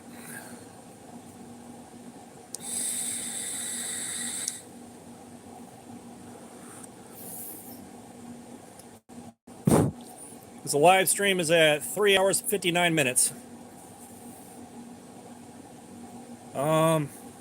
Crap, what the hell else is there to talk about? Oh, yeah. Now, a hot minute ago, I was talking about like where I would go if I was able to design a knife and have it made. But, you know, I'm looking at those translucent scales. And then on the side without the liner lock, because it would be a liner lock. That's the best way to do that. But basically you have, you know, the channel logo right here cut out in the steel for the frame. And that would be under the translucent acrylic scales. And then the other side, maybe the company that's making it, like, because I saw something similar with Gen knives. I think the chubby kit that I have, I think they did a cutout of Gen in one of the scales. Pretty sure. So something like that would be very cool and very distinct. Like that would be amazing. And then you're looking at a large pocket cleaver, and you know, I said that could be interesting. Like basically, you take something like this and make it taller this way to accommodate the cleaver blade. That could be good.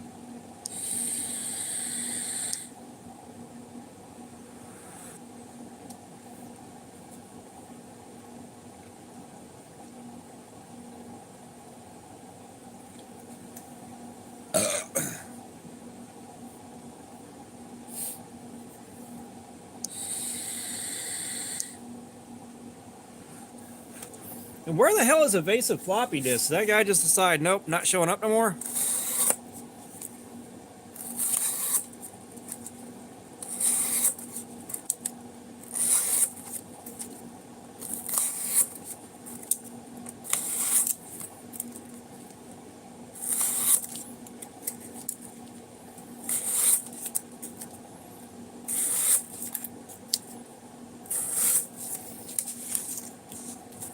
Boy, it's nice seeing cuts this clean again.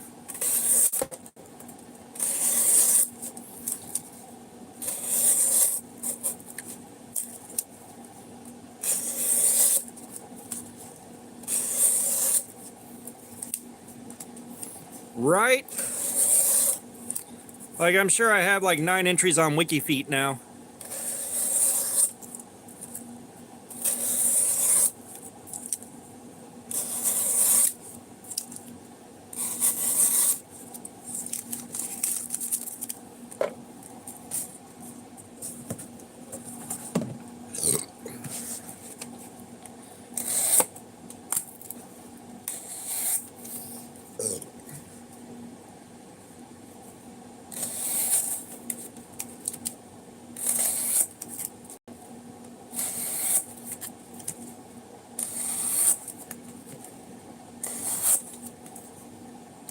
12, 12.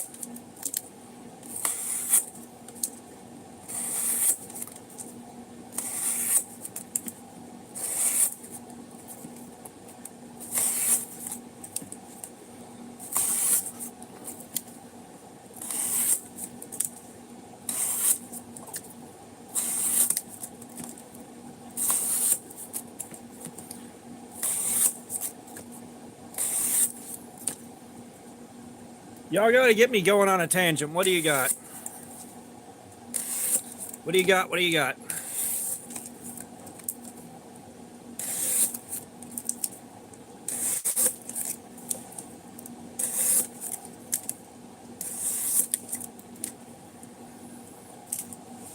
All right, Gabriel, man, I appreciate you being here, especially for this long, man. Thank you so much.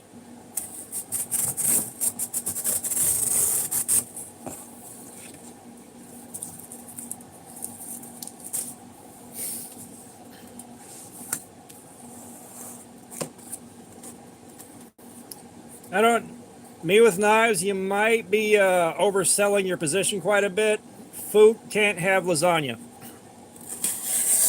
Let that sink in. That is a proper hostage situation.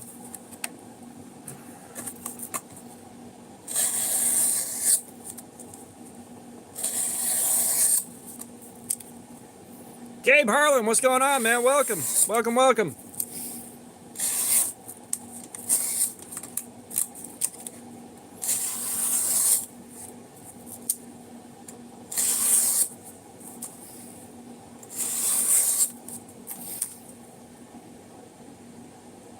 See me with not, you're overselling your position there a little bit.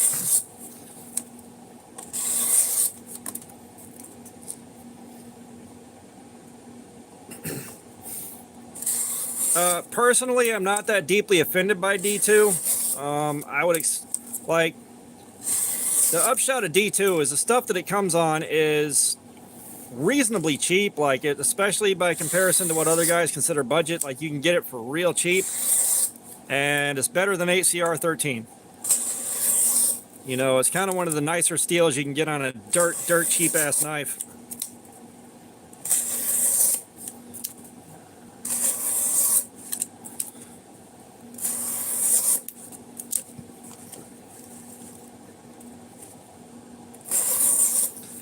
Fook, that sounds like something somebody with Stockholm Syndrome would say.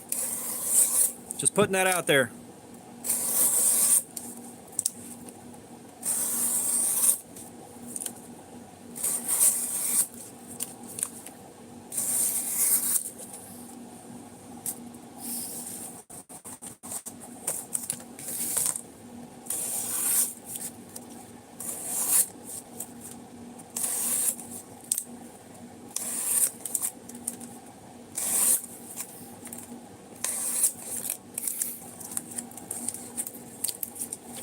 Just blink twice if you need help.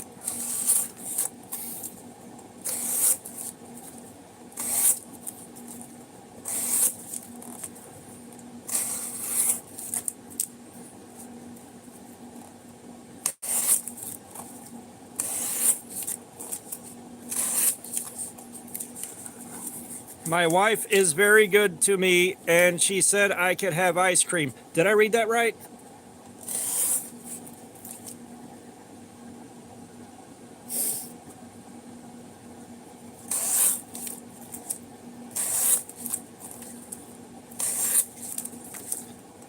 I haven't run into any bad D2 yet, though. I will say that. The D2 on that gin knife performed spectacularly. Even though the factory edge was hot garbage on the Rosecraft, that held up pretty damn nice.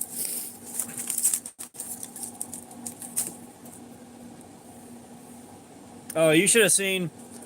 I made a joke about the ex-wife putting antifreeze in my tea. Bro, she freaked out. Like, I actually became scared that that scared me. That scared me.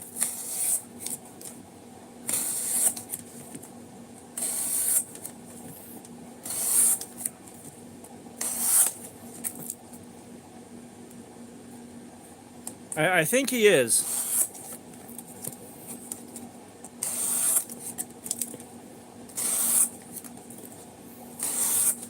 Like the ex-wife wouldn't get off my back about getting life insurance, and then she went ballistic when I made a joke about putting antifreeze in the iced tea.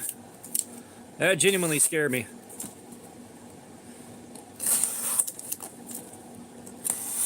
Yeah, like I don't understand getting tired of a blade steel so much. Like, you know, and buying a knife just for the blade steel, in some ways for me seems like a little bit of a fool's errand. You know, I won't buy this because it has D2, but this one has a 8CR S35 VN or something like that. Like, it's weird. It confuses me a little bit.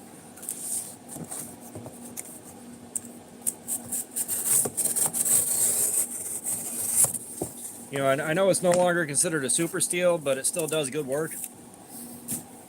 You know, and D2 brings the price down on a lot of stuff.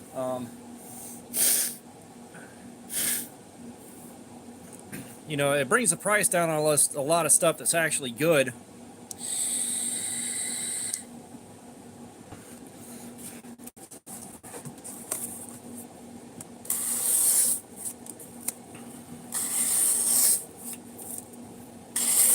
Now, that being said, I am waiting for a legitimate S35 VN to start showing up on the knives that cost the same as D2 knives do right now.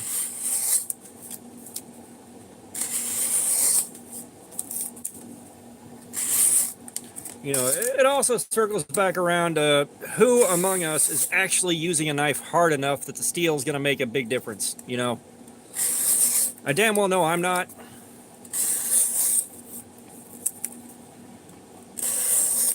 You know, I would turn my nose up at like 5CR for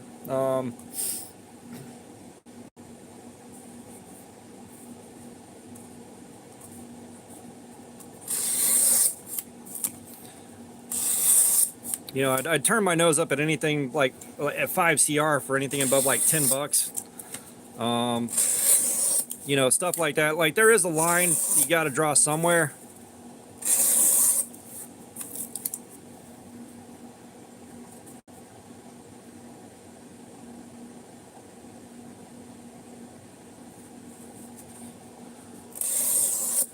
No, and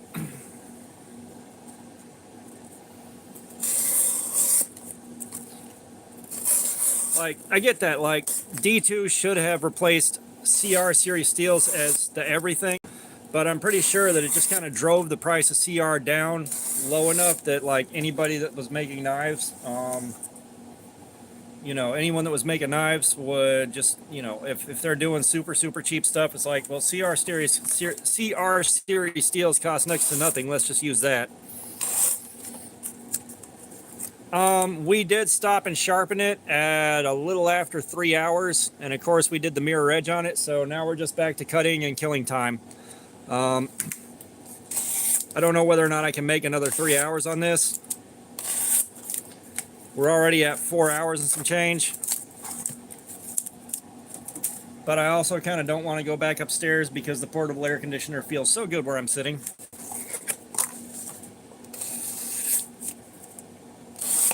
Like, I've actually created a spot where it feels good to be sitting.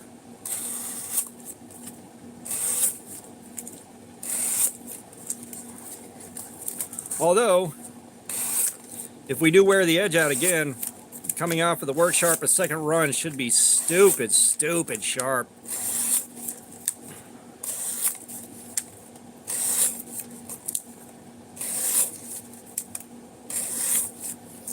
But the nice thing is we went to sharpen it, and it was actually right at like 15 degrees on both sides before I took the Work Sharp to it.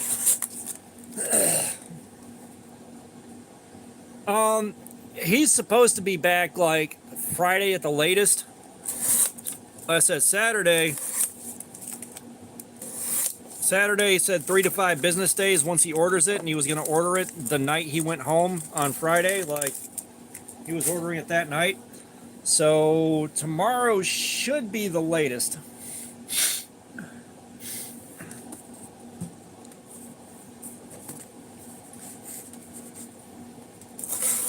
But yeah, Josh's point is you know, pretty good. Like, you know, if I'm paying a high-end dollar for a knife, you know, I'd certainly want something better than D2 or something like that. But you know, D2 brings knives down into the price range that we kind of wound up being focused on with the channel. You know, it's kind of knives no one else is looking at that, you know, it could be good budget knives for guys that don't have a ton of money to throw around, like me.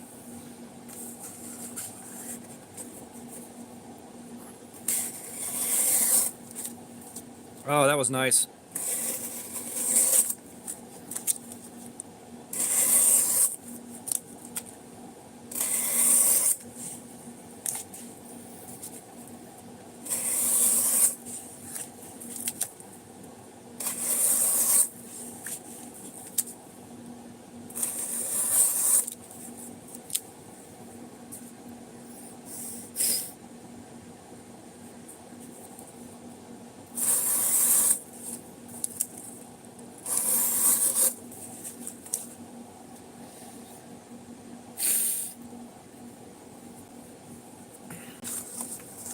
Yeah, I'm interested to see what that's like whenever I wind up starting in on some of that really low grade D2, because like everything I've done with it so far, the D2 has been good. But I'm sure if we keep doing this for long enough, we're gonna find some D2 that ain't good.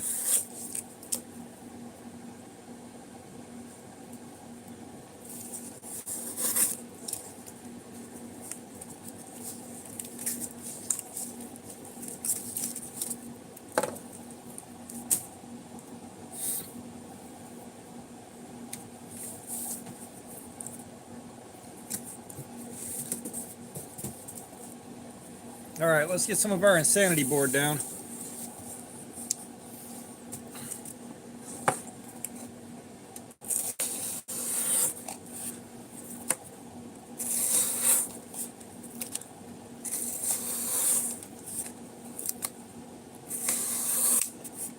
Yeah, it's taking a little bit of push to cut it, but it's cutting it.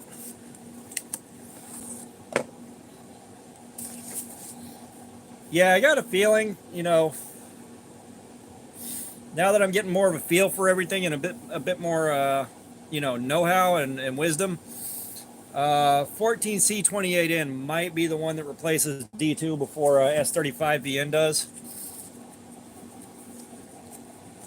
Because that is starting to pop up on cheap knives.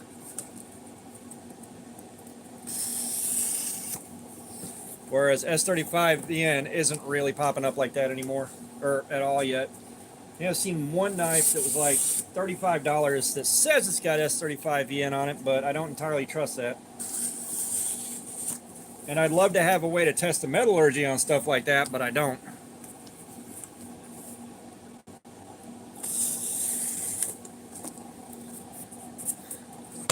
Alright, Ritz, Crisp and Thins. Time for you to be punished. I can't think of anything else. My mind's going blank.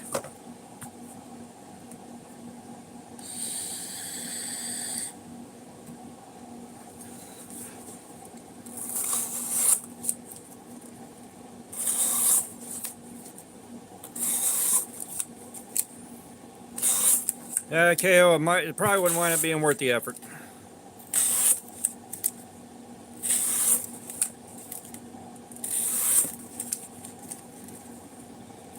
Oh yeah, no, I'm waiting to get into the Nitro V. I'm waiting. I don't know whether or not I'll run the Drop Bear through Cardboard Slayer. I doubt that I will. But I do have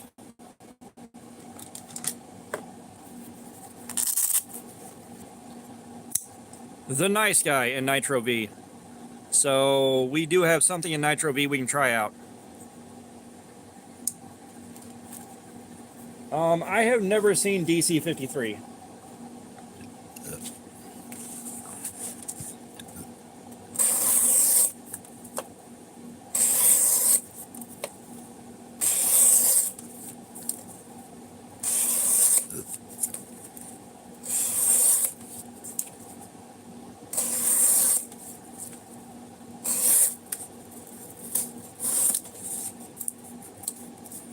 I got it at Blade Show, man.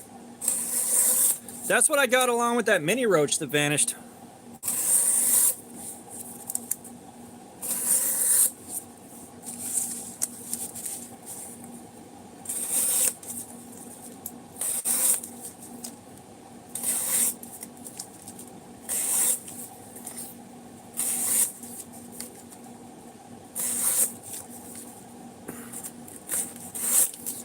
It's gonna be hilarious if that thing shows up in like the pile of clothes where I set my bag down or something like that, or it fell on the floor next to the bed and I haven't gotten through the bottom of the pile of junk yet and it just pops up mysteriously.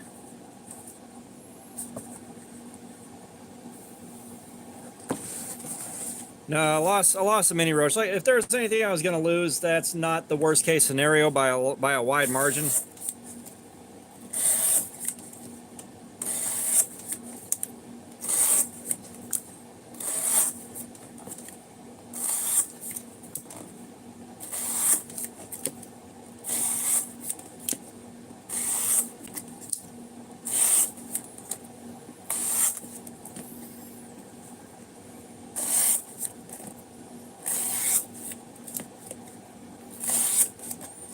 Yeah, and I do have some K110 that we're gonna run through at some point here too.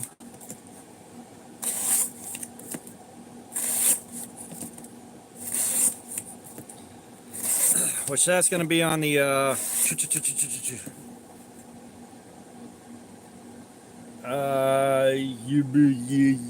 the K-Bar Becker BK40. I don't know why I get wiped out at the 4-hour mark so easily.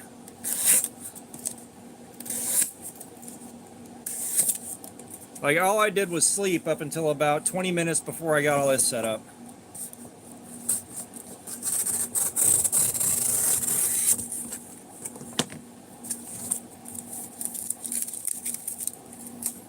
Let's see, is this thing?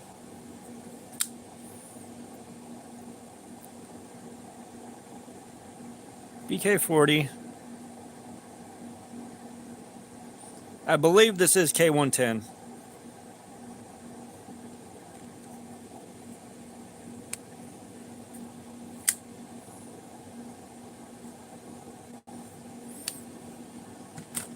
Somebody in the comments will correct me.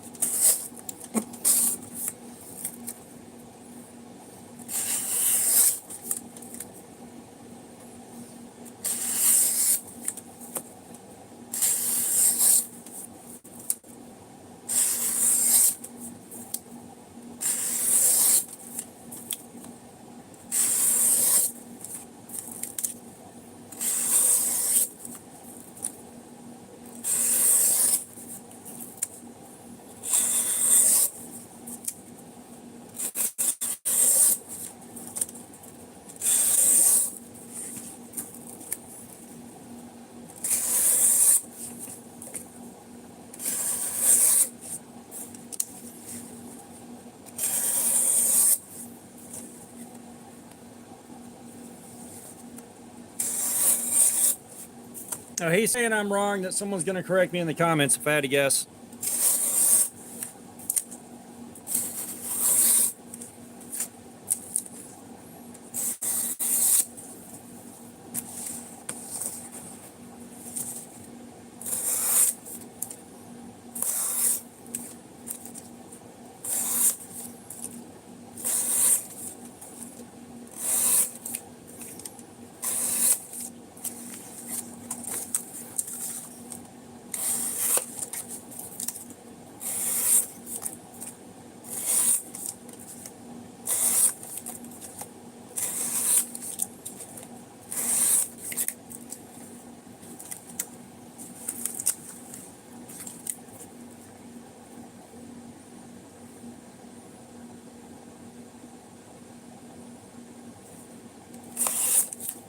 Are you talking about the BK40?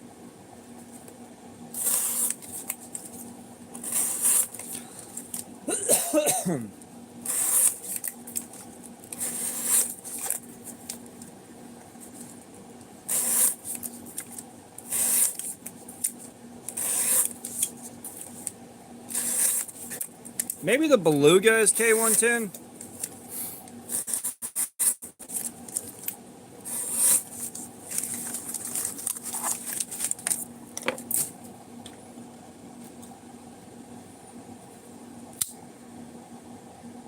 Yeah, the Beluga's K110.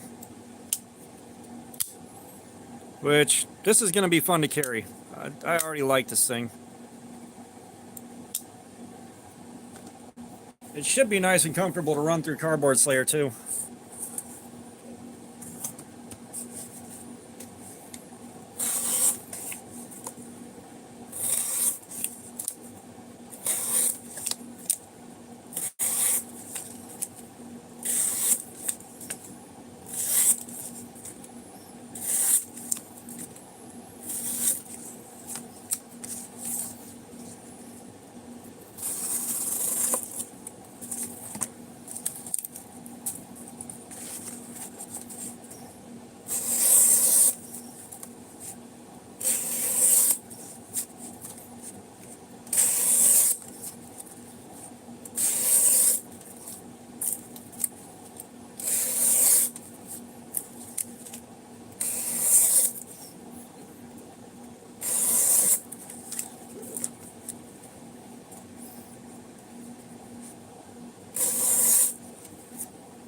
Ooh, you'll have to ask somebody else about that. I'm no expert. I'm no pickleologist.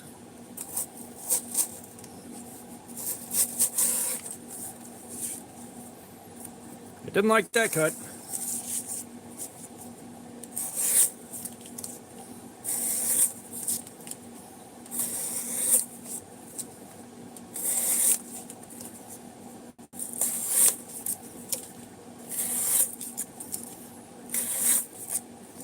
Yeah, I know. Like, I'm trying to think of something to spawn with too.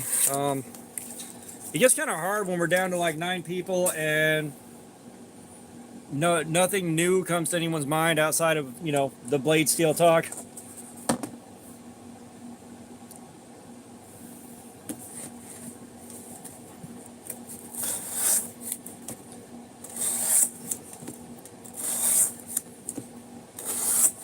You know, I wish I knew how to run the viewer count back up.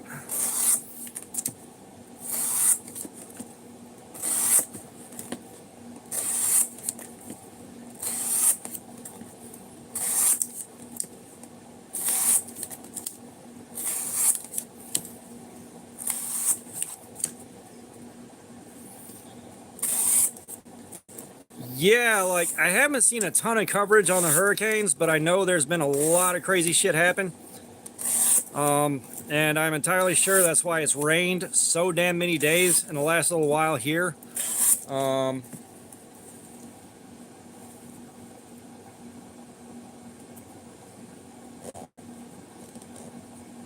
Yep, there we go. Because I mentioned it before, but it rained several days in a row, either 3 or 4 days in a row. And the inside of this house is humid.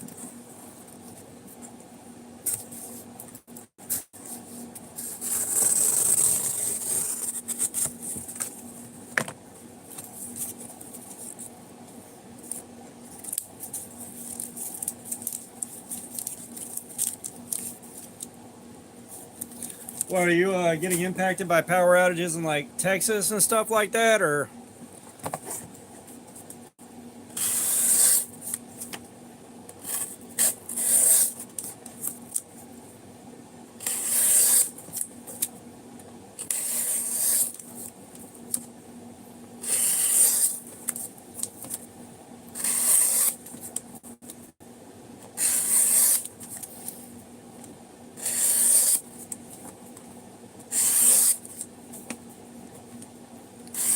There we go. Me with knives is in the spirit. But no, like the last time I remember hurricanes making it all the way into Georgia, we had 3 of them in like a 2-week period. And that would have been fine. But I had gone through and put several 100 pounds of fescue seed in the yard. Oh, gotcha.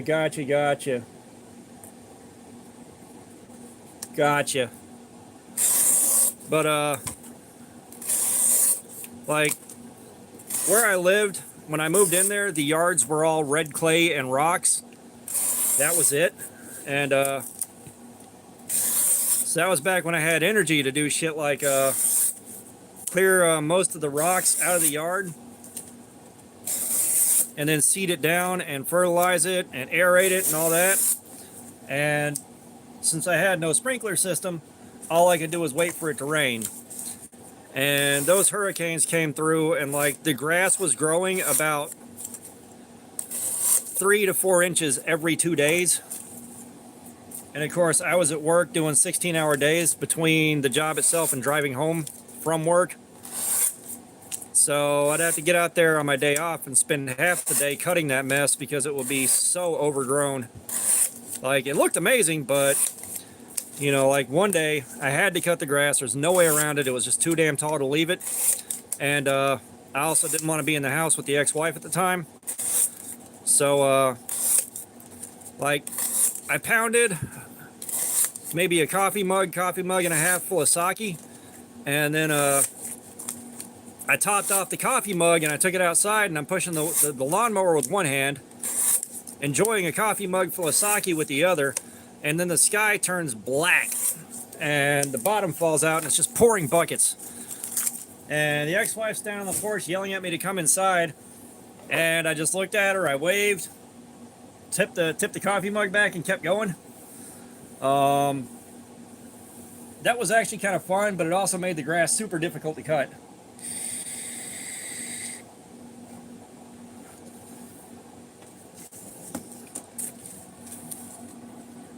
Oh god, 51-pound cut test. I'm going to save this for another Slayer episode.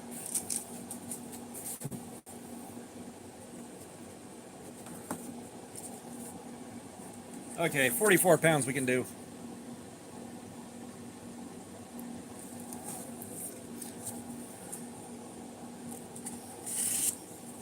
You know, I would say he should have retired a while ago, but you know, even after making some bad music, which I think we can all agree on, you know, seeing him on stage recently, like, they still sound good. Oh,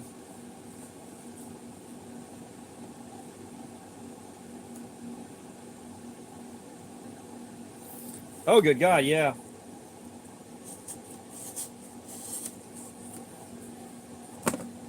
Yeah, I can't imagine how hard refrigeration parts are to get right now, and I'm assuming somebody is hoarding them that has a warehouse with them in it and overcharging to hell and back for them. I have to assume that's happening.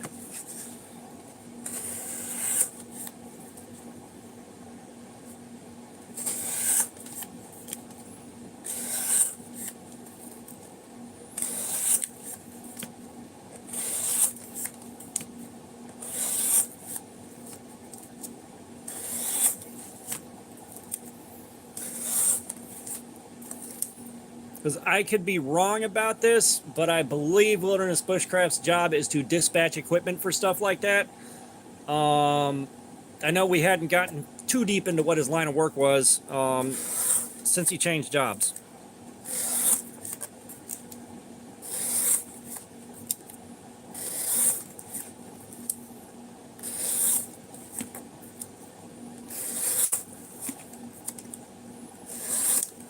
But, you know, that's one thing that really bothers me about the way the world is running right now is everything is so damn dependent on the internet and cellular service.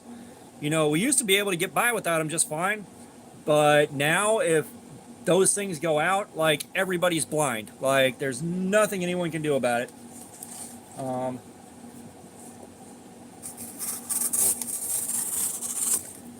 You know, that's the thing. All it takes is someone knocking down the internet and everything is frozen. You know, like at my store and every other store. Without the internet to order more stuff, or the computer system doing an automated reorder on stuff that we have zeroed out, nothing's coming in. You know? like, it's going to turn into an absolute nightmare for anyone trying to just get food, you know?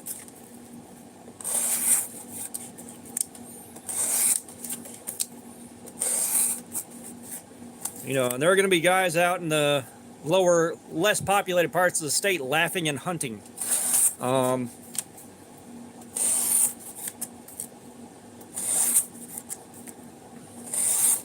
You know, I kind of wish I would have started with Public sooner, because a lot of the guys I work with were there whenever the pandemic hit and really hit.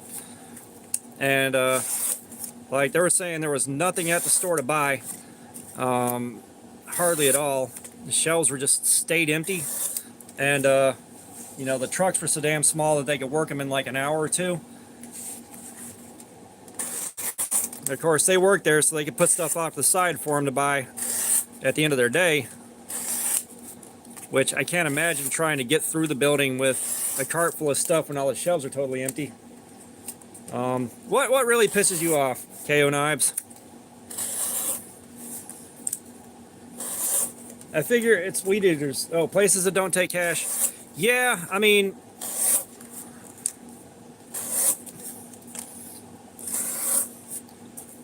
I think the last time I carried any cash on me was Blade Show.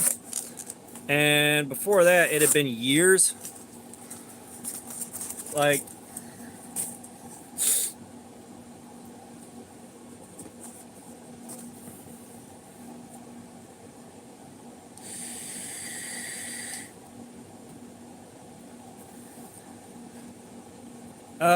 you know what? That doesn't sound too far off, brother. Like,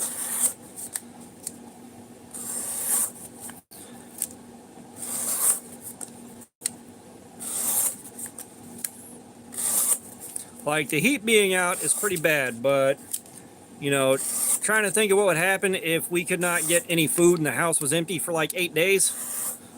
My God.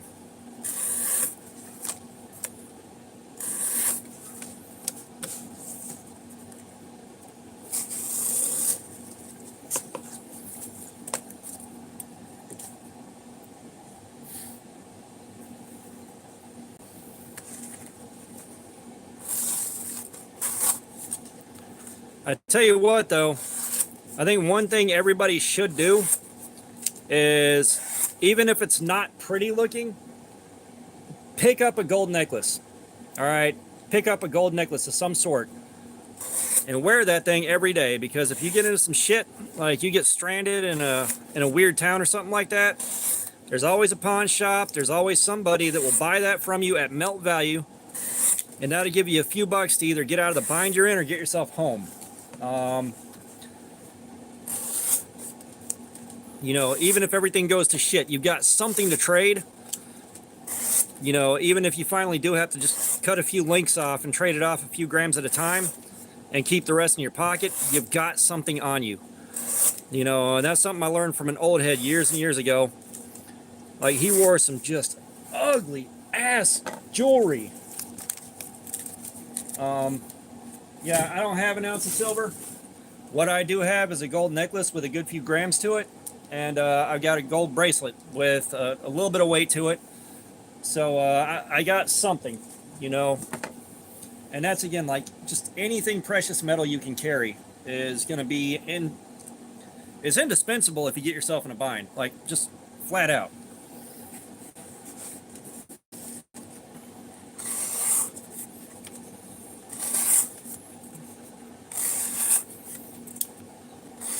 You know, the only caveat to that is you can carry more value in your gold with less weight.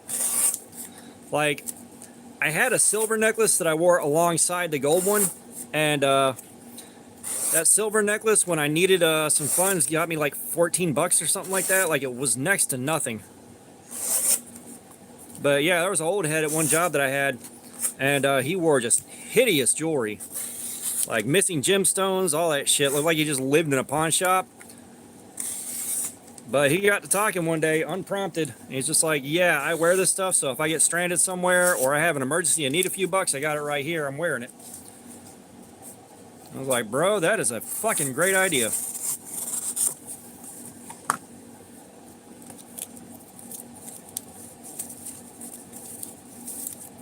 Oh yeah, I mean, the only reason I'd be carrying a gun is to, you know, defend myself rather than trying to take things from people. That being said, again, 9 meals away from anarchy, I couldn't tell you what I would do if I hit the point of like borderline starvation.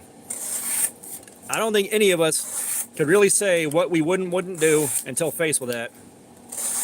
You know, you like to take the moral high ground, but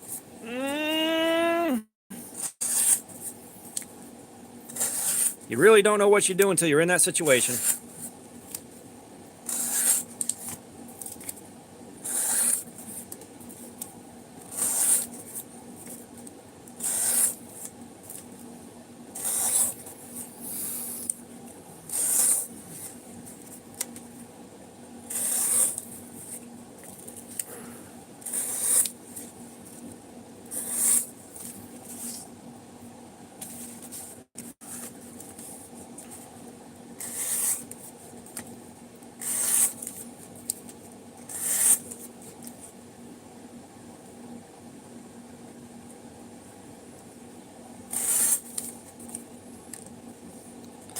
Well, I mean, that was the thing with the store that the guys were talking about that worked there during that time is, again, the trucks would come in, they might get 2 pallets for the whole store. So at that point, it is just pick through what's there and get yourself something and get out, because there literally was nothing in the back rooms. You know, I almost wish I could have seen that, but, you know, me and the wife got lucky enough that when we filed for unemployment, eventually, it was after nobody was there left at those companies to really challenge it or say no. Because, like, I quit and she got let go at the last jobs we had. But we had back pay going back to when we lost our jobs, totaling up to like $5,000 or $6,000 each. And then we were getting that plus all the bonuses for the pandemic. It's like, we don't have to leave the house. We don't got to do shit. Our bills are paid. And so we just order stuff off Amazon, like, you know, cases of Easy Mac, cases of stuff in cans, and we just lived off of that. And we got by just fine. Like, I went to the store once, there was still plenty of stuff in it, but the mask I bought for that was not the right one by any stretch of the imagination. So it was nearly impossible to breathe through that thing. And by the time I got halfway through the store, I was like, I am so desperate to get out of here now.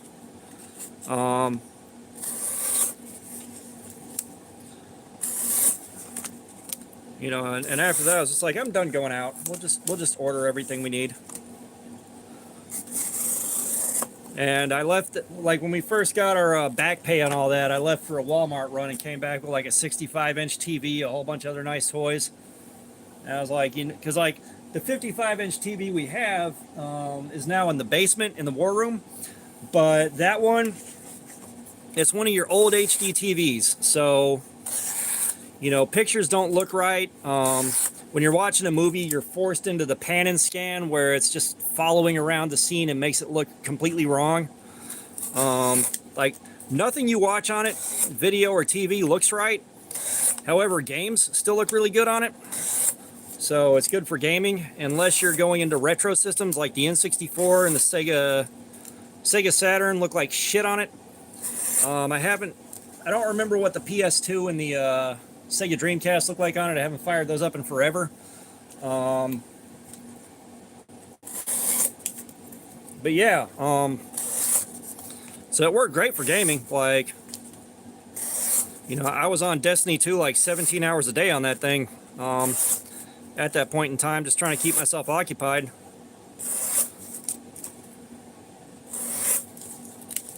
And enjoyed the hell out of it until, like, I ran myself ragged on the game and kind of burned myself out, and then Bungie fucked the whole game up for everybody, and I was like, nope, I'm out. I'm not paying yet another $100 for a game I've already paid full price for 3 times. I'm not.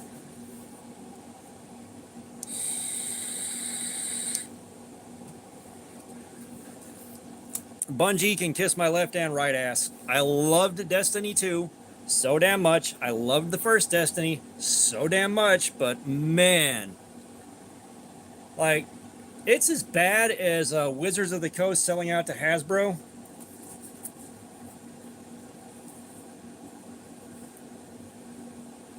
Oh, bro. Like,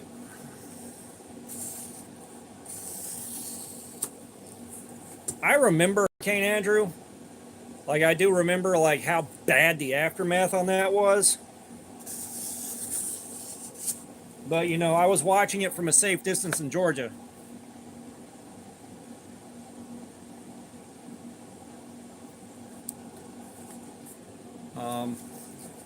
But, oh yeah, when Destiny 2 sunset a whole bunch of locations, and they sunset a bunch of the story, and they sunset a bunch of the weapons, like, I was pissed, but I played around it. Like, the game was still very playable. It's just the last raid I ran through it 27 times, and the raid weapons still did not drop. And guys that we were carrying through just to get their first finish were getting the weapon left and right. I'm like, you motherfucker. And the weapon was so broken, there were game modes you just could not play without it. Well, you could play them, but everybody else that had that weapon just ruined the experience. Like, it was miserable.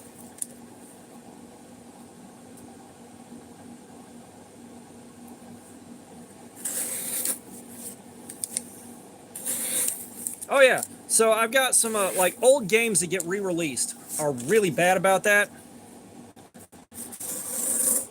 You know, and the thing is either they put the black border on it or they put such an obnoxious border around it that you want to go back to the black border, but if you stare at the screen long enough, that black border vanishes until you think about it again. And then you're annoyed about it for a whole second time.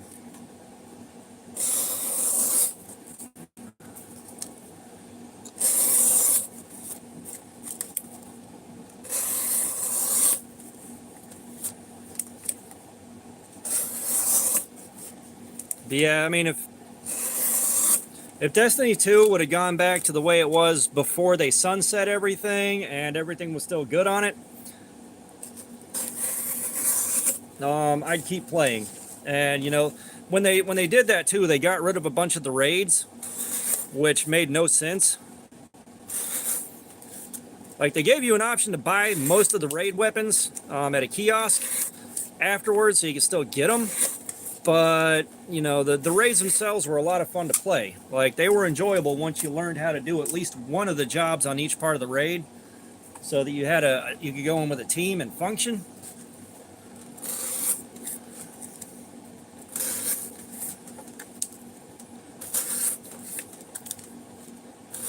But yeah, it was such a massive disappointment. And like I said, like, they released a bunch of new content, and they're like, yeah, it's here, but if you don't spend $100, you don't get the full game, and you can't play everything. Because, of course, everything's locked paywall behind the level of your character. And it was already hard enough to get your character up fully leveled, but, you know, within about 3 weeks of you getting fully leveled and enjoying it, of course, the level got bumped up again. So your max level, you know, jumped up, and you have to spend another month leveling back up again. And then once you got done, 2 or 3 weeks later, it would get bumped up yet again.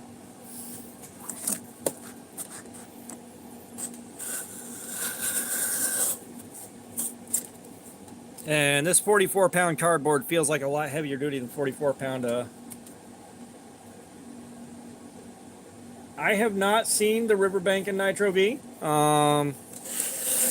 That being said, I'm still waiting to pick up my Amicus, but, you know, that's either going to be after it's probably going to be after I finish off the rest of the Blade Show haul.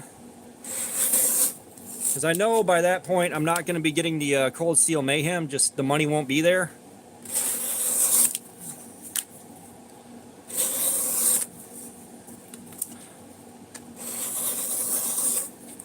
And I may end up deviating from the plan and putting the super chat money together with whatever I have in savings to get the sharpness tester.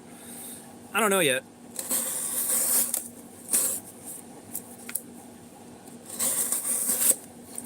So I feel like for what we're doing on the channel, we really, really need that tester.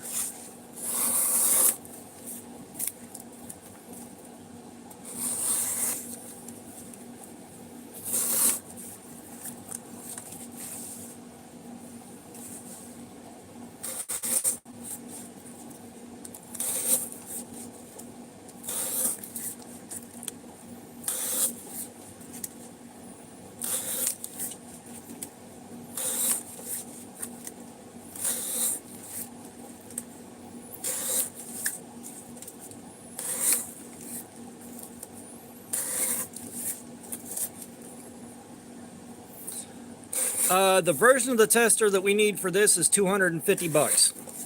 So far, I think we're going to be pushing about $60 with super chats at the end of the night here, which isn't a whole lot towards it, but it's something. Progress is happening. I am done with this 44-pound cardboard right now, and I need to let my hand rest for a minute. But yeah, because like I've been looking at that, and it's like, so like they have a version for like $100, but that's accurate to within 10 grams. The middle range is accurate to within 5, and then the good one is accurate to within 1 gram. And we need the accuracy. You know, we need that for what we're doing here.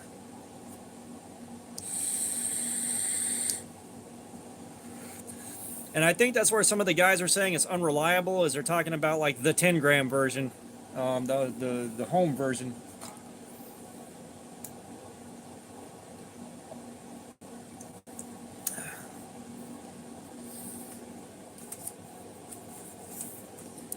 So I figure if I keep doing live streams and I do them once a week,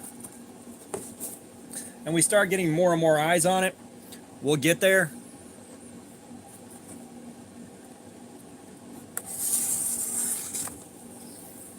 You know, I'd love, like, eventually, if I keep doing what I'm doing, you know, we'll end up being one of those channels where there's a super chat every 5 minutes for 20, 30 bucks.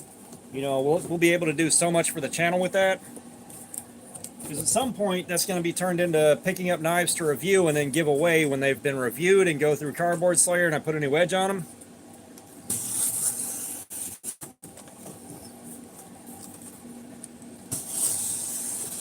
You know, if I buy something with super chat money, if I buy a knife with super chat money, that only seems right to give that away once we're done with everything else we got to do with it.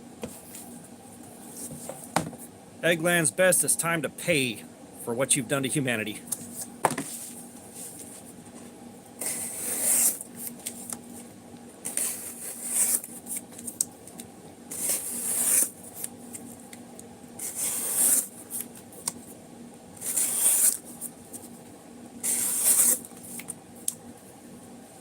Fook, thank you so much for that.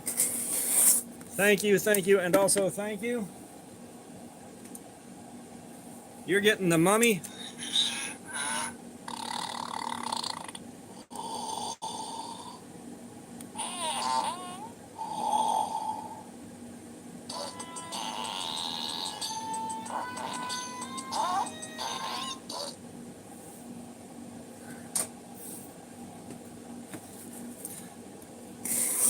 But yeah, every little bit helps.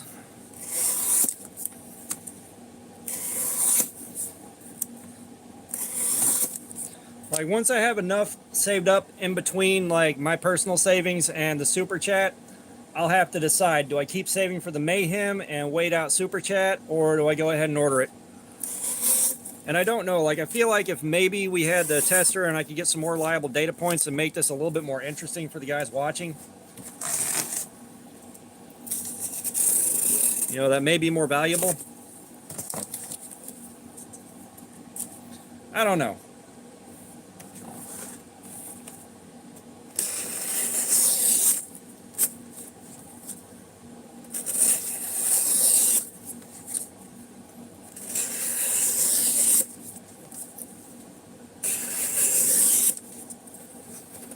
Is there an ECT rating on this box? Ah, another 44-pound box. Gotcha.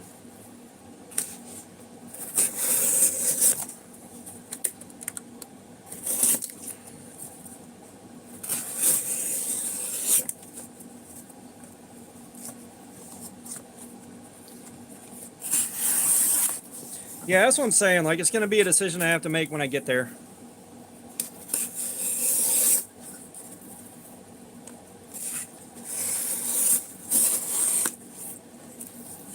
I swear to God, after this, I'm getting some normal cardboard. I'm not doing 44-pound cardboard anymore. Like, my hand hurts so much from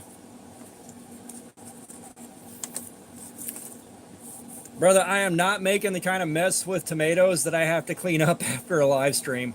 I appreciate the thought and the offer. It's not a bad thought, but I ain't cleaning them shits up.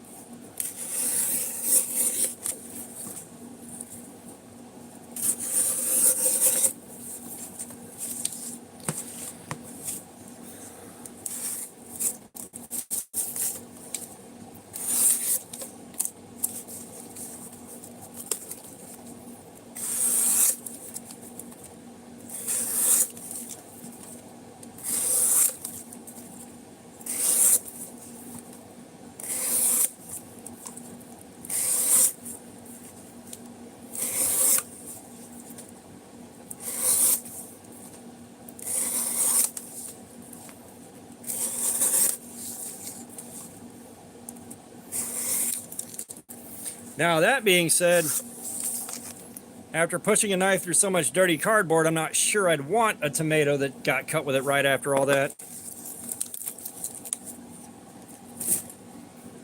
You know what? The Frito-Lay boxes, that's normal cardboard. We can cut that. Like this right here, just where this is pressing into it, is so damn swirly. I think you see it's like spanked lobster red.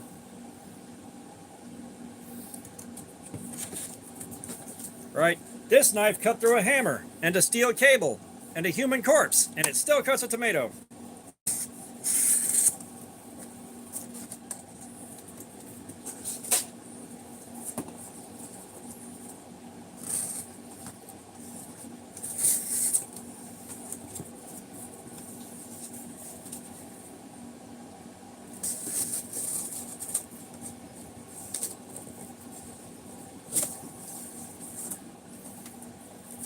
Oh, you can't tell me this thing is already not cutting nice.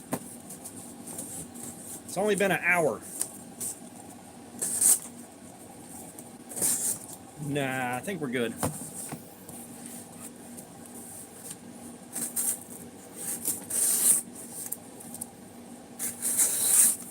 Oh no! What?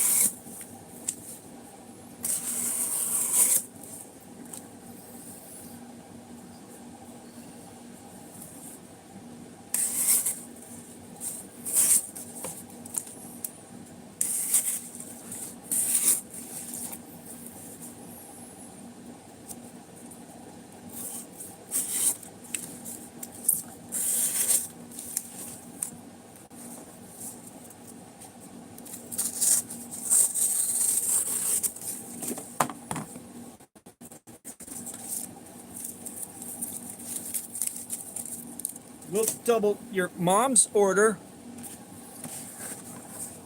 Nah, like, that's one thing. I always watch those things because, like, you know, they're always mildly interesting to watch at the very least. But it's like, yeah, there's no way in hell that knife can do all that and still be okay. I don't know how they're pulling that off unless they just keep switching knives, but no. And then they've always got some kind of weird serrations on them, which is probably why they're so hard to dull out.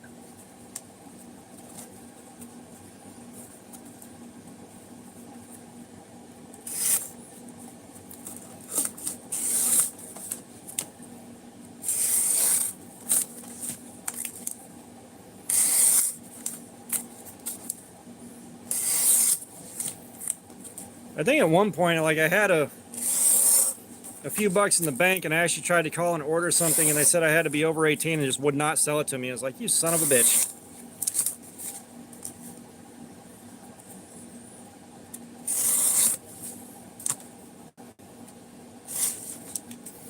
Order now and we'll throw in this Geo Metro, a $200 value for free.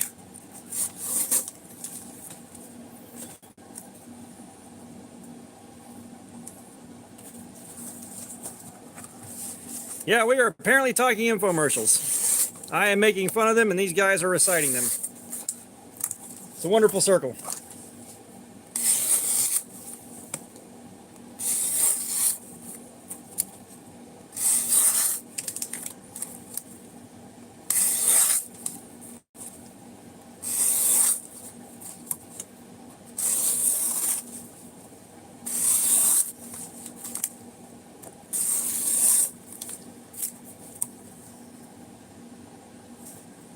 Yeah, that's who it was. IKEA, you'd buy one and get a second one. Like, although if you were driving one of those from the mid-90s, you kind of saw why.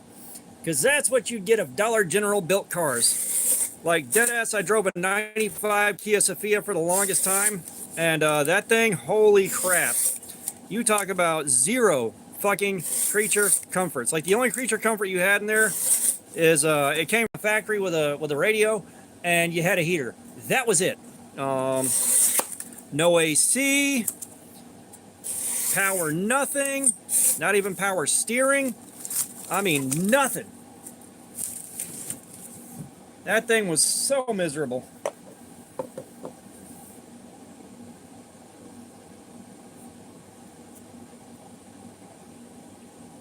I haven't heard of got ham steel.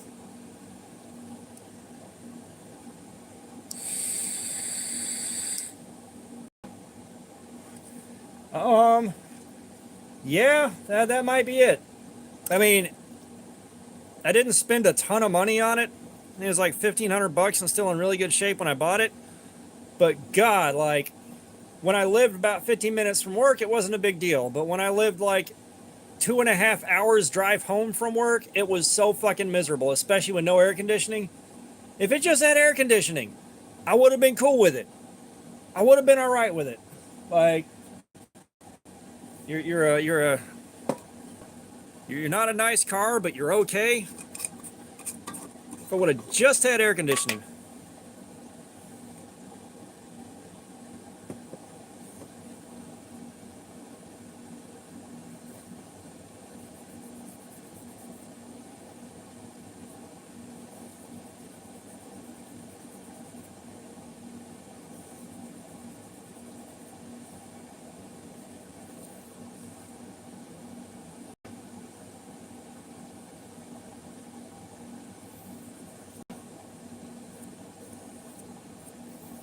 Oh no, it wasn't even just that. When I worked on Dobbins Air Reserve, we had trucks there that were, used by the military, and then we got them for, roads and grounds crew, get our equipment around and all that. And they made sure there was no air conditioning in them. They made sure there was no radio in them, nothing. Even though they had them, and they just took them out and deleted the spot that they would go in. We even had one truck where the AC kind of worked, and the fucking motor pool. Someone found out about the AC in there, and they went and disabled it. Because our foreman's boss thought that if we had air conditioning, we wouldn't get out of the truck and work. It's like, no, we're doing our jobs, but it would be nice to have somewhere to take shelter from the fucking Georgia heat. Alright, how well is this held up after an hour?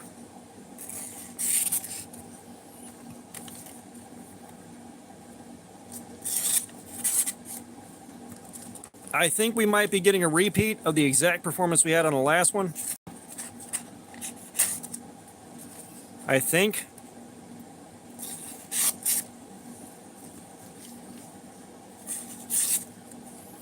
Maybe slightly better.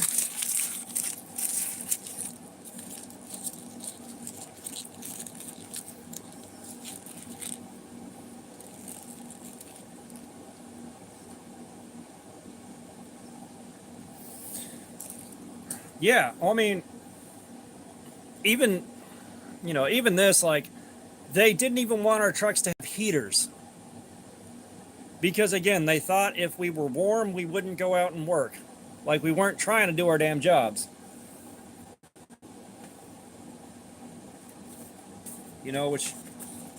All right, Fook, I appreciate you being here, man. Thank you for your time.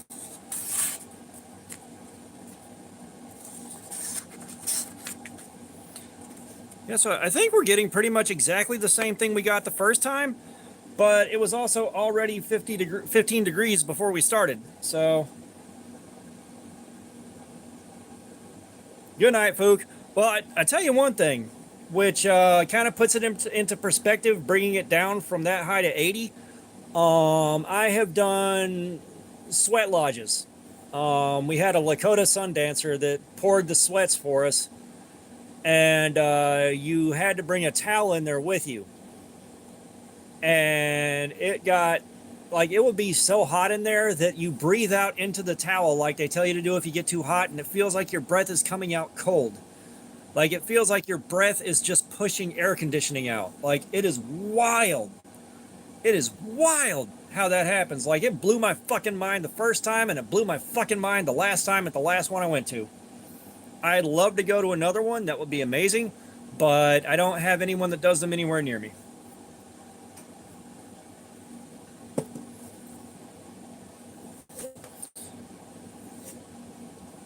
Now we're just screwing around so we can strap this thing back up. I don't want to break the work sharp out again. Just we've already done that, and with it already being 15 degrees with a good bevel on it, that was a pleasant sharpening experience. I'll give them that much.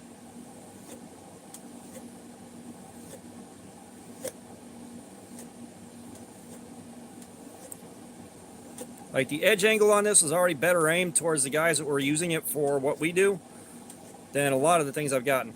I think they're like, we're going to design this for the hardest use possible because that's what people are buying it for. It's like, no, we're buying them to open boxes and cut plastic off of things and cut zip ties. That's what almost every single one of us is buying these for.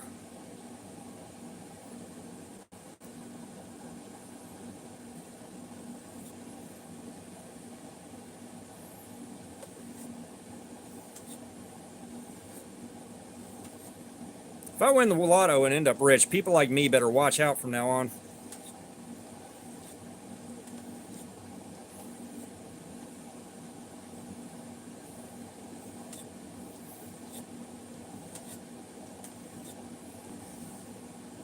Okay, sorry about that. The connection went down.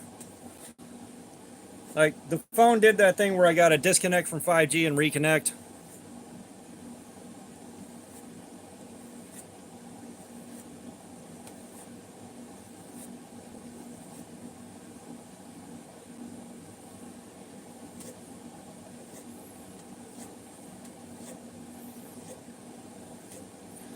Yeah, I think dreaming is about all most of us got. I'd just be happy with enough coming in to pay all my damn bills right now.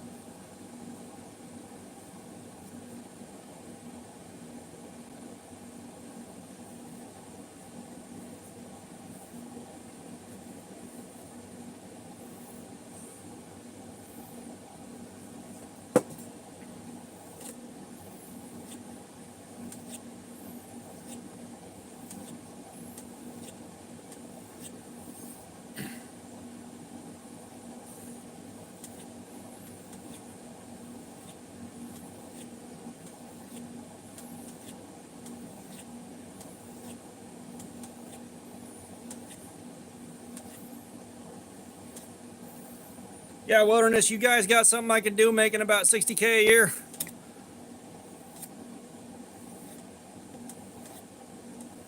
Might be a little bit less hell than working retail.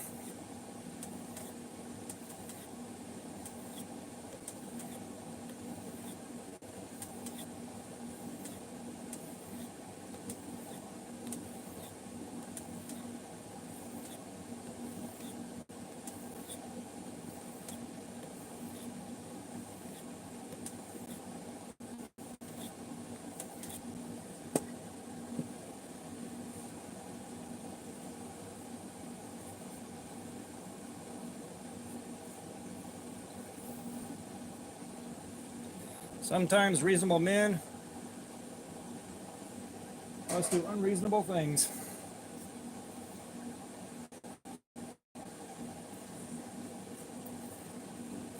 Yeah, it's painful how short we are coming up every month. Like, it is.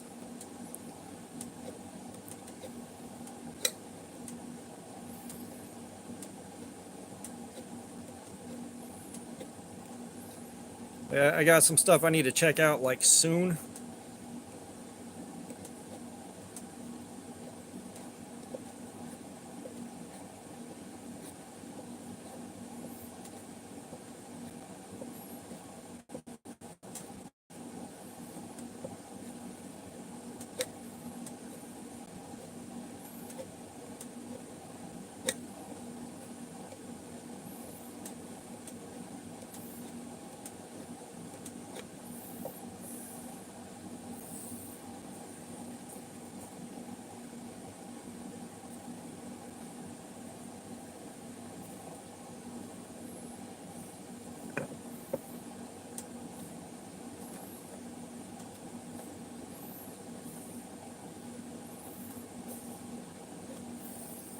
Yeah, have a little diorama of a muffler shop on top of it.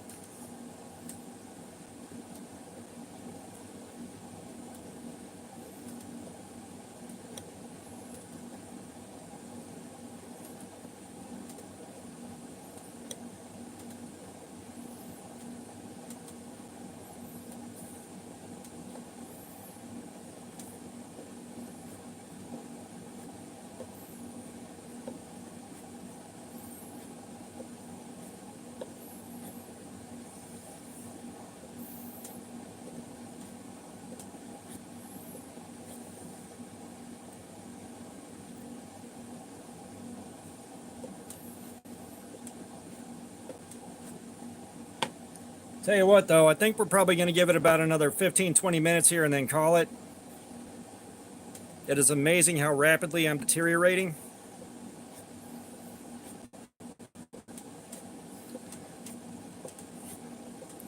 But at least we got a solid 5 hours out of the stream.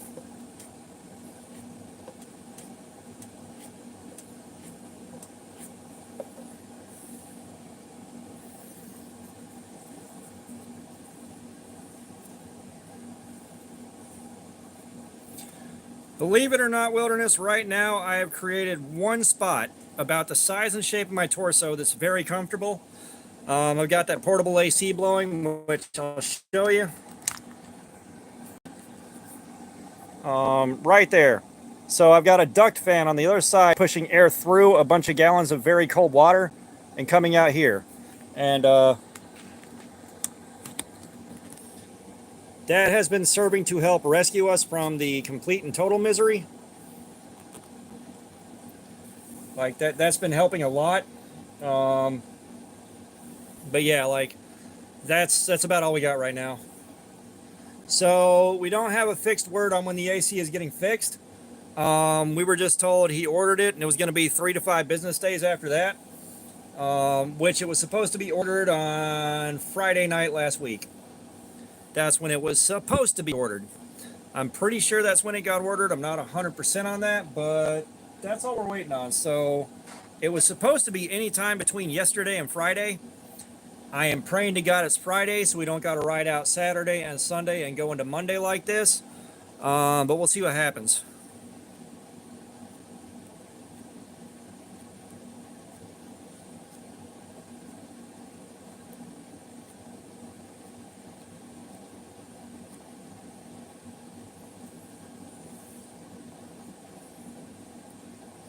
And it's just one of those things where the guy's like, so I got bad news. The motor on that thing is basically melted. Like it is completely shot and seized up. I could not get it moving again just by, pushing on the fan. But, oof. And he's like, there's this kind of motor and this kind of motor, and I've got those. But I'm going to have to special order yours when I get home tonight if the home insurance dealie will cover it. And it'll be 3 to 5 business days. Which my fear as soon as he said that was it was going to be 7 or 8 business days. So like I said, it's been, I think it started on Wednesday night, then Thursday, Friday, Saturday, Sunday, Monday, Tuesday, Wednesday, Thursday. We're on day 8. I have not carried the BK40 yet.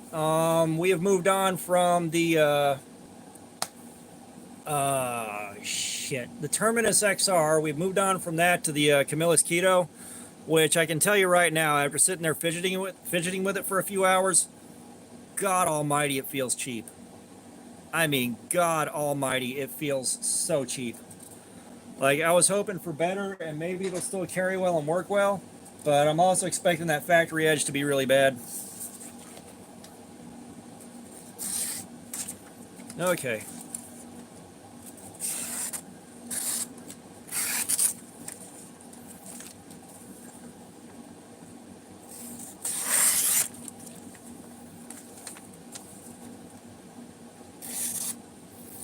Yeah, so we're back to good and sharp. Let's see if we're shaving. Where the hell is evasive floppy disk? Now.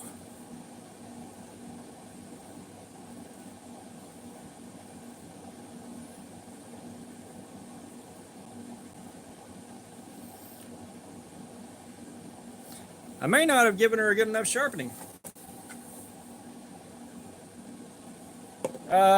Yeah, the issue with that is, especially with the way the weather's been out here, I'm not having that out there when I can't go out there and get it before it starts raining. Especially if I'm at work all day and trying to cool the house down, like, no.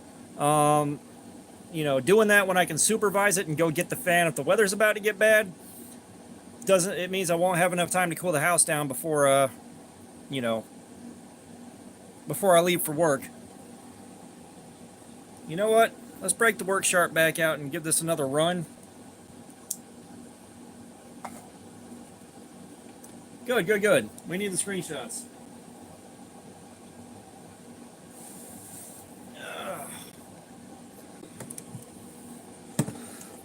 We're going to give this another run with the work sharp and see if I just did not remove enough material before we wrap this up, because as much as we sharpen that and as polished as the edge is, it should be doing a lot better than this.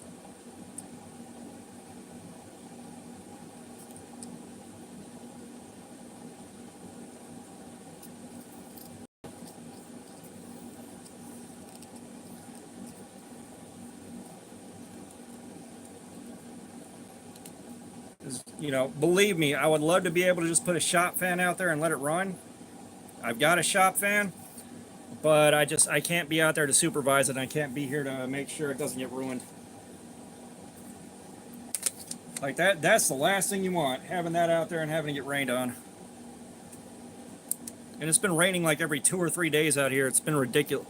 Like, how many days has it rained in a row now? I think today is the first day we haven't gotten rain in a minute.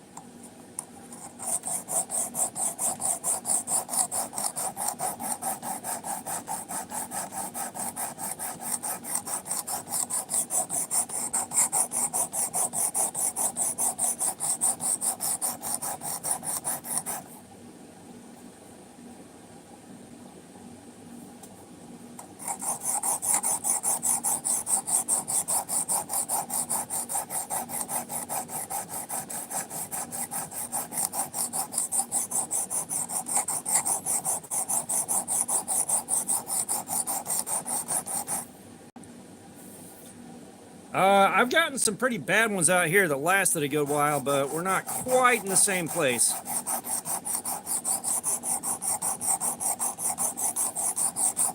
And the problem there is it's been just enough to make things humid as shit, but not enough to actually cool things down.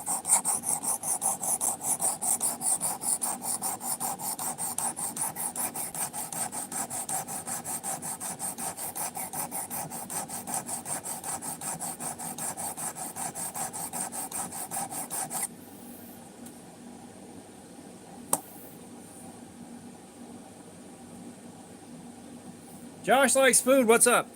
So if you're good at freehanding and you need something to carry around, field sharpener for sure. But if you're like me and not good at freehanding yet, get this. All day, every day. If you've got the money to spring for the professional, yeah, that's where I go. Like, I figured this has got enough to get the job done. I don't need the extra creature comforts. But the professional, you can swap the stones out on with aftermarket stuff, and you can't do that with this one. So you're stuck with the grits they tell you to sharpen with. And it only goes as low as 240, which, if you're hogging a lot of material off, ain't great.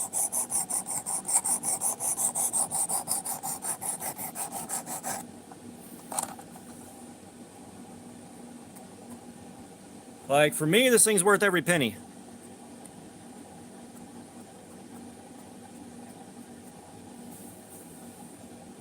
Yeah, I still can't feel a burr coming off of this, which I hate. Like, I need to feel a burr to make sure it's totally done.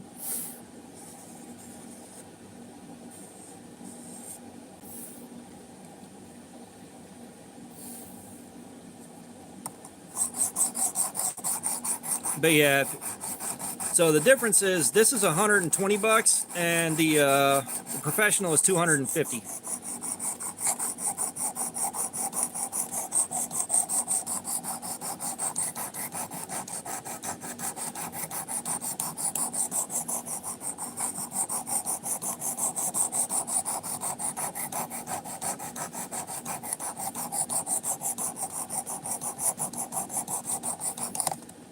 Yeah, I think I may have fried the 220 grit stone out.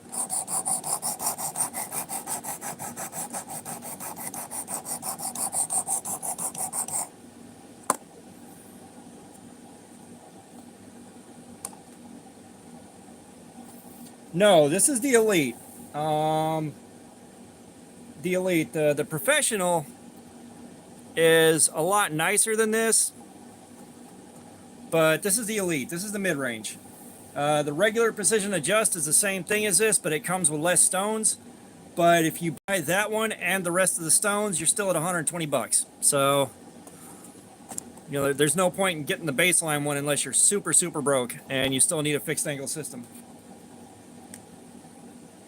Oh, brother, I used to be skinny as shit and pounded tons and tons of food down. Like, I was expensive to feed. I'm getting back to that again. But for a minute there, when I became super sedentary, I definitely blew up in weight for a while. But of course, now I'm walking like 5 to 7 miles a day at work. And that contributes a lot to that weight loss. I wasn't really going for weight loss, I just wound up there.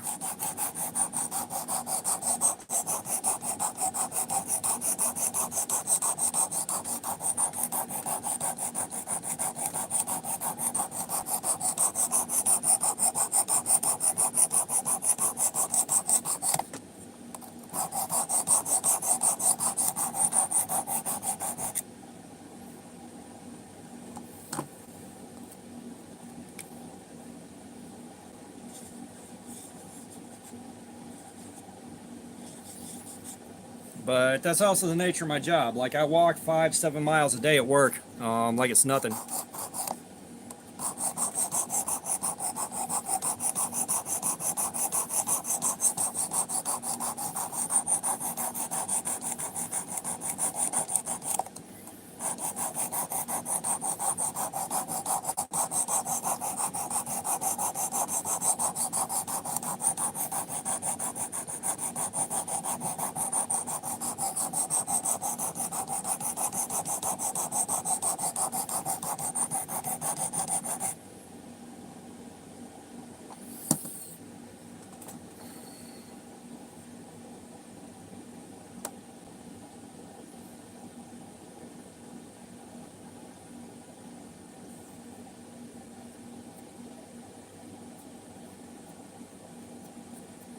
Okay, now I'm feeling a burr. Now we're getting somewhere.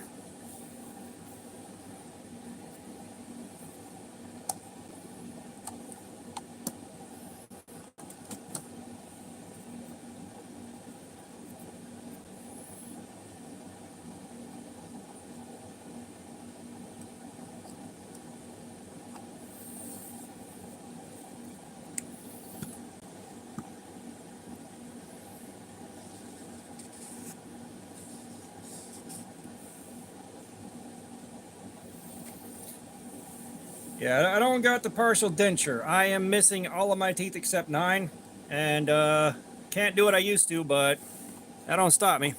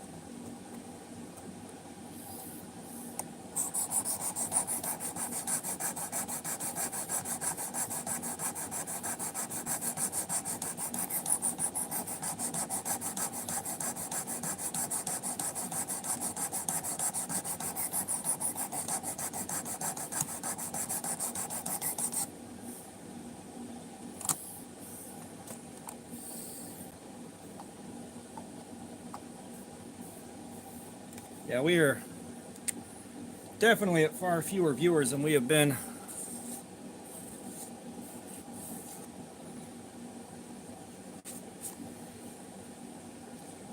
But that being said, it's been a hell of a live stream, and we are about 5.5 hours in.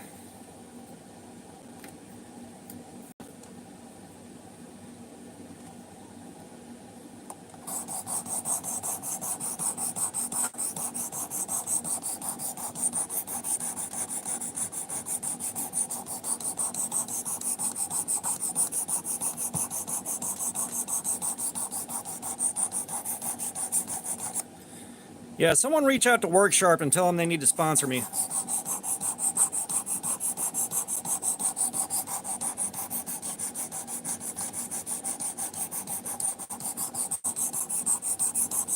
Hashtag not sponsored.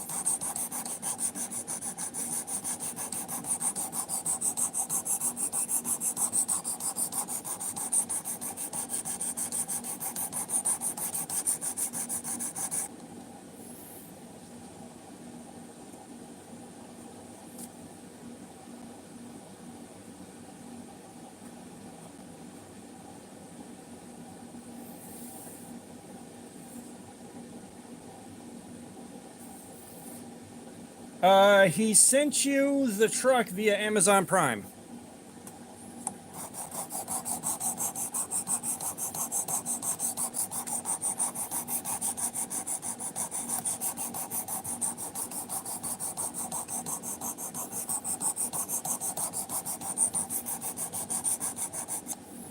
He ordered you a 1997 Dodge Dakota via Amazon Prime.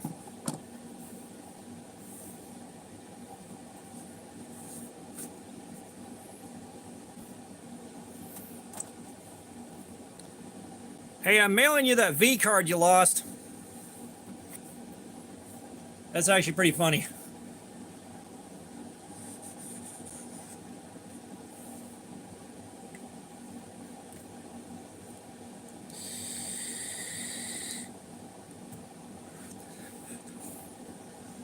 You know, that's one thing about one of my all-time favorite cars being so fucking obscure, is you don't really see Hot Wheels of it or anything like that.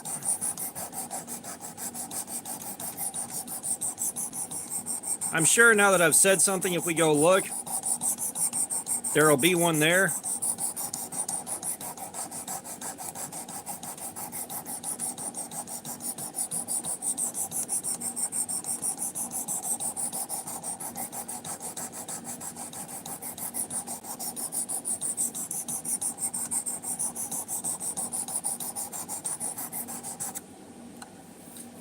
No. Now the Aerostar is one of my favorites, but the first thing I drove after I got my license was a 1969 Dodge A110 Sportsman van with full windows all the way around.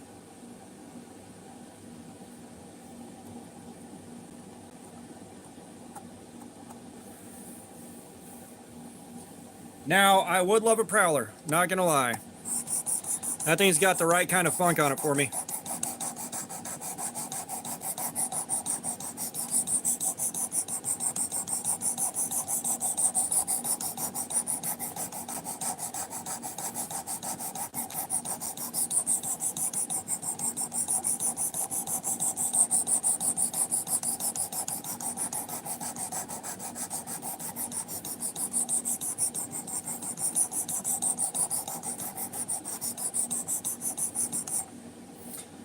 Honestly, if the example I drove was in good shape, I would call it that, but the one I drove was primer gray. It had so many rust holes in it. It barely ran. It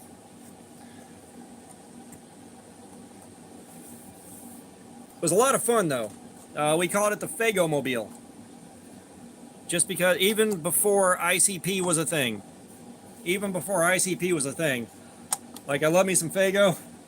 Partly because it was like 33 cents a bottle. So I'd go to the store that actually had them and just buy like 20 at a time and bring them back home.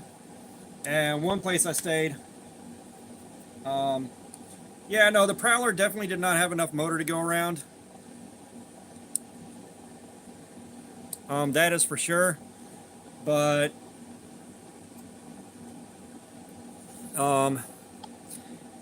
yeah, and then once we found out ICP was a thing and Fago was a thing with them, that kind of changed everyone's assumption about the van. It's not like I didn't enjoy some ICP back in the day, but that wasn't what that association was. The first thing I did with it actually is I drove to the store and I bought like a shit ton of Fago.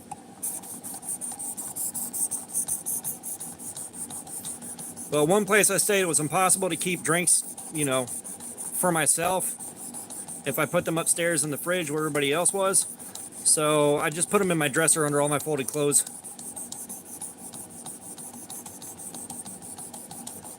It's like, a nice ambient temperature Fago. All for me. Yeah, it's not the tradesman. It's the sportsman. The Shag and Wagon vans were, I think, starting at 1971. So someone may have mislabeled that. Because the Dodge A110 was a cab forward van. You sat on top of the wheels. Like the driver's seat was on top of the wheel well. And the engine was between the seats. That thing was a shitload of fun to drive, though. I'll tell you that. So many misadventures in that thing.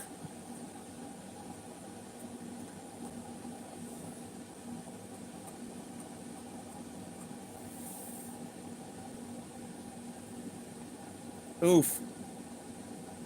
Yeah, I know there was a year of the Prelude where that thing was fucking beautiful. Fucking beautiful. I'd love to have one of those, but money?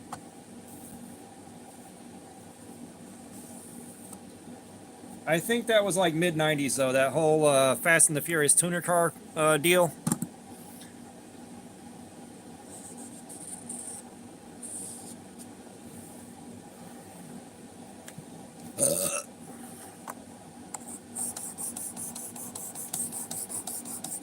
I will tell you what, though, I wish I could have gotten my hand, and maybe one day I will, but the cab forward pickup from the same year. It's the same cabin, it's the same headlight, like it's the same everything except the van parts turned into a pickup truck bed. Those things are cool as shit.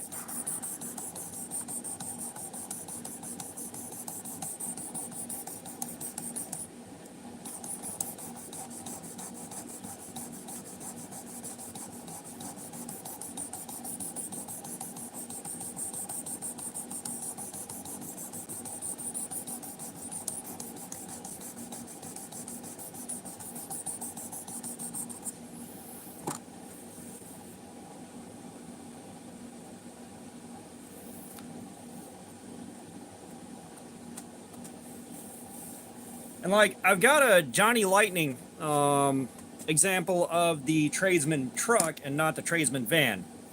And even in the movie, the Cars movie, one of the Rusty's characters was that van. And the thing is he wasn't a major enough character that he got a bunch of cars made of him. I saw him one time as part of a set that I didn't have the money for, and then I never saw that set again.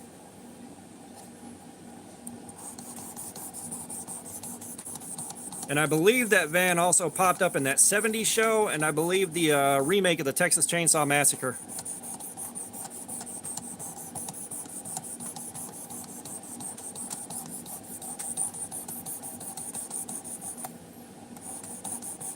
But what I wanted to do with mine was basically get all the rust out of there and replace the floor with something heavier duty, and then put like the biggest AC system I could in there, and then turn it into a living room on wheels. You know, full-on couch in there, TV, gaming system, which at the time would have been a PS2.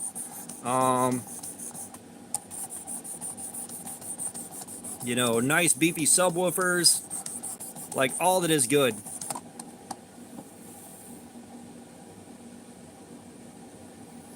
Ah, dude, don't sweat it, man.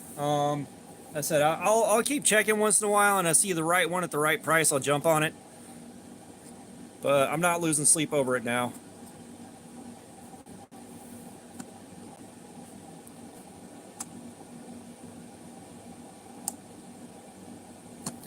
I wish they made the font on this different, where it was easier to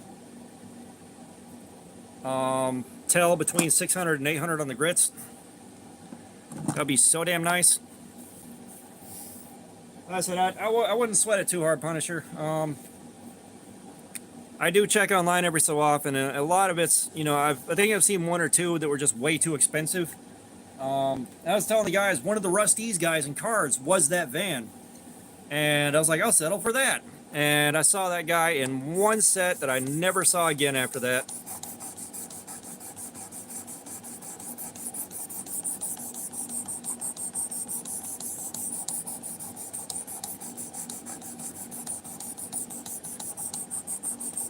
I think I may have gotten my grits in the wrong order.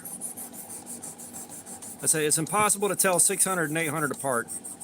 It really is. The 6 and the 8 are fucking identical.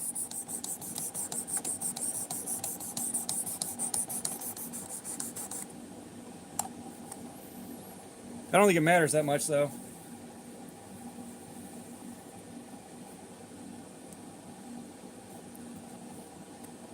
Now, the thing that kills me is I'll get eye crust on my cornea in my sleep, and then when I try to open my eyes, it scratches the piss out of them, and that's the whole rest of my damn day right there. Like, you talk about incredibly light sensitive, among other things.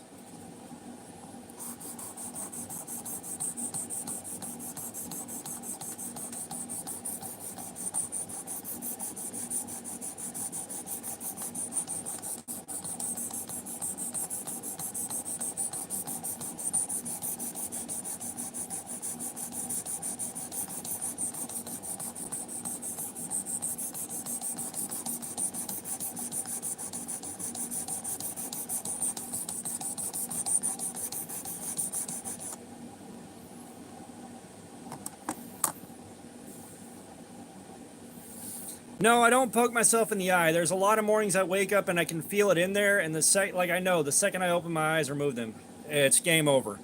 And there's nothing I can do about it. Nothing.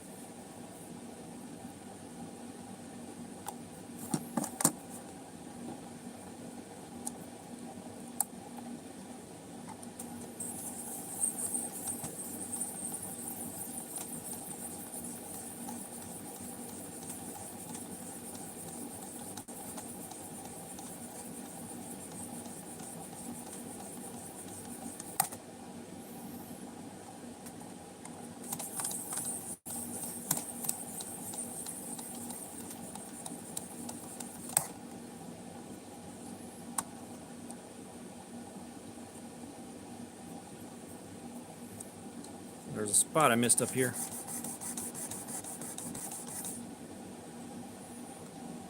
There we are.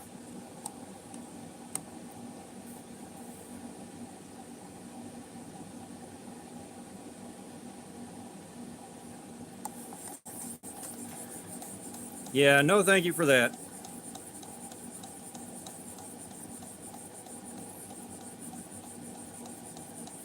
I cannot tell you the kind of murderous rampage I'd go on if a bug hit me in the head while I was asleep.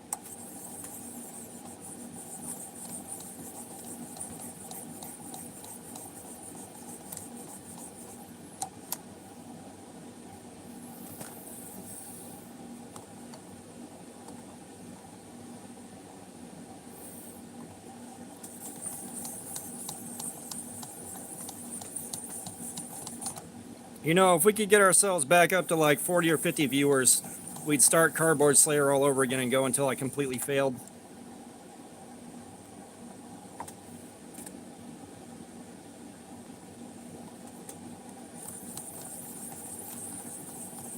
However, I have no idea how the hell we'd hit that point.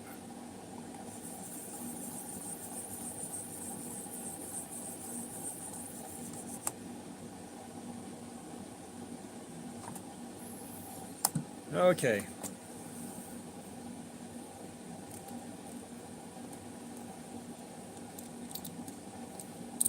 Actually, one thing interesting, if you ever see ants in your house, Windex, insta-kills.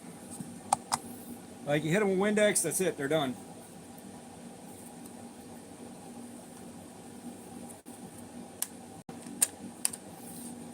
But no, the last one I got, when I hadn't driven my truck for, well, the entirety of the pandemic, since we didn't leave the house, the truck didn't get driven, and some wasps built a nest in the door frame, or the door jamb.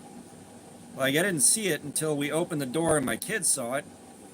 But yeah, but my kids saw the wasp nest, and I looked and I saw it there, and I grabbed some brake cleaner. You talk about instantly wiping them out, like instantaneous. Okay.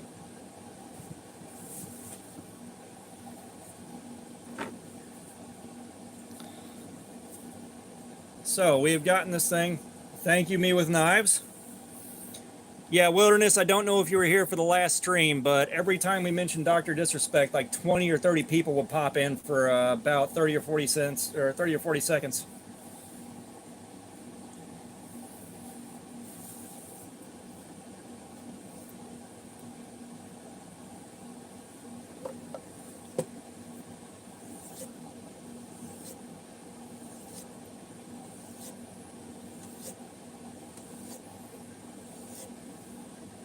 I think we were talking about Dr. Disrespect's grooming problems. Yeah, the Benny Hill music.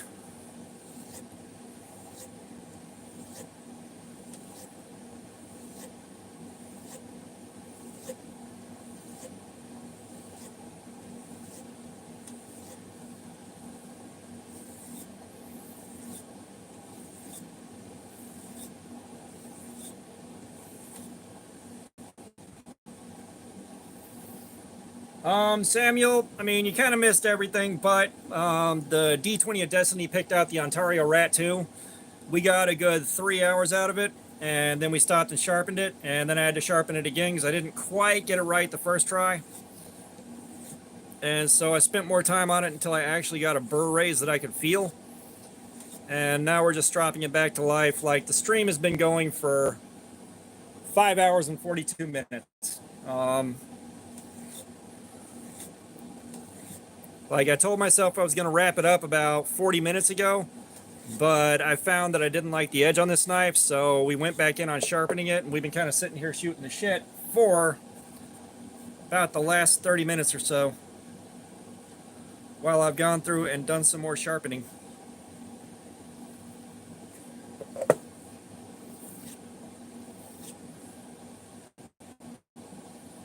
Yeah, Miss. Well, I think one thing that we're fighting now is the viewer count is so low. We're down to like 10 viewers. 9 if you discount the alt account that I'm watching this on, so I can moderate and read comments. That it's not really going to do a whole lot for us now. Like, it seems to help when we got around 30 or 40 people watching. That seems to be one of the tickets.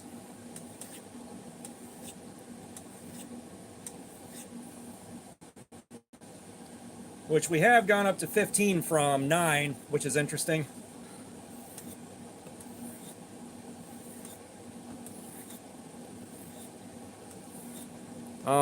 Who do you guys think won the Kendrick Lamar versus Drake beef?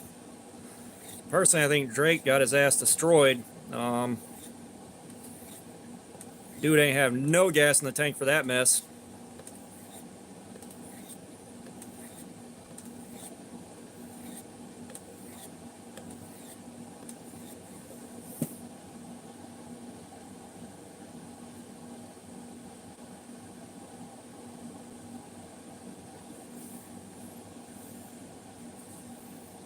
That skibbity toilet.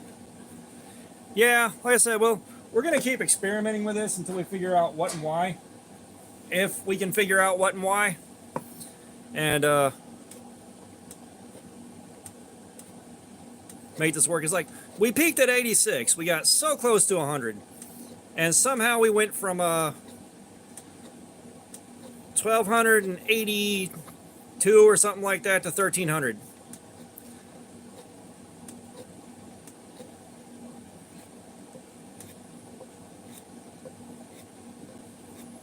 So I'm trying to figure out, like, as I'm looking at, like, giving away some of the, like I said, some of the knives that I've already worked to death and, you know, we're done with, you know, put a new edge on them, get them happy again, and then give those away too, just because I don't have any more use for them. Although I'd like to find the better knives in the bunch, like that Civivi Odium. I'd like to do a cardboard slayer with that first. But,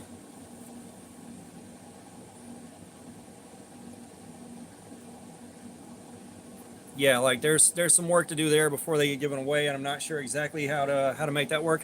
Yeah, we stopped and sharpened this again. I wasn't happy with the edge off of the first one.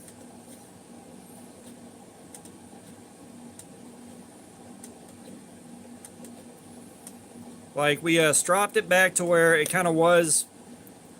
I don't know, we stropped it back to where it was out of the box, you know, factory edge.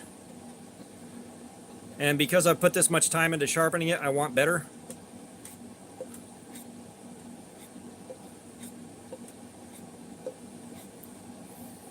But I probably, bro, I am 100% devoid of Riz. I got Fizz, but not Riz.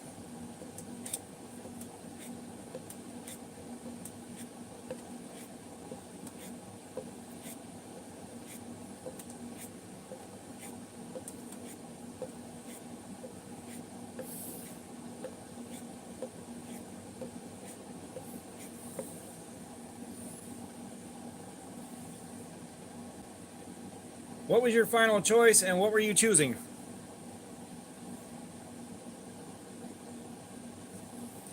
Yeah, that's the big question there, is what were the choices?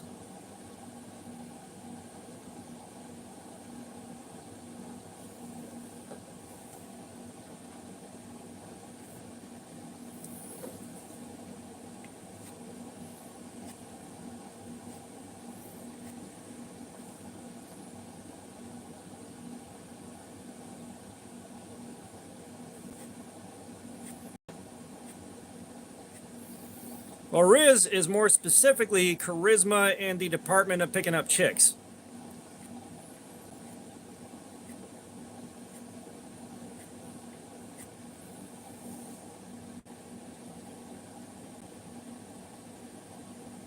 Oh, yeah, because you were looking for that daily driver that's also good for hard use. And did you go with the AD15 or the AD15 Lite?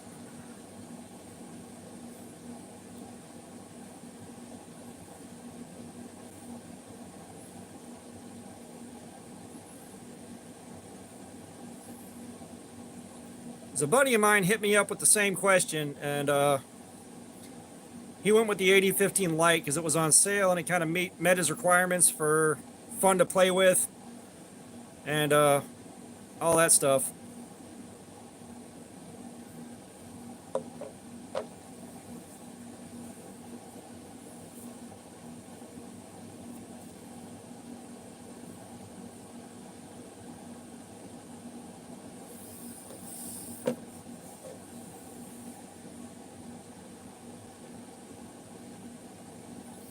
Yeah, I've got the Lite.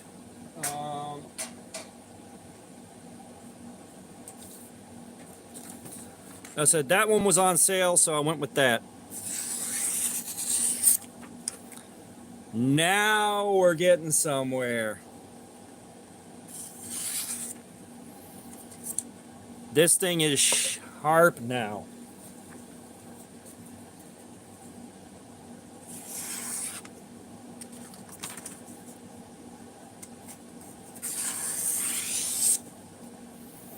Okay, now I'm happy with it. I do have some Civivis that I like quite a bit. My personal favorites out of what I have are the Bull Mastiff and the Mastodon.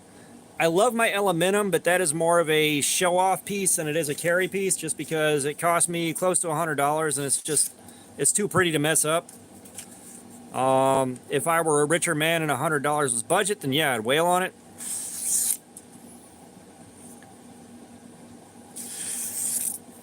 I knew something wasn't right when I couldn't feel a burr.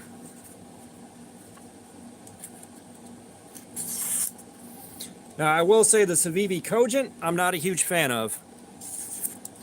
And that's just because the button lock is not something I enjoy using on that one.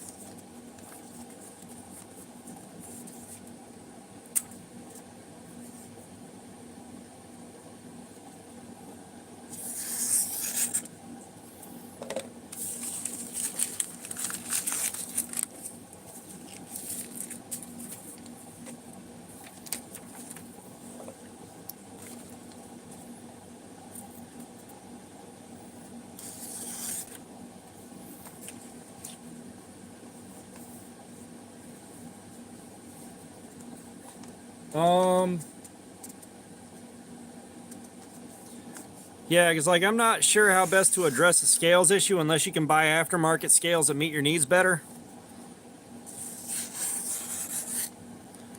Or if you've got some skills at modifying stuff by hand, then you can go in and do that. But other than that, I don't really have a lot to offer.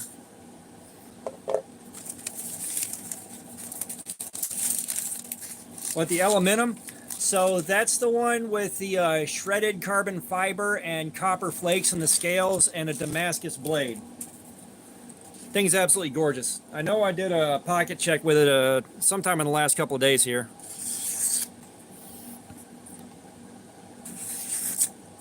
Sorry guys, this is just so damn satisfying. Like, we got a super edge on it.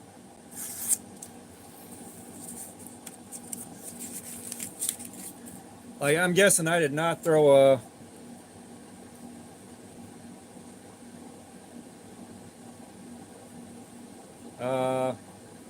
what are you doing to it to break FRN scales? Or did you already break them?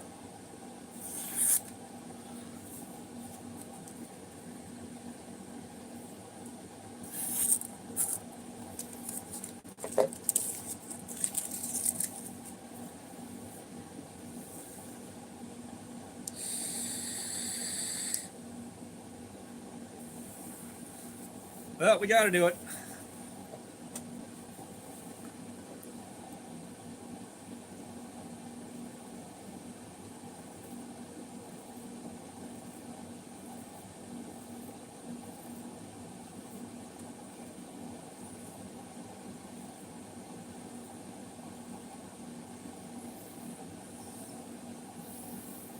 Yeah, we shaving easily.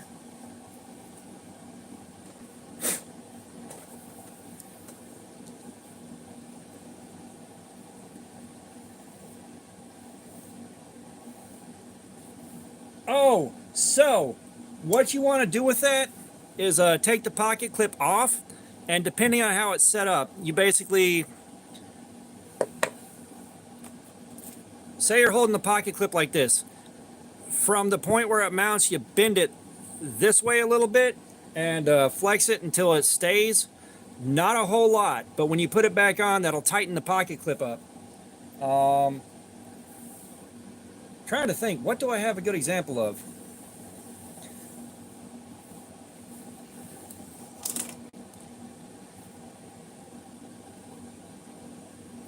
That one ain't gonna do it.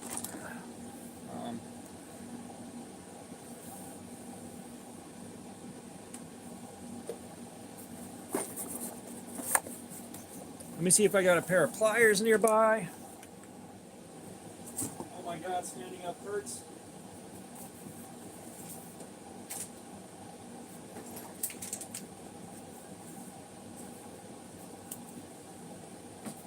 Yeah, so I got these. Okay, let me see.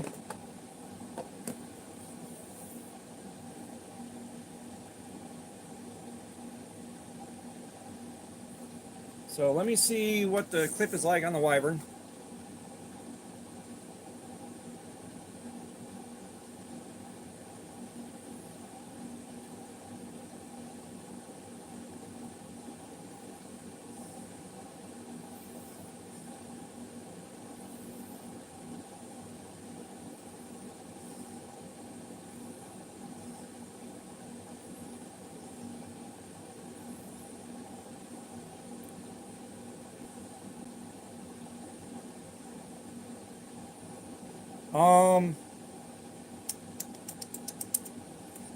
That style of pocket clip, I'm not sure what it's made of, but it looks like if you try to work on that, you may easily snap it. Whew.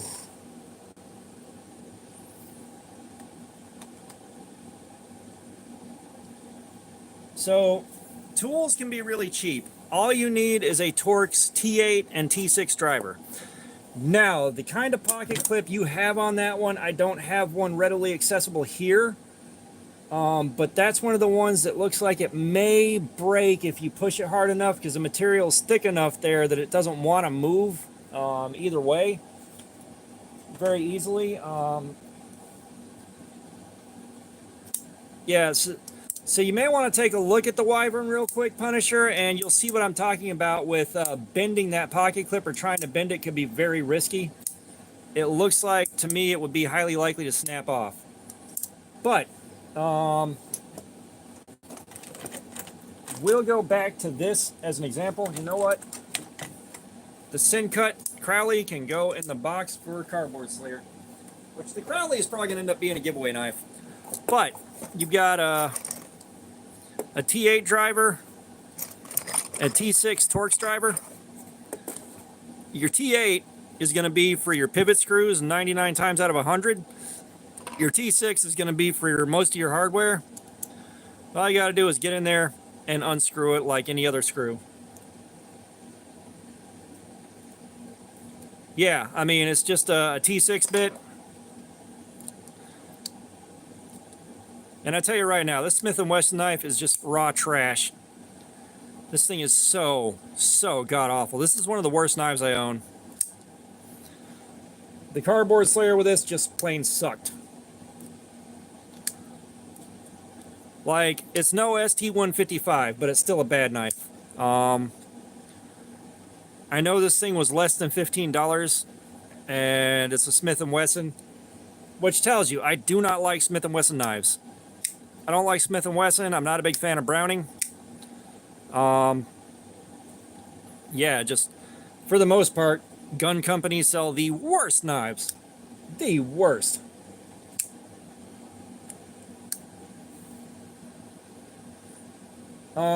Again, you guys take a look at the Wyvern and look at the pocket clip on that. It's a different kind of clip. What he's talking about does not look like it would take well to being bent.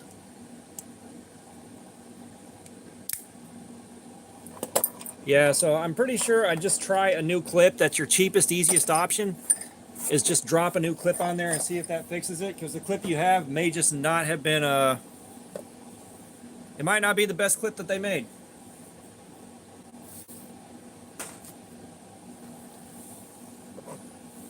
Do I have some cardstock sitting here?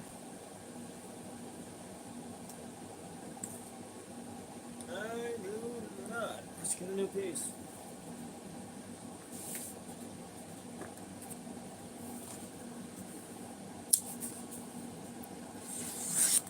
Yeah. I like the edge.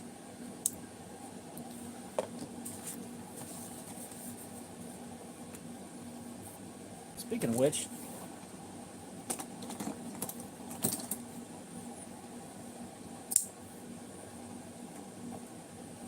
how did the XR's edge hold up to carry and use?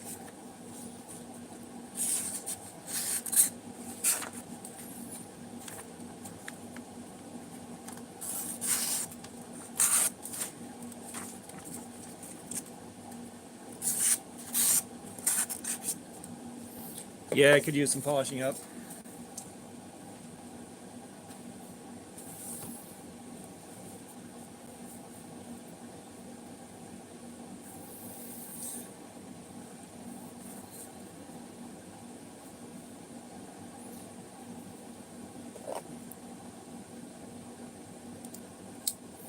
Yeah, it's still plenty sharp. It could use a thorough stropping, but I'm not going to bother with that.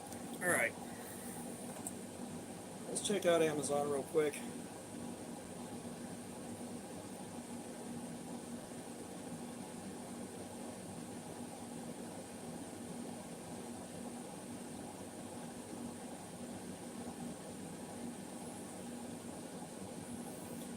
Oh, okay, so you can buy a new pocket clip for that thing for 13 bucks.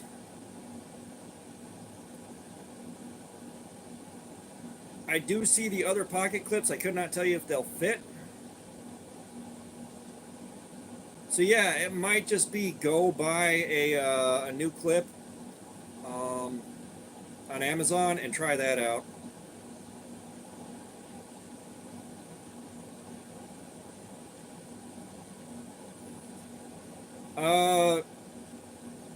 This Rat 2 that I've got did really well. The factory edge wasn't the best on it, but it still pushed 3 hours of cuts, and then the cuts were starting to get kind of ragged. It wasn't 100% worn out, but it was very badly worn.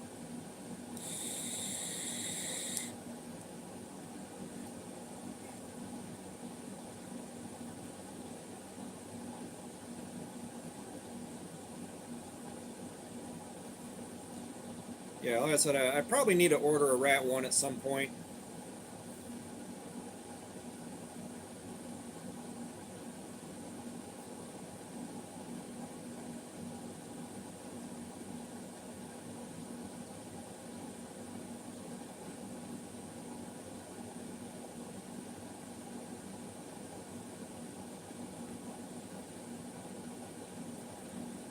Speaking of which, on eBay, I found an Ontario rat clone.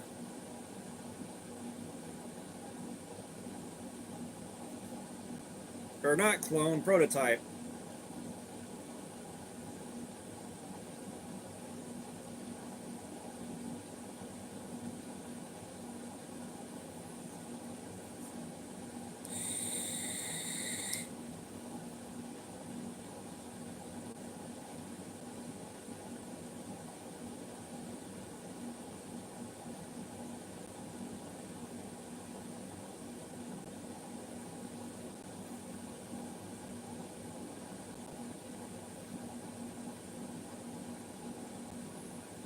Like, I want a bid on it.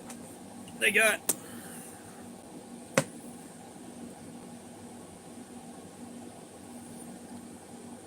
Like, we got the rat prototype right here, and I do want to bid on that. Because, like, the bids are still pretty low. Oh, Caterpillar? I know Caterpillar makes knives. I have not actually tried one. Let me take a look at those on here.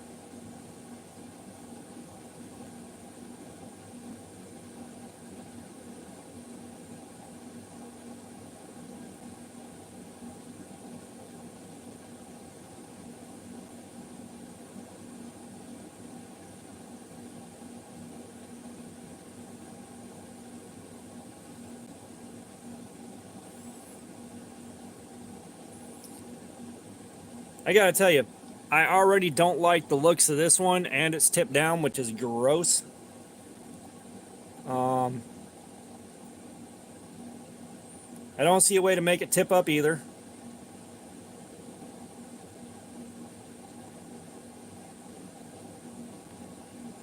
And of course, they're not showing the back of that one.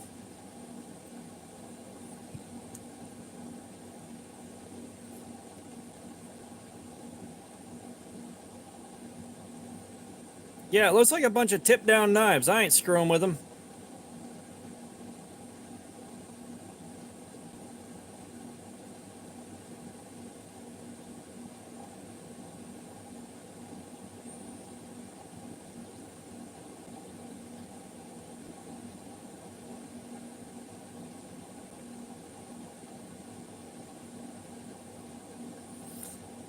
Yeah, I'm not sweating the D2 blade on the Rat 1 too much. I've got plenty of D2 knives.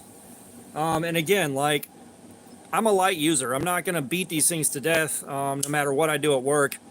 You know, look at what we got to do for me to beat an edge down on a knife pretty bad. But, no, that Ontario Rat prototype has definitely got my attention. I am probably going to place a bid on it just so I can watch it and see how it goes. Because I'd love to have a prototype of something like that. I would. But I don't know what the price is, because there's like 3 days left on that listing, and I don't know what's going to happen at the end there when everyone starts sniping. KO, what's up?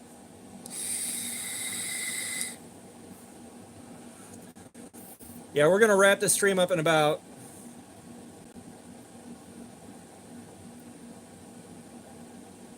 So, wrap it up in about 20 some odd minutes here. But OS 8 is pretty sharpenable. OS 10, the only thing that I had was the Cold Steel 4MAX Scout, and that thing fought me all the way just because the knife is so big and the Work Sharp Precision Adjust, the clamp did not want to hold on to that steel. I don't know what it was, but I ended up having to take mine out to the 2x72 belt grinder on a 120 grip belt, hog all the material off I needed, and then go to my Kin Onion belt grinder to get the edge on it that I needed. Gravy Seal, dude, thank you so much. You get Frankenstein.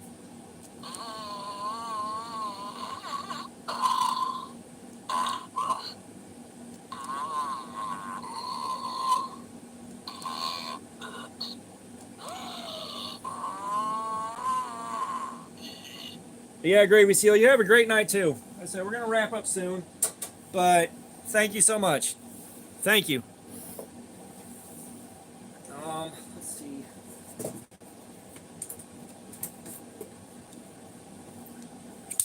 Yeah, for some reason the clamp on the Precision Adjust did not like hanging on to this, so I kept moving around. So I wound up just having to really ham-fist it and go with the sledgehammer approach. The Kin Onion design, Kin Onion is a designer. Kin Onion designed the Kershaw Leak. That's probably what he's best known for. But Kin Onion also helped design the Work Sharp, shit, what the hell's it called? It's called something. What the hell's the name of that thing?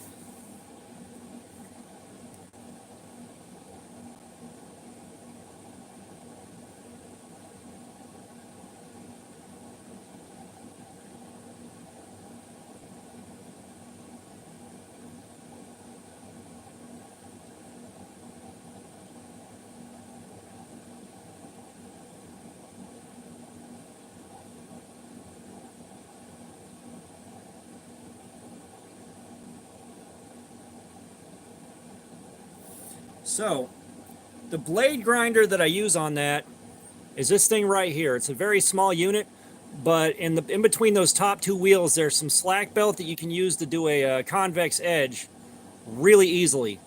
So that's what I did with that. The only kick in the nads with that. Oh, all right, Wilderness man, have a good night. But the only tricky thing with that is it can round the tip off of a knife really easily, which I think I did a little bit on this thing. Not much, but just a hair. Like, it's sharp enough that it kind of doesn't matter. It still does come to a point, but I think I may have rounded it just the slightest bit. But with those guys and my strops, I still got plenty of good edge out of it.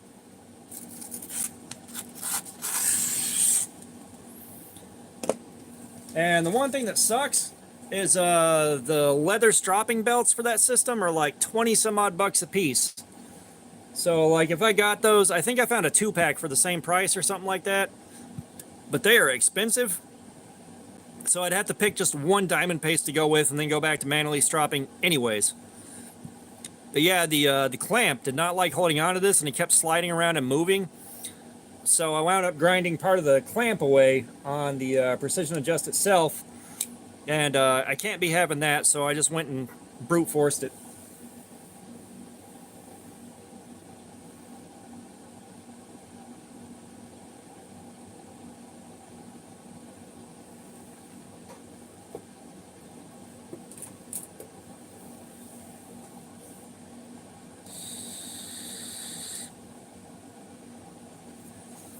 But after all this, I really, really like the Rat 2. This thing deserves the hype.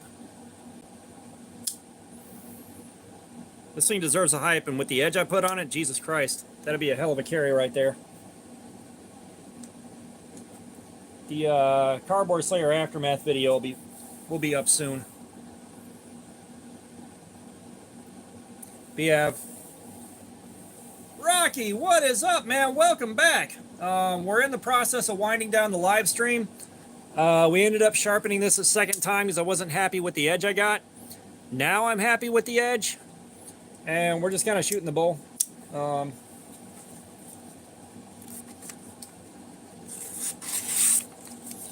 Like, she's sharp. She's sharp now.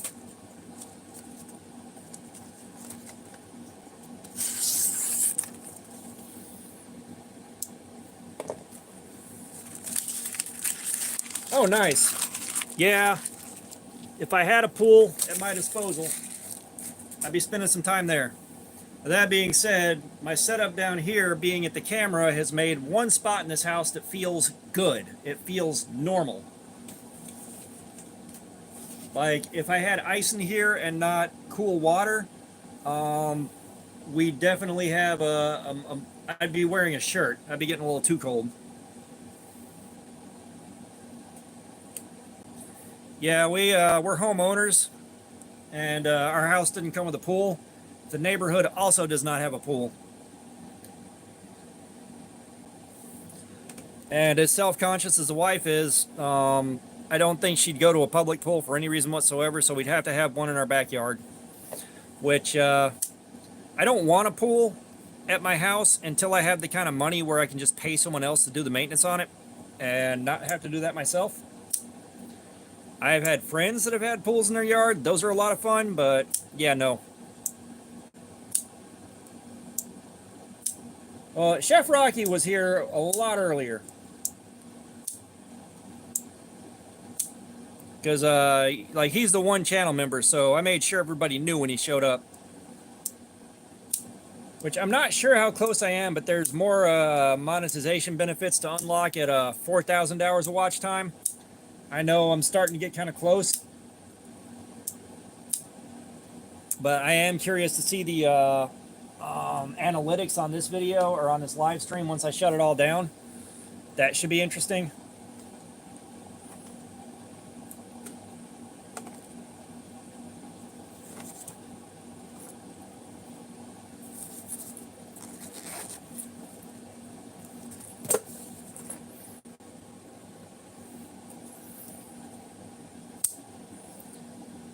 You can just barely see through this JG10. I wish it was more translucent. It's like they did a nice job skeletonizing the frame and making it look nice. All right, well, I'll tell you what. Let's wrap this up so some of us can migrate over to KO Knives' live stream. I'm going to migrate over there and hang out for a while and see what he's got going on. But I definitely need to go upstairs and lay down now. This was 6 hours and 12 minutes of sitting in this chair, more or less. So, everybody have a great night. Thank you so much for your time here. I appreciate you so much. And I will let you know when the next live stream is scheduled, once I figure out my work schedule and when I can make that happen. So, yeah. Y'all have a great night. And I will check in on you in a bit, KO. Bro, Chef Rocky, thank you so much. You get the last part we haven't done yet.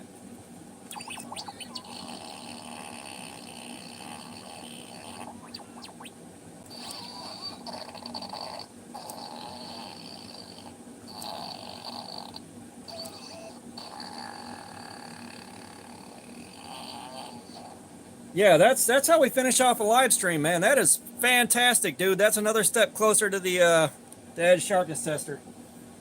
We're getting there slowly but surely. But yeah, man, Rocky, thank you so much. Everybody, thank you so much. It is time to sign out. It has been over 6 hours. So yeah, I will see you guys whenever I figure out when I can do another live stream. Good night. Y'all enjoy the rest of your night.